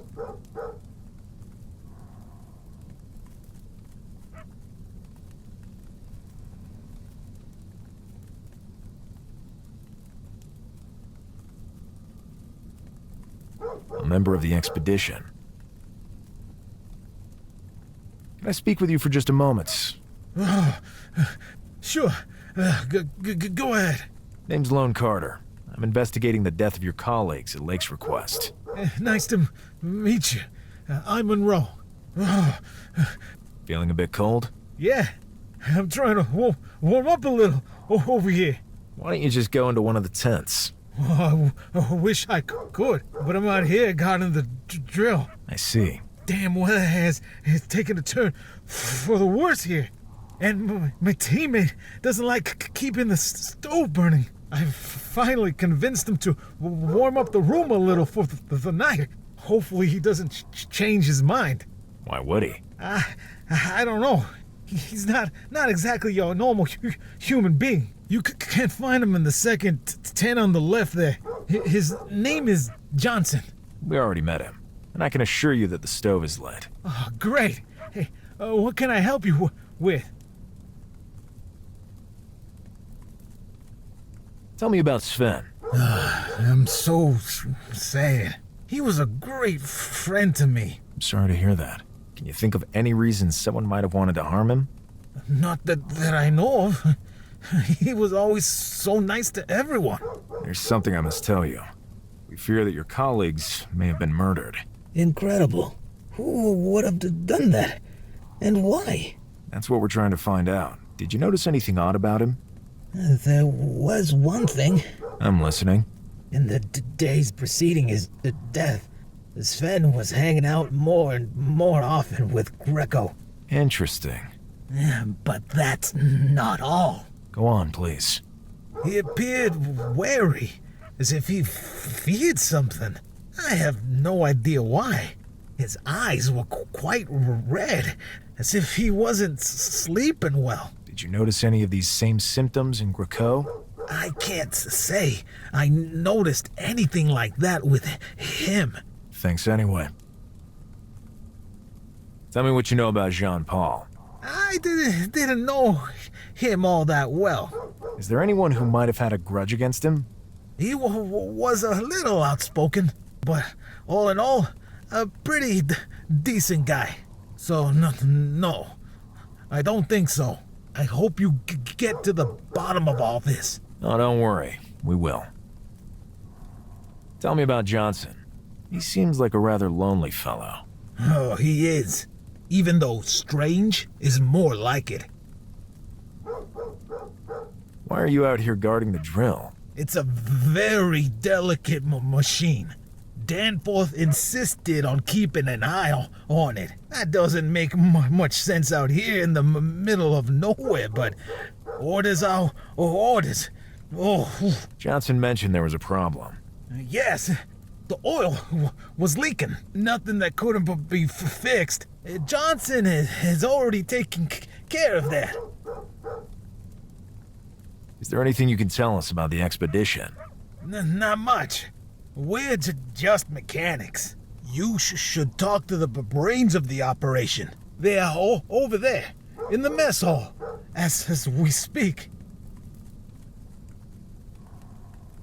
See you later.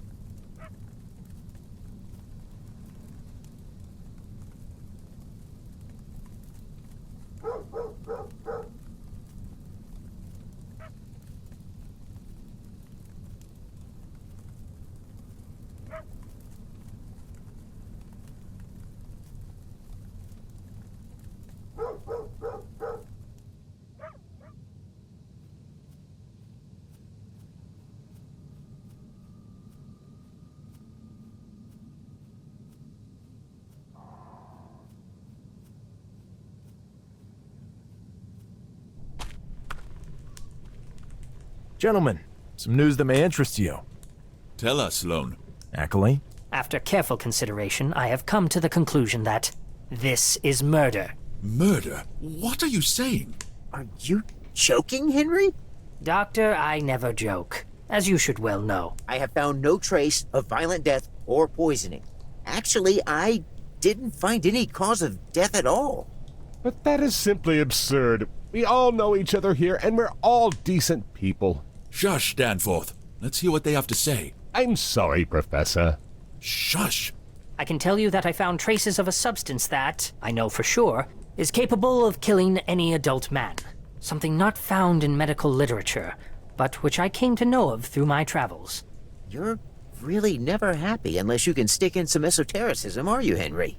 Stop your bickering. Lake asked for our help, and that's what we're going to give him. It's true that Ackley's methods aren't exactly orthodox, but they've never let us down in the past. So, I'm of the opinion that there could be a killer on the loose among us. Would you rather risk that, or would you rather we investigate? If Armitage sent you to me, he must have a good reason for doing so. I want to trust you. But, Lake, this seems absurd to me. Doctor, there will be no further discussion. Also, in light of this new evidence, any danger of contagion seems now to be moot. Finalize the documentation necessary to send the remains of those poor souls back to their families. Sure. Lone, you have complete authority over this matter, at least until tomorrow. The airlift is scheduled for early morning and we cannot postpone it. We'll manage. Is there anything else we can do? I have a few questions for you. Ask away. How well did you know Sven? Not very well, to tell you the truth. Neither did I. I knew him somewhat. Can you think of any reasons someone would want to hurt him? I can't think of any. He was always nice to everyone. I remember this one time. Danforth, stick to the point. Sorry, Professor. Monroe did mention that for the last few days, Sven appeared to be on edge, as if he were afraid of something, and that he hung around more often than not with Jean-Paul. I didn't notice anything myself. Then pay more attention, Danforth. Do you know where the victims kept their belongings and correspondence? We usually keep such things in our quarters, but we also have trunks kept in storage. Do you have any idea where the victims' correspondence has gone to? We turned up nothing in Sven and Jean-Paul's quarters. The mail goes out once a month. It's usually not sorted until a few days ahead of time, and there are still a few days to go. Thanks for interrupting me, Danforth. Sorry, Professor. Did you find anything unusual among the victims' possessions? Sven's trunk in the storage tent was practically empty. We haven't been able to get Jean-Paul's trunk open. We can't find the key, and it would be most indelicate to return it to the family after it's been broken open. Understandable, but we absolutely must find out what's inside it. Where were they staying? Danforth? They were in the same tent, along with Baron. Thanks. Where were they staying? Danforth? They were in this along with Baron. Thanks.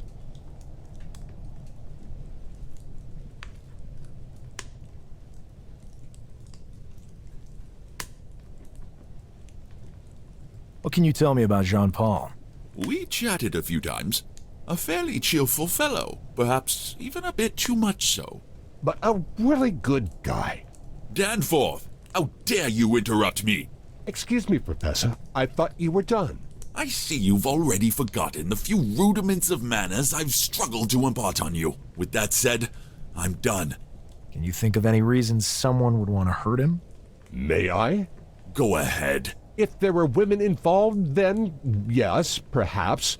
In this wasteland, though, I doubt it. We are without female companionship. He was really nice to everyone. Johnson said he found him annoying. Of course. Johnson finds everyone annoying. I see. Can you tell us anything more about the expedition? Nothing I didn't already tell you on the plane. Tomorrow, after the excavation, we will all know much more. Pabady's drill should allow us to extract those ice samples without damaging their contents. Their unbelievable contents. It seems Pabody's drill is a true wonder of technology. It is indeed. Without it, discovery or not, we all may as well have just headed straight back home. Johnson mentioned some problems it was having. Yes, some oil leaks. Apparently, everything is fixed now. I hadn't heard that. Fortunately, it seems everything is in order now. Even if it happens again, Johnson will surely be able to repair it. He tends to be quite obsessive about his work. Better to be obsessive than lazy, Wouldn't you agree, Danforth? Danforth, where were you at the time of the murder? Surely in my quarters. Am I a suspect? Nobody is a suspect. We just have to question everyone who was here at the time of the murder. I'm still not convinced it was even a murder. Fortunately, we have people with us whose job it is to figure such matters out. Yes, Professor, of course. What can you tell me about Johnson? Have you gotten to meet him yet? Yes, in his tent a short while ago. A withdrawn type. Absolutely. But trustworthy, in my opinion. I concur. Yeah, Danforth. How would I get by without your approval? Tell me about Atwood and Dyer. What can I tell you, Lone? They are both luminaries in their field, and I am fortunate to have them here with me. I am quite certain they are above suspicion. I would wager good money on that, actually. What do we know about Baron? A rough guy. Very macho. But he was not here at the time of the incident. He was busy piloting the very aircraft you were on. Good point, Lake. Doctor, where were you when the bodies were discovered? I was in the infirmary, as always. I was catching up on some paperwork at the time. Can anyone confirm this? People stop by the infirmary all the time for one reason or another. I think pretty much anyone in the camp can vouch for me. I can confirm that. I went by the infirmary around that time. Good.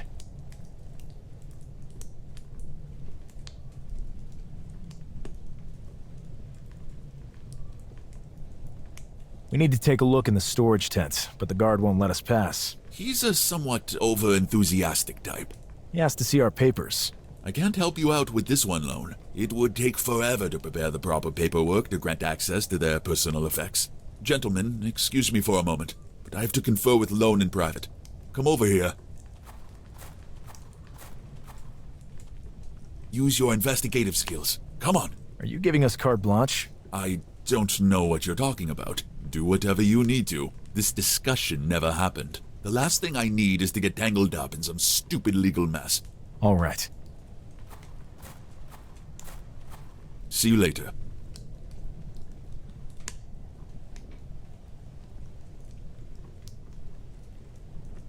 See you later. Whenever you need us, we'll be right here for you.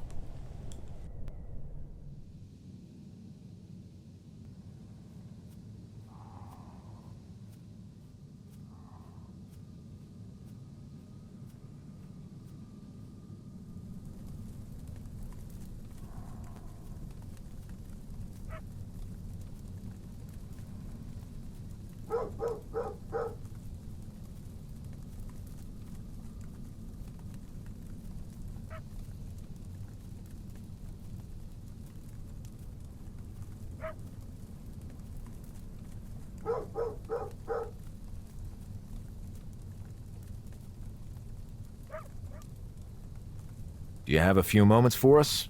I can't now. Try again when I'm not on duty. See you later. Oh, please, enjoy the rest of your day.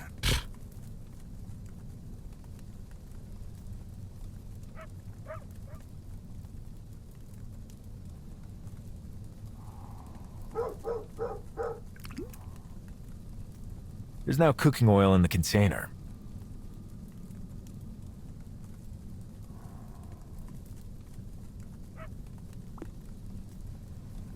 There's now shoe polish mixed with cooking oil in the container.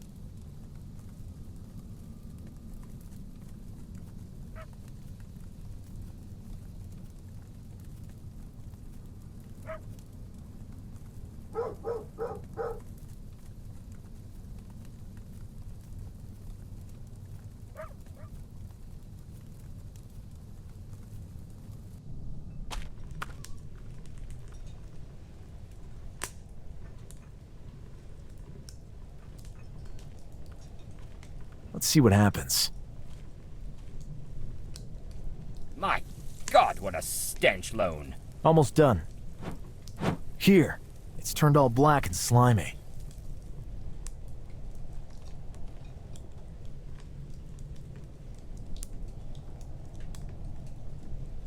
It's turned all black and slimy.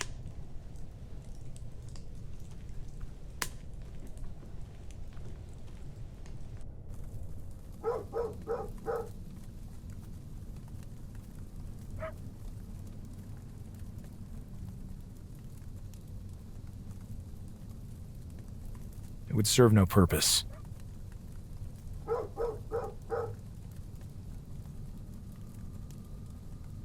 Perhaps I have not made myself clear. You cannot go in there! You're right. Sorry.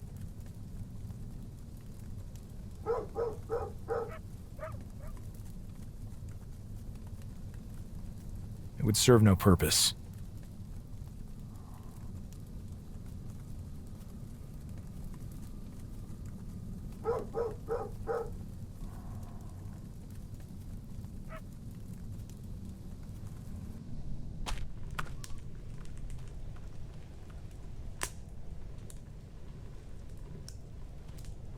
Some old boots.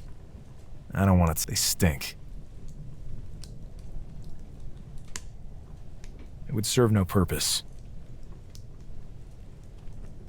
Mind if we ask you a few questions? Shoot.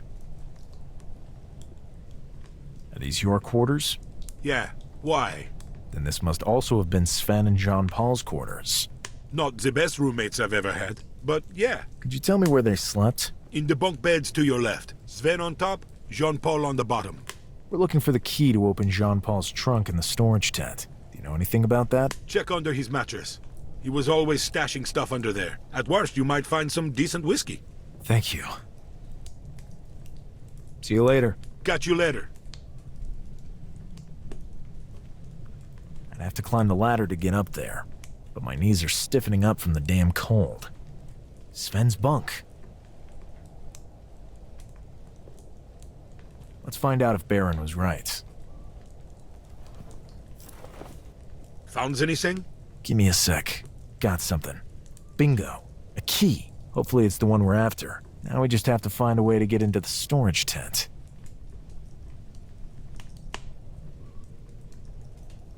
No time to read right now. On the spine it reads, 20,000 leagues under the sea, Jules Verne. I don't think anything else is hidden in there.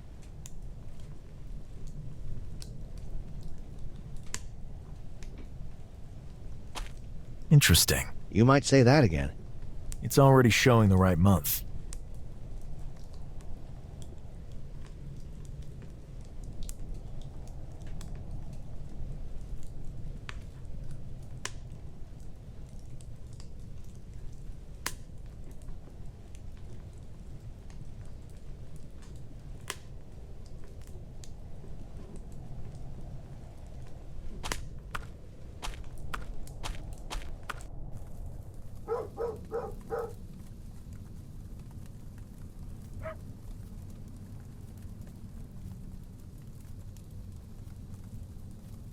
Can I speak with you for just a moment? Sure. Go ahead. See you later.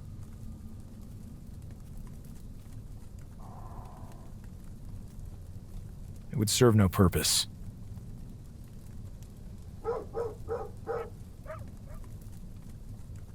It would serve no purpose.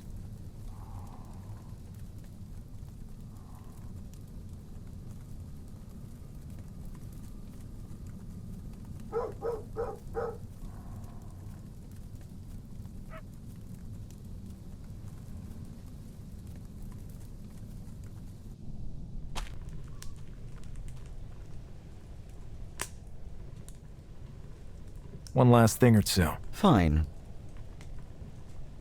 See you later. Fine.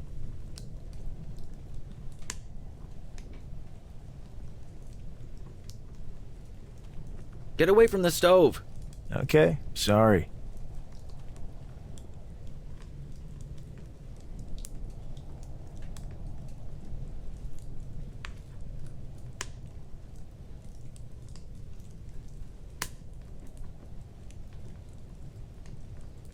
Any ideas? Need to make sure the guard gets out of our way. Any ideas? Need to make sure the guard gets out of our way. William Blanco. Henry Ackley.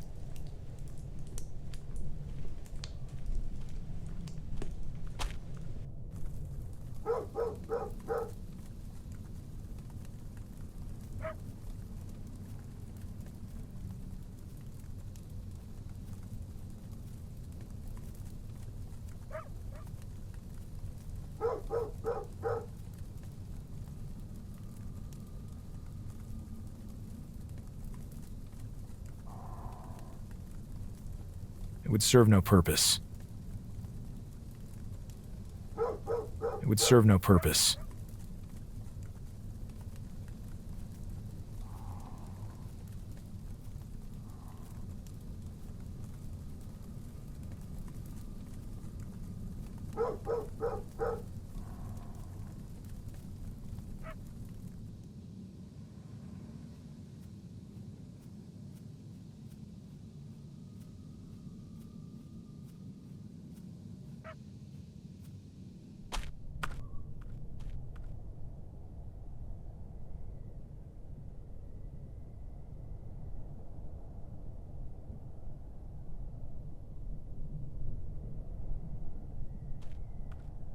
I wonder if it contains anything useful. I should ask Ackley. Henry, can you tell me what's in this jar? Let me see. Looks like a laxative to me, and a strong one at that. Sounds good. I'll grab some. It might help us out somewhere along the way.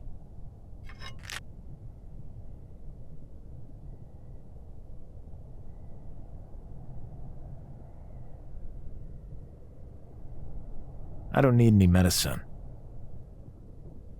It looks like a first aid kit.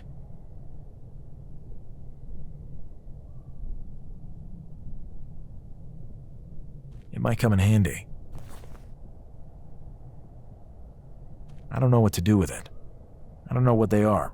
Some kind of medicine? They are physiological solutions. No use to us.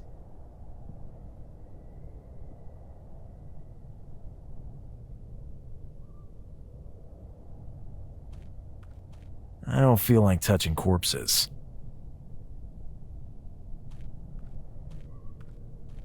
I don't feel like touching corpses. One of the two victims of the murderer. I think his name is Sven. One of the two victims of the murderer. That should be Jean-Paul.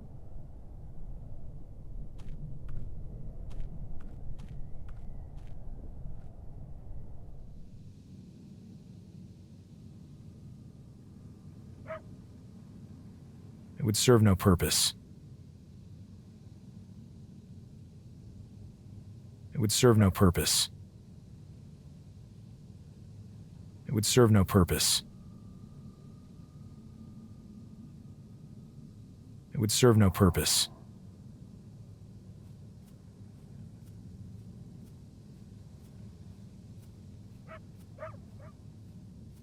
I have a few questions for you. Ask away. See you later. Whenever you need us, we'll be right here for you.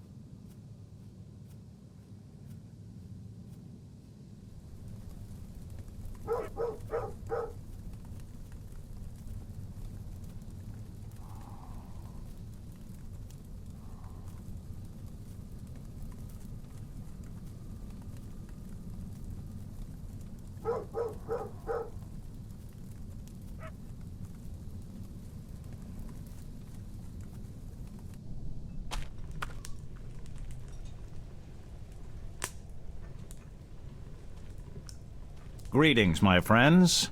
What do you require of us?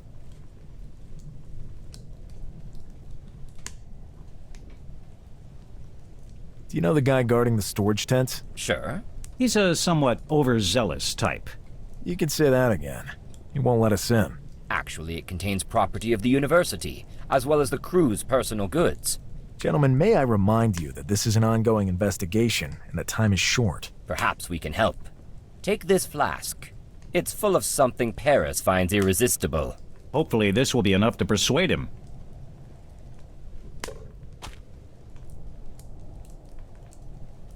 Thank you so much. We owe you one.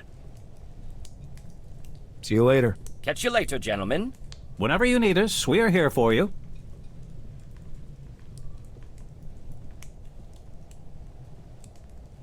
This could just work.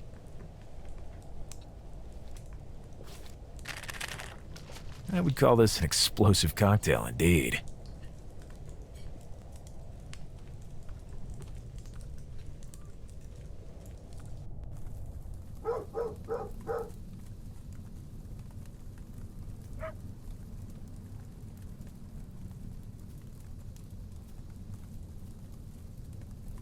Does this catch your fancy?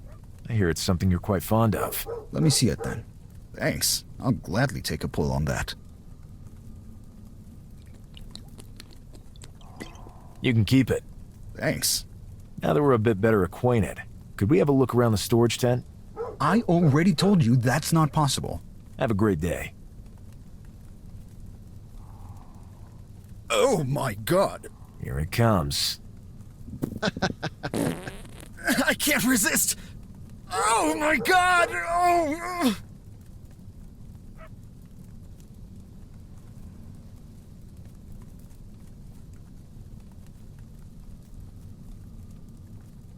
We now have access to the storage tent.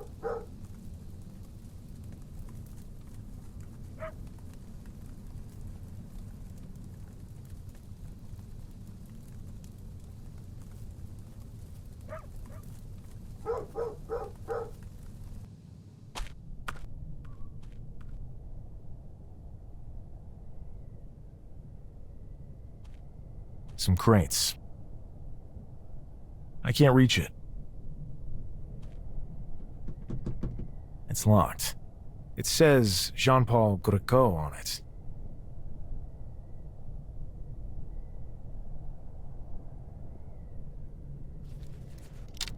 It fits. There are random odds and ends inside, and a letter. There's no trace of any sort of valuable artifact, though. A letter? Read it. It might hold some vital clues.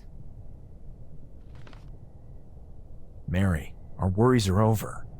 In addition to the lavish paycheck from this expedition, I think I found, during our last outing, an object of immense value. It should make us a lot of money. Tell your brother to get in touch with that certain person. Unfortunately, we will have to share the spoils, but we will worry about that later. Jean-Paul. P.S. I'm a bit worried because that weirdo Johnson, whom I mentioned previously, seems to be breathing down our necks as if he suspects something. I'll just leave the key here. To recap, Jean-Paul and Sven found something. Someone probably saw them taking it. And killed them for it. Considering the manner in which they were killed, I would say the object is not something that possesses mere monetary value. But they couldn't have known that. Johnson appears to be the prime suspect. Could it really be that easy? Let's have another chat with him. There's nothing else of interest in there.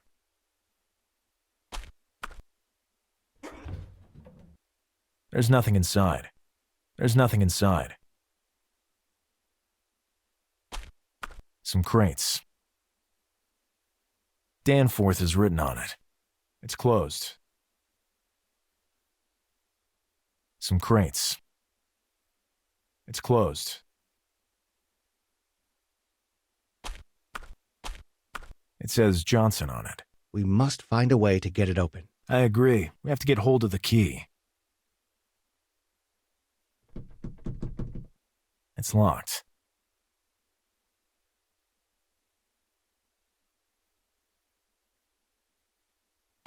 I don't want to move them. I don't want to move them. I don't need to open them.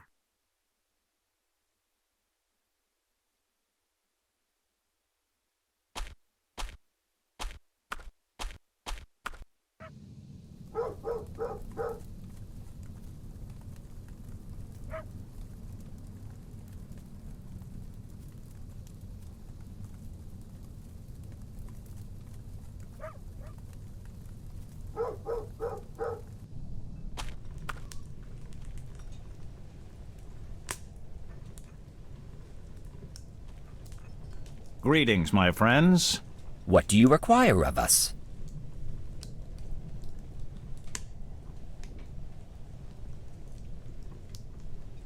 Can you tell me anything else about the expedition? Tomorrow you will see for yourself. See you later. Catch you later, gentlemen. Whenever you need us, we are here for you.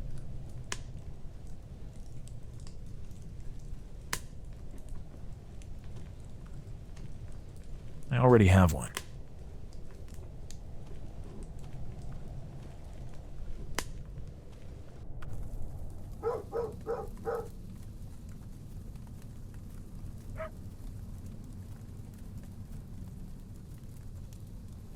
Better not. It's a very complex device.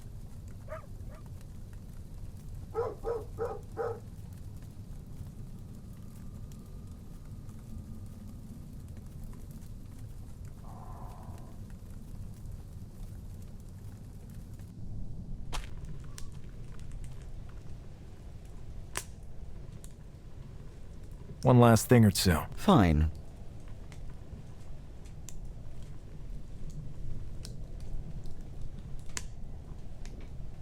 Can you tell me anything else about Sven? Many apologies, but I don't know anything about him. Can you tell me anything else about Jean-Paul? Many apologies, but I don't know anything about him. See you later. Fine. That's Johnson. One seriously weird guy.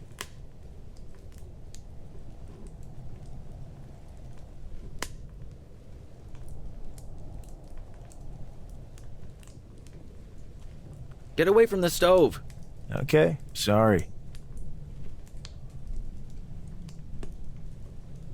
John Paul's letter found in his trunk.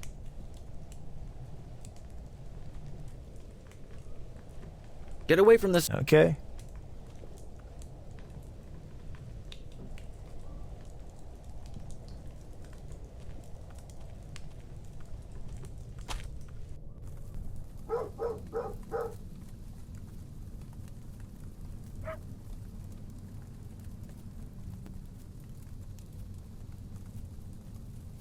Can I speak with you for just a moment? Sure. Go ahead. We suspect it may have been Johnson who killed John Paul and Sven. Johnson? Yeah, this letter pretty much says it all. Strange. They didn't seem to me to be the murdering type. The strangest thing he has done so far is to go loopy every time someone goes near the stove in his quarters. Could he be hiding something in there? We have to get him out of his quarters then. There's only one thing that would get him out of there. If there was some problem with the drill. Good idea. We'll see what we can do about that. Thanks. See you later.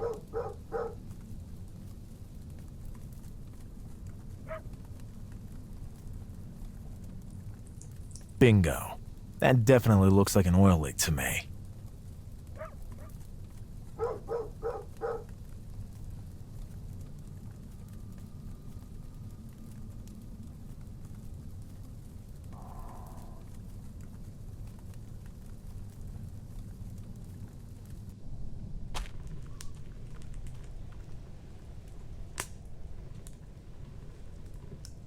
The drill has another oil leak. That couldn't have happened again. It seems it could. There's black stuff spewing out everywhere. I have to get this under control, immediately.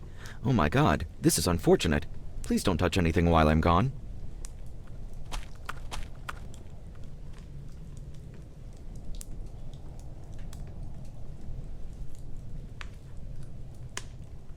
It would serve no purpose.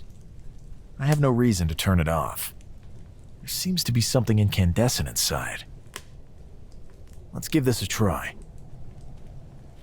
Okay, I've turned it off.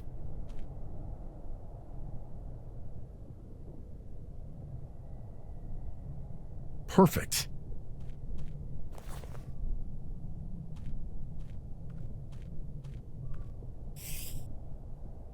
Some time in the snow has cooled it off. Looks like a key. It must be for Johnson's trunk. He's a bit paranoid about it. Which does not bode well.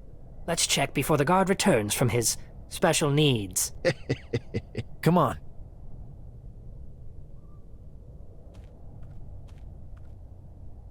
Let's see what Johnson has hidden away in there. I hope it's the right key. I'll give it a try. But it's empty. There's nothing in here. Well.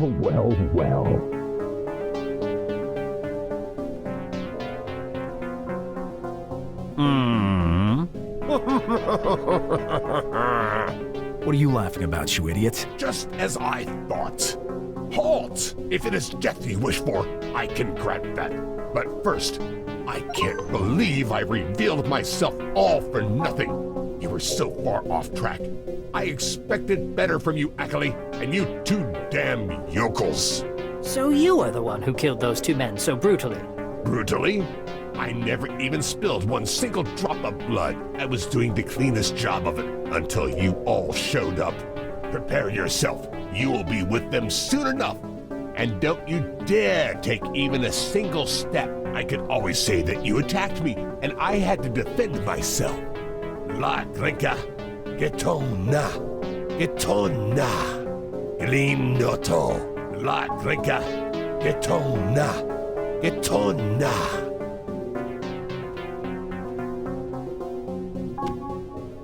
That was close. Oh my god, Johnson. You saved us all. Did you really think the Keepers had no one in place to keep an eye on all this? This explains everything. Why, you were stalking those guys. I was sure they had something to hide. They seemed nervous and furtive. I overheard them arguing inside their tent over an object they found during the last expedition up the mountain. It seems the dissidents got to them before I could. There was nothing I could do to save them. At least now we know who's behind the murders. Let's take all this to Professor Lake. He needs to know the truth. When this scum wakes up, I'll make sure he spills the beans. He's waking up. What? We found this in your trunk, Danforth. How could you? I trusted you to go so far as to kill for profit. Profit? Paw, you Lake. You tiny man being so full of himself, you don't know anything. How dare you! I took you under my wing all these years. I'm sorry, Lake, but you won't be pulling this mole out of his hole. Stop him!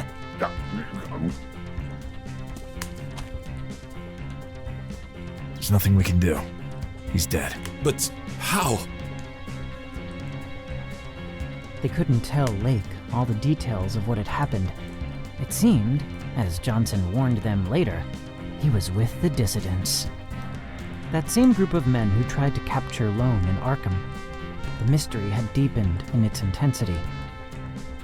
Not even Johnson could explain their presence there, but everything led to that gigantic mountain and the secrets it contained. Preparations were made as fast as the mood around the camp fell. They departed on the sleds the following day, some of them carrying the drill, the rest bearing a platoon of men. The journey was exhausting. The three men could now nod along whenever the topic of the terrifying Antarctic climate came up. Finally, they arrived at the entrance. They were overwhelmed with amazement. Hewn out of the mountainside was a doorway, not of any natural formation. And yet, the biggest surprise was still waiting for them within.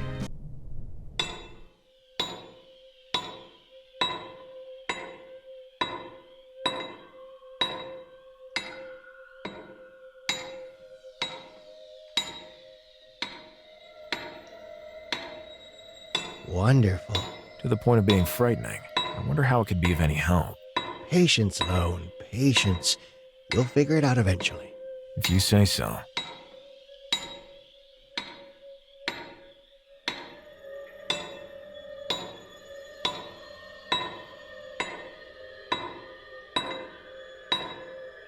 I can't get closer. We could enter after we've removed the slab with the creature. I wonder what we'll find. Despite everything, I feel lucky to be able to participate in this amazing discovery. It's good that they're dead and trapped in ice. Hopefully. I can't get closer.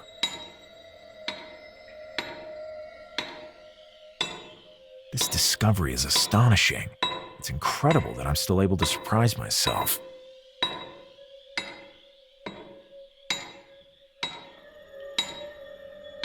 I should just let him get on with his work. Strange.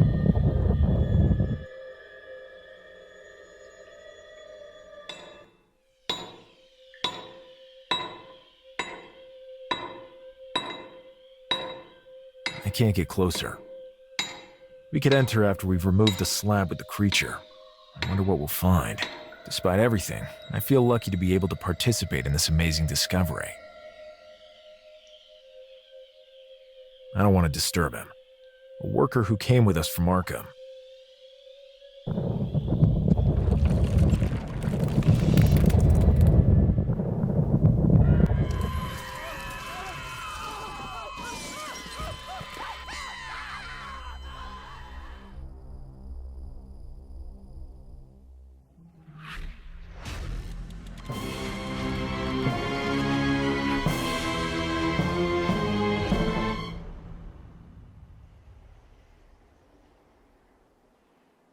As that creature attacked, as the echo of screams pierced his eardrums, time stopped for Lone. Had he died? He couldn't know that. He felt strangely wonderful. He began to see gigantic, colossal creatures which flailed in suffering as they were violently tormented by a fighting swarm. Where had Lone seen those creatures before? Then came an enormous black sea, dense, alive, gigantic, that consumed what remained of the unfortunate demons. And then he woke up.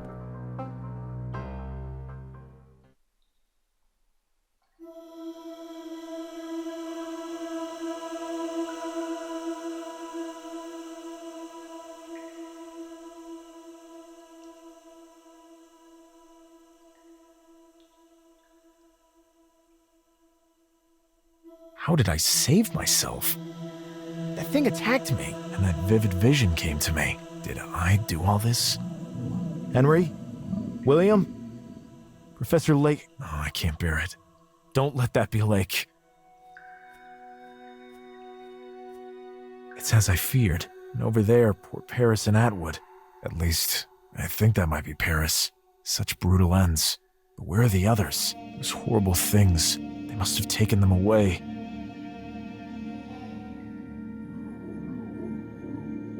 Incredible, but also disgusting. Oh God, the horror. These poor people. They were good people. Let me check if Link still has that strange artifact on him. It may prove useful yet. Oh my God, so horrible. Or Lake. Ugh, he has it. Why would I want to touch them? Oh God, the horror. These poor people. This object brought nothing but trouble. This object brought...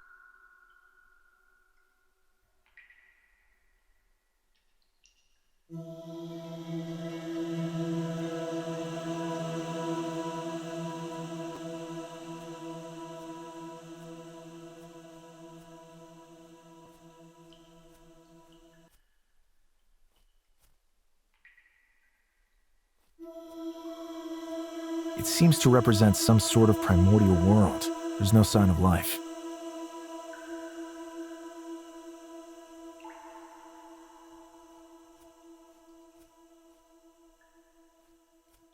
Stars and planets. No configurations that I'm familiar with.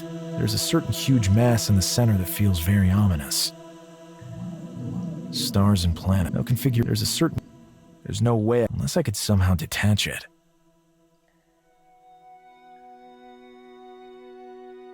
It would serve no purpose.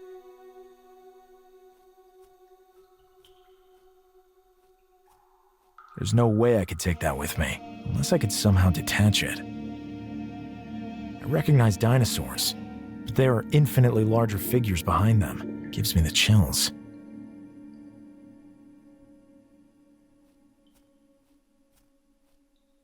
Some of these figures are horribly reminiscent of those that were trapped in the ice. Others have similar features, but have a larger mass at the base of the head. It looks like an exposed brain.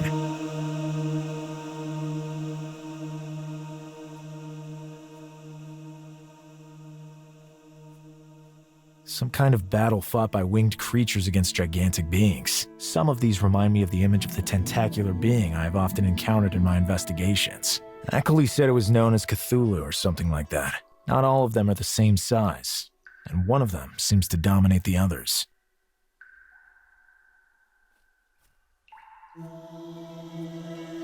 Some kind of dark mass is attacking and absorbing the polypod figures. It brings horrible recollections to mind of the creature I encountered in the caves under Innsmouth, and which has taken up lodging within me.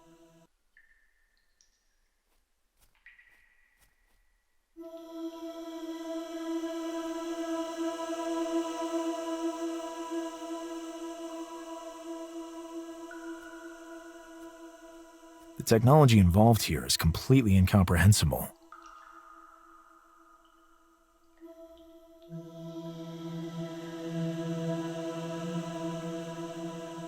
The technology involved here is completely incomprehensible.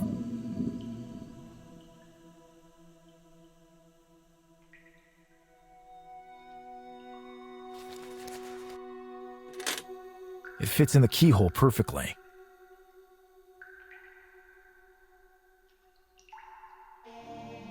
It has no handles or locks.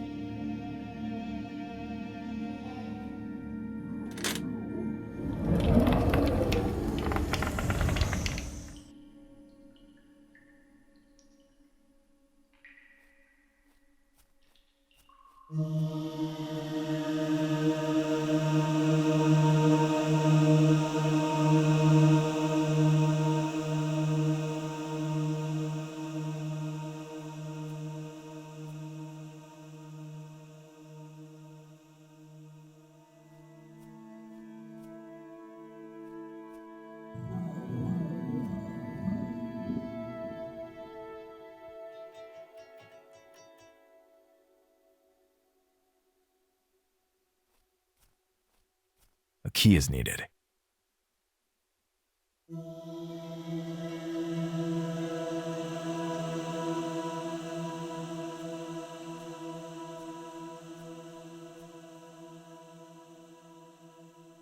The technology involved here is I can pull the key back out without having to rotate the lock.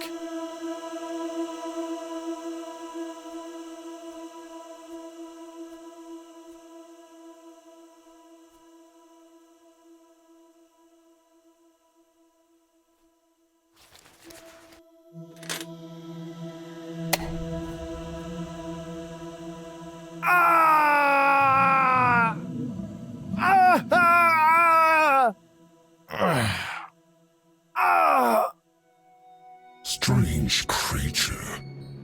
You are unlike anything we know of. One part of you we know all too well. The splitted part is calling out. Screeching. Gurgling. You may pass.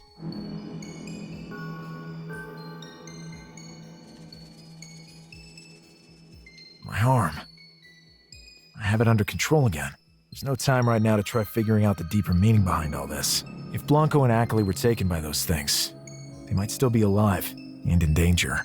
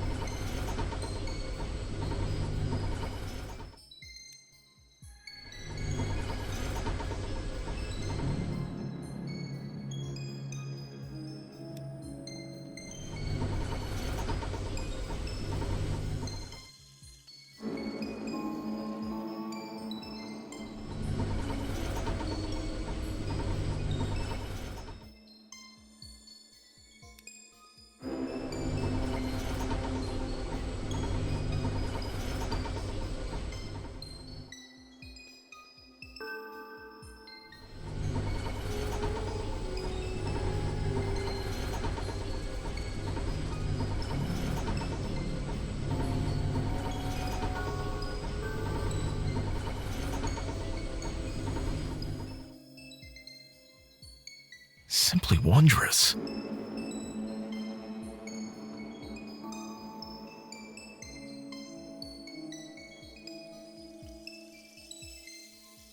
Incredible.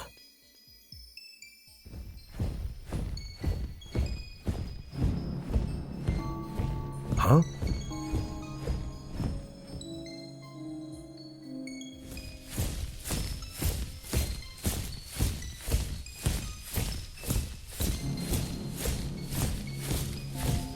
These guys again. Sweep the entire area, and if you find anyone alive, eliminate them.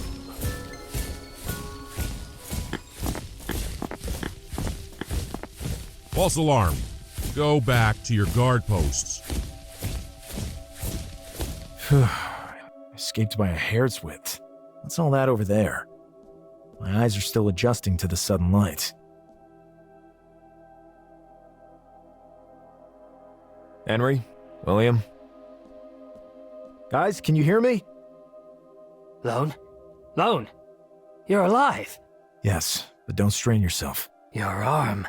We'll worry about that later. For now, I'm fine. I wish I could say the same for you. William. Did William make it? Lone. It's horrible. He was screaming. These cocoons are digesting us. William...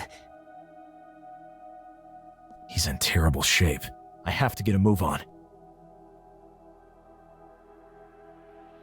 It would serve no purpose.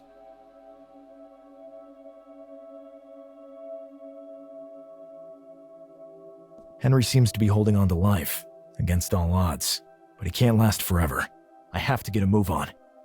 Henry, take it easy. Just give me time to figure out how to get you out of this. Lone, don't worry. I'll not be running off anywhere soon. I just need some rest. Keep fighting it.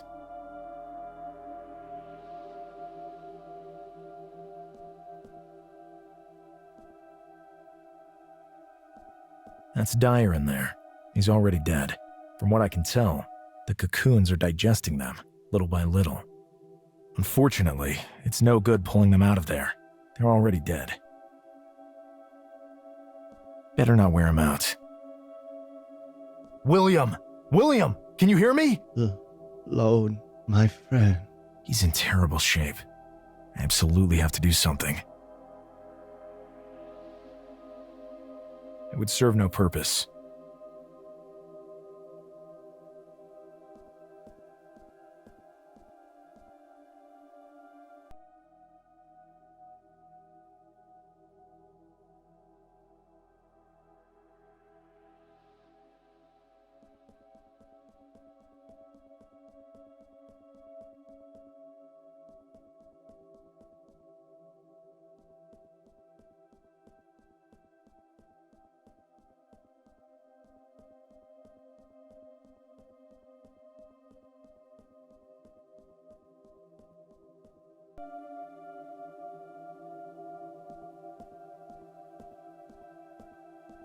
I can't take that with me.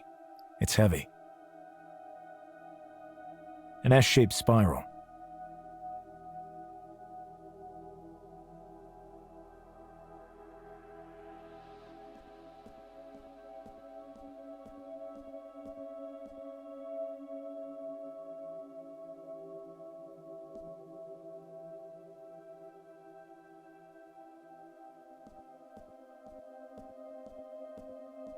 It would serve no purpose.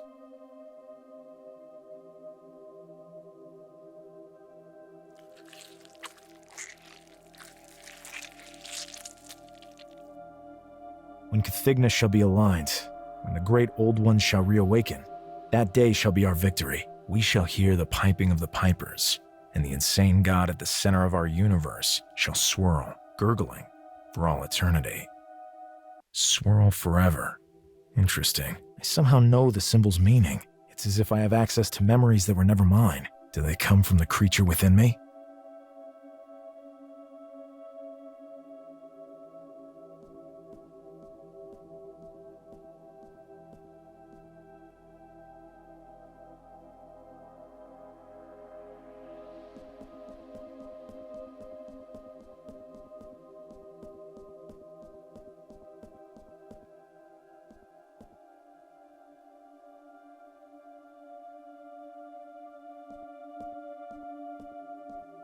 One of the offshoots looks like a leg.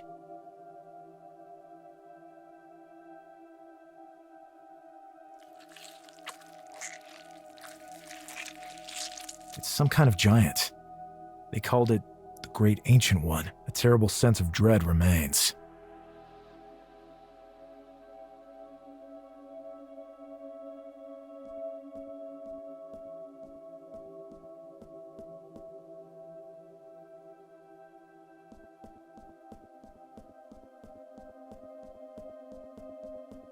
Halt! Kill him!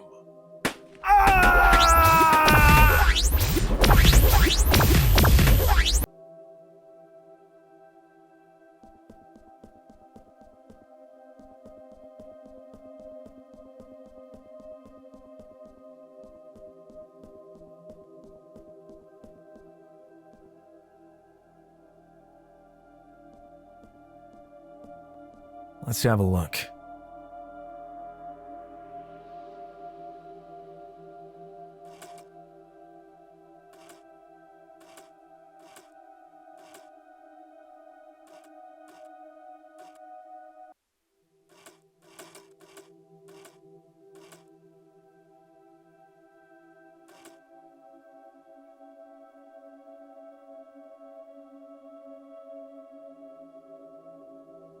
It's some kind of mechanism. It probably opens this door.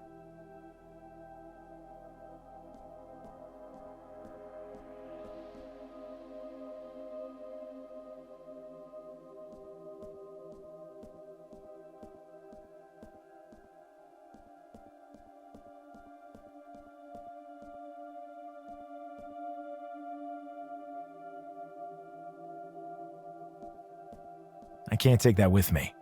It's heavy. Looks like a hook to me.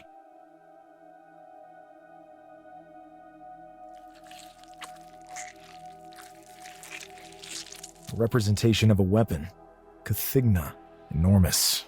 Gigantic. I can't continue doing it. I must stay focused.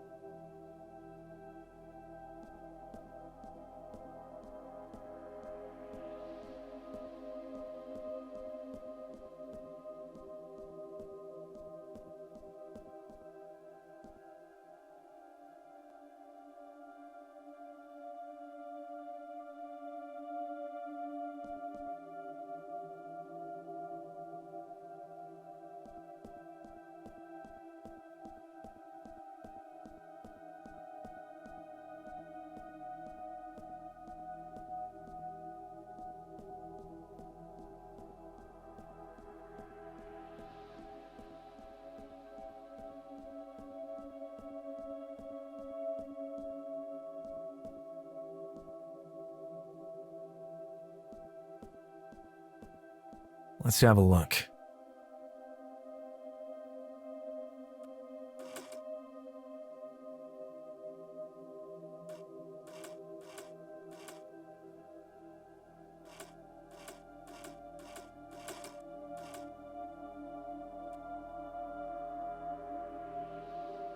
Let's have a look.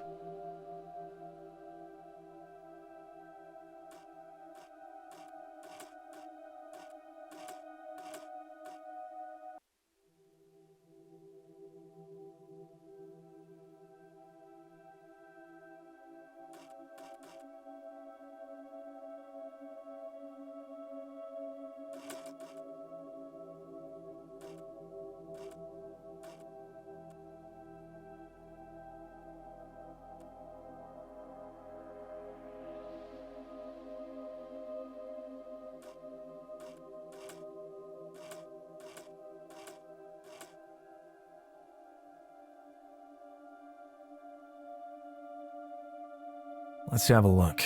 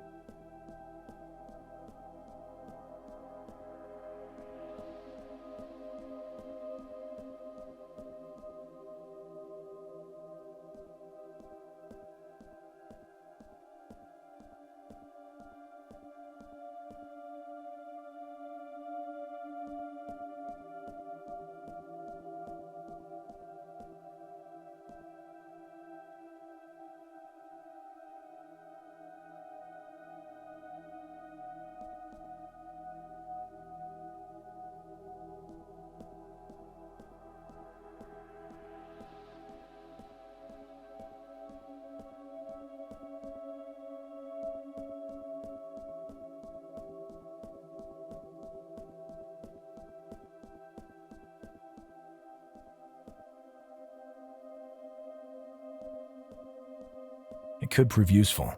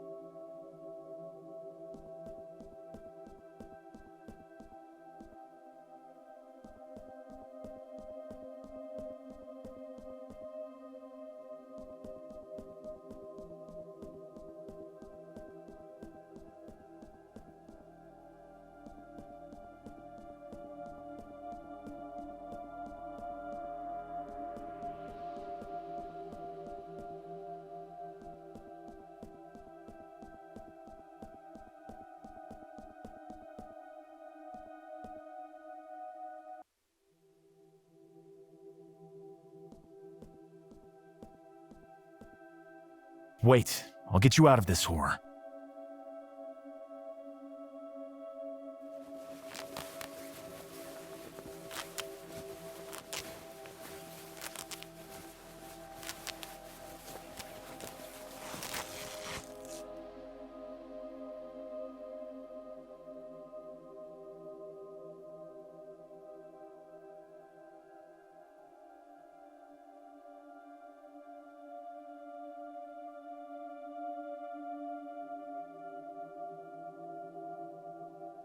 Oh, William, how do you feel?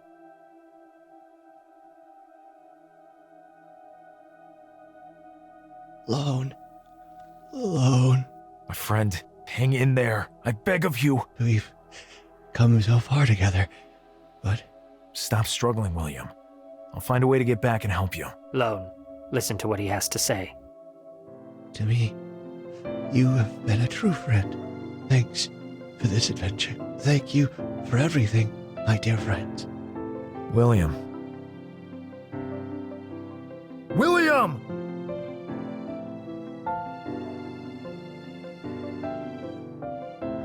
No!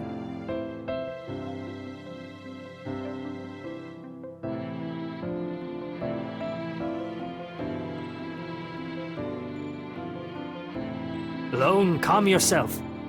This is no time to lose control. We will have enough time to grieve if we manage to get back alive. You're right. Take care of him. I'll deal with the rest of this. Lone gasped for air, as if someone had hit him directly in the pit of his stomach. But there was no time for mourning poor William. He would do it at the appropriate time.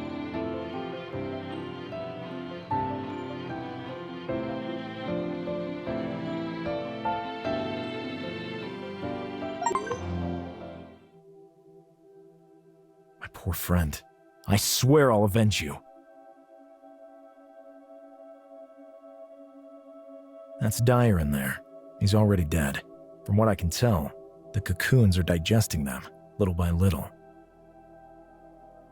Lone, go ahead. Take care of all this. Do whatever needs to be done. Henry seems to be holding on to life, against all odds.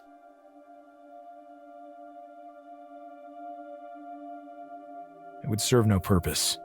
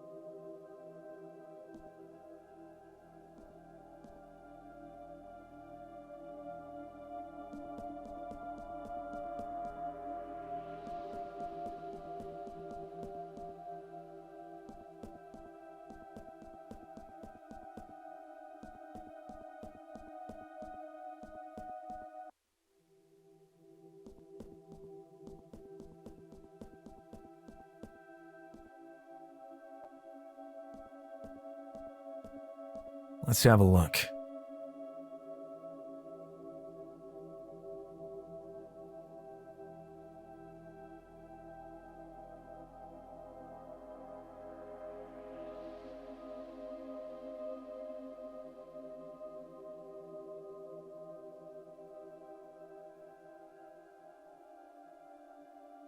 It would serve no purpose. It's some kind of mechanism. It probably opens this door. It would serve no purpose.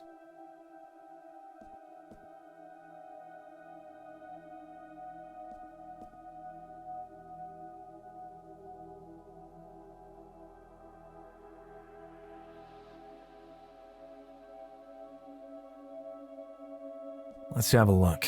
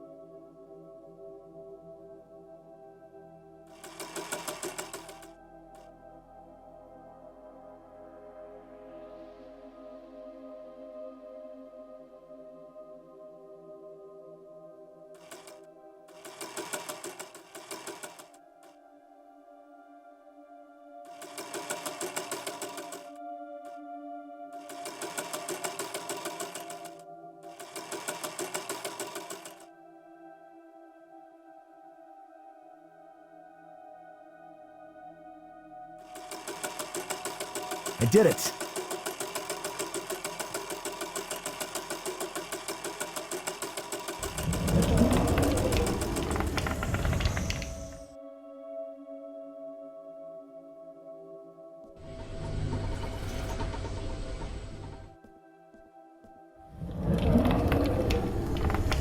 Huh?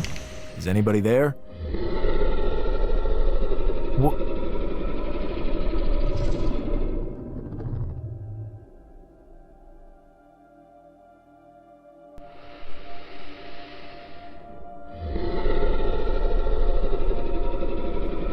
He's gone.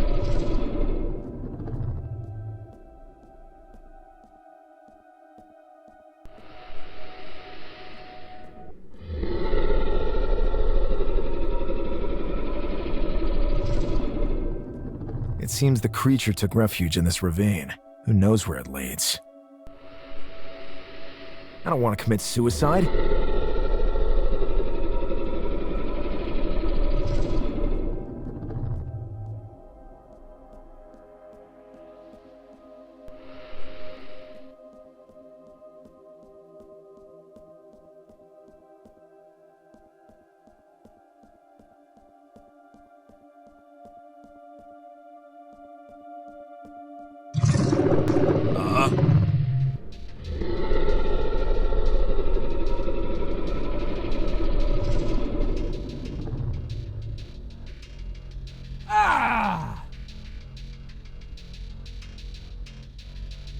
You won't be needing these anymore.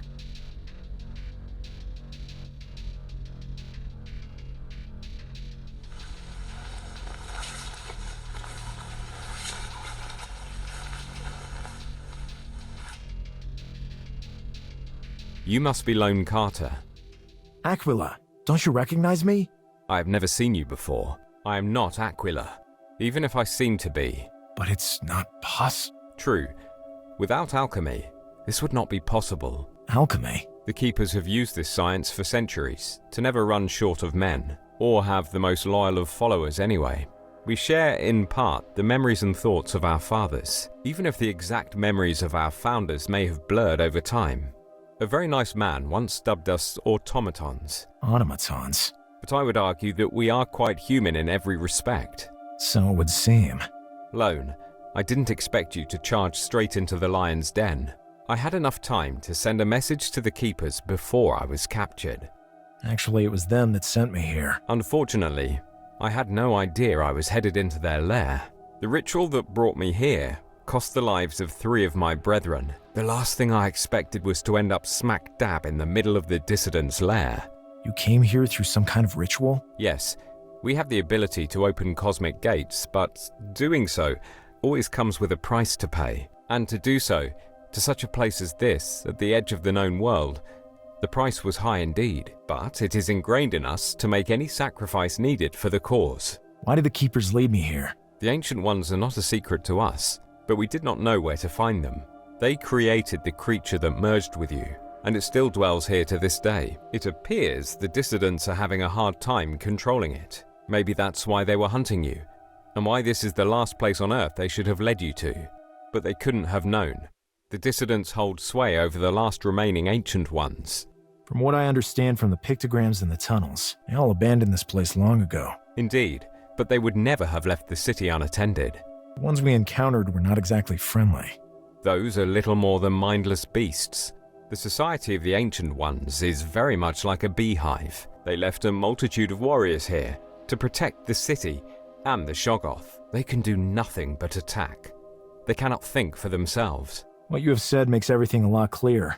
What name can I call you? You may call me Falco. I got nothing to ask him about. Incredible. He's absolutely identical to Aquila.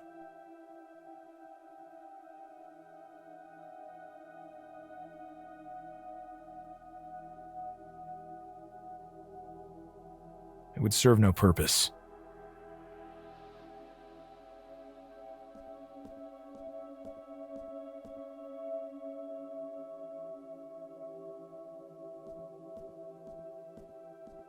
It would serve no purpose.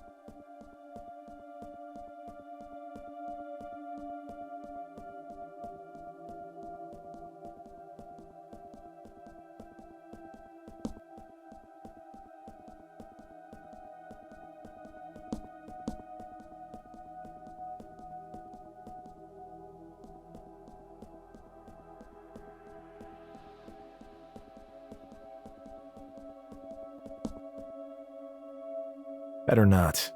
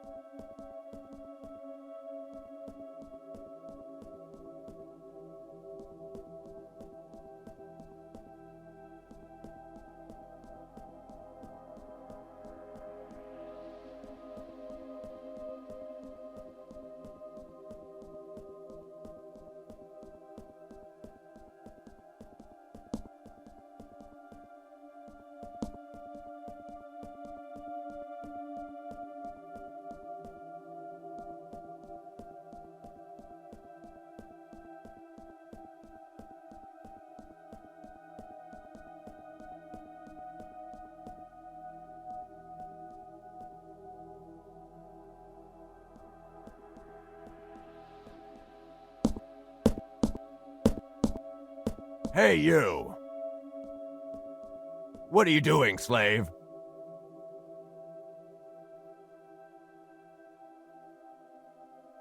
I'm trying to reach the others. Very well, let's go. The prophet is about to arrive. Katlan, Gu! Erd Toklana!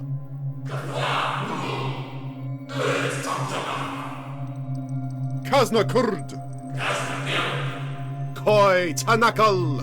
Koi Toklu! Katlan, Gu! Erd Toklana! Kazna Kurd!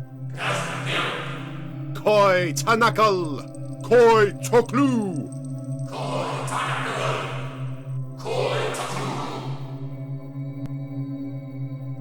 The time is almost upon us. Wayfarer of the plan, bless us. We invoke thee. Bring death to the keepers. Begin your reign of madness.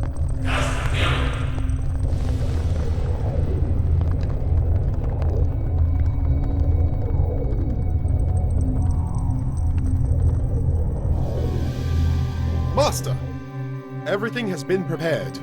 Unfortunately, we have not captured the hybrid. We are confident that we will be able to subdue the creature anyway, with your help. Katlantolka. Certainly, Master. Tlatonakal. Katnagerd. Skotja. Totktra. Tlatonakal. Katnagerd. Skotja. Totktra.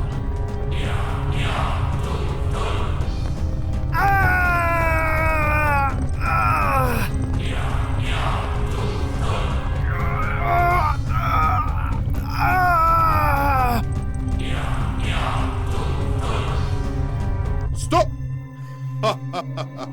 It seems that the stars are in alignment.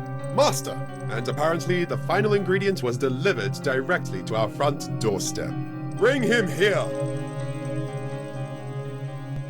Once we've brought the Alpha Shoggoth under our control, nothing can stop us. Quick!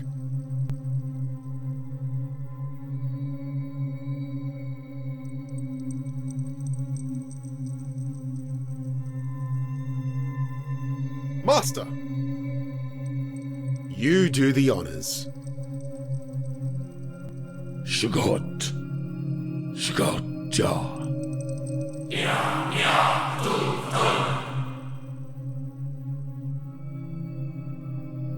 Tlatonakal.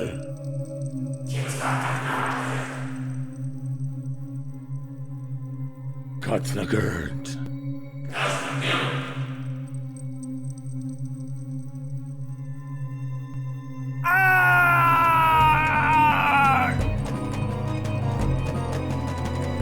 It's working! Master, our time has finally come! Master! Ya, Katsulu Patagna!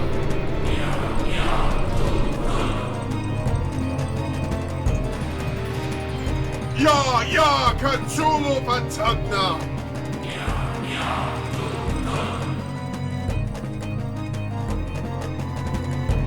Ya, Katsulu Patagna!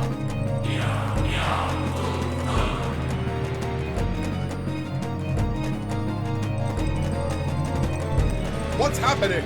It's not working! Master, get to safety!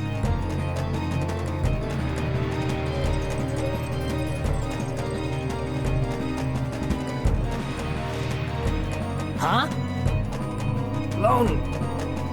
I have to go back. Ah! Mother.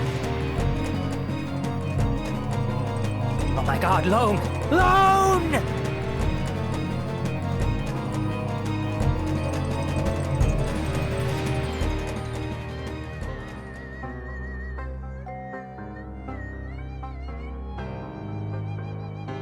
He seems to be breathing again, but his arm. The important thing is that he's still alive.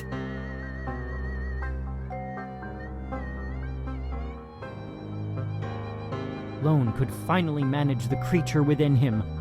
There were no traces of the dissidents, nor of the horrid creature that protected the immense city on the edge of the imaginable.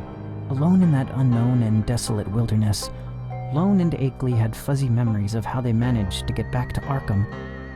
Both agreed on the fact that it was the imprisoned keeper who made it happen, Falco, but they couldn't be sure. Akeley went back to his experiments in Vermont. Lone met with Armitage several times before the keepers contacted him again. Now, he was one of them. They had thwarted a plan of the dissidents, but they hadn't defeated them. Surely their idolized deities would again find a way to breach the human soul, evoked by that fearsome creature that must once have been a man. Lone made his decision. He would protect the world and avenge William. The battle had just begun, and he was ready to face them.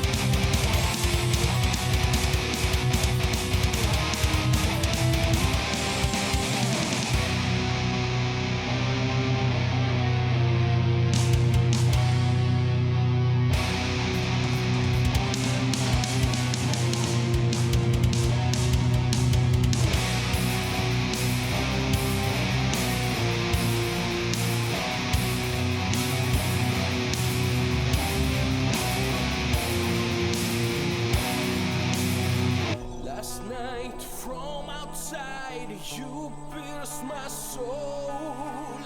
I'm chased now, not myself. Haunted without a goal. No soul screaming at the black sky invade. You read me piercings, stinging like a wine. You in my blood, dance me with your enables grow. Chain me steadily with your cruel for more.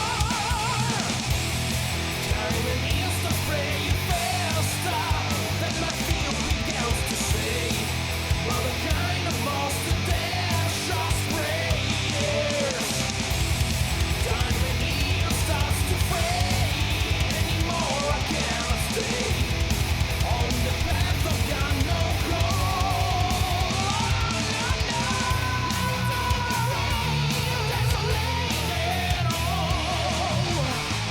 my mind blows itself in the field. My eyes cry blood as I fall. At a fluid meaningless of your field.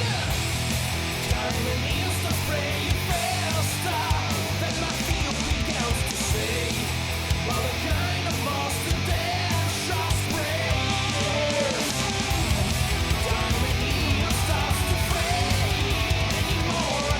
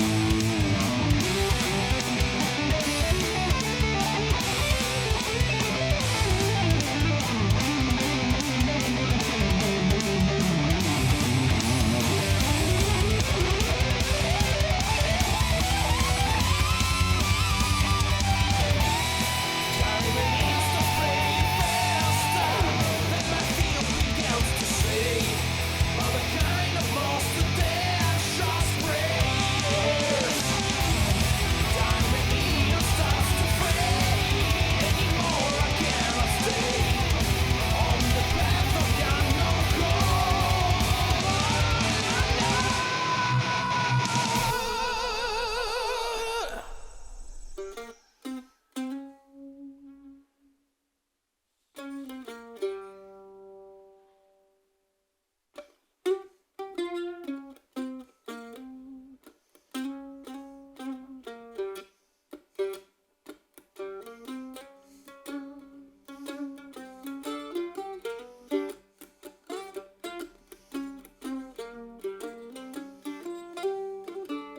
Lone, we need you. Armitage. When I hear your voice, I don't know why, but my legs shake. Don't shoot the messenger, Lone. Quite the opposite. Given your current position, I should be the one to worry. Remember Innsmouth. Not like I could ever forget it. A joint operation between the government and the FBI is underway. Already? Things seem to have taken a turn that requires immediate action. You will be in charge of the operation. Understood. I'll be there by this evening. Lone? What is it now? I recommend you take the greatest care.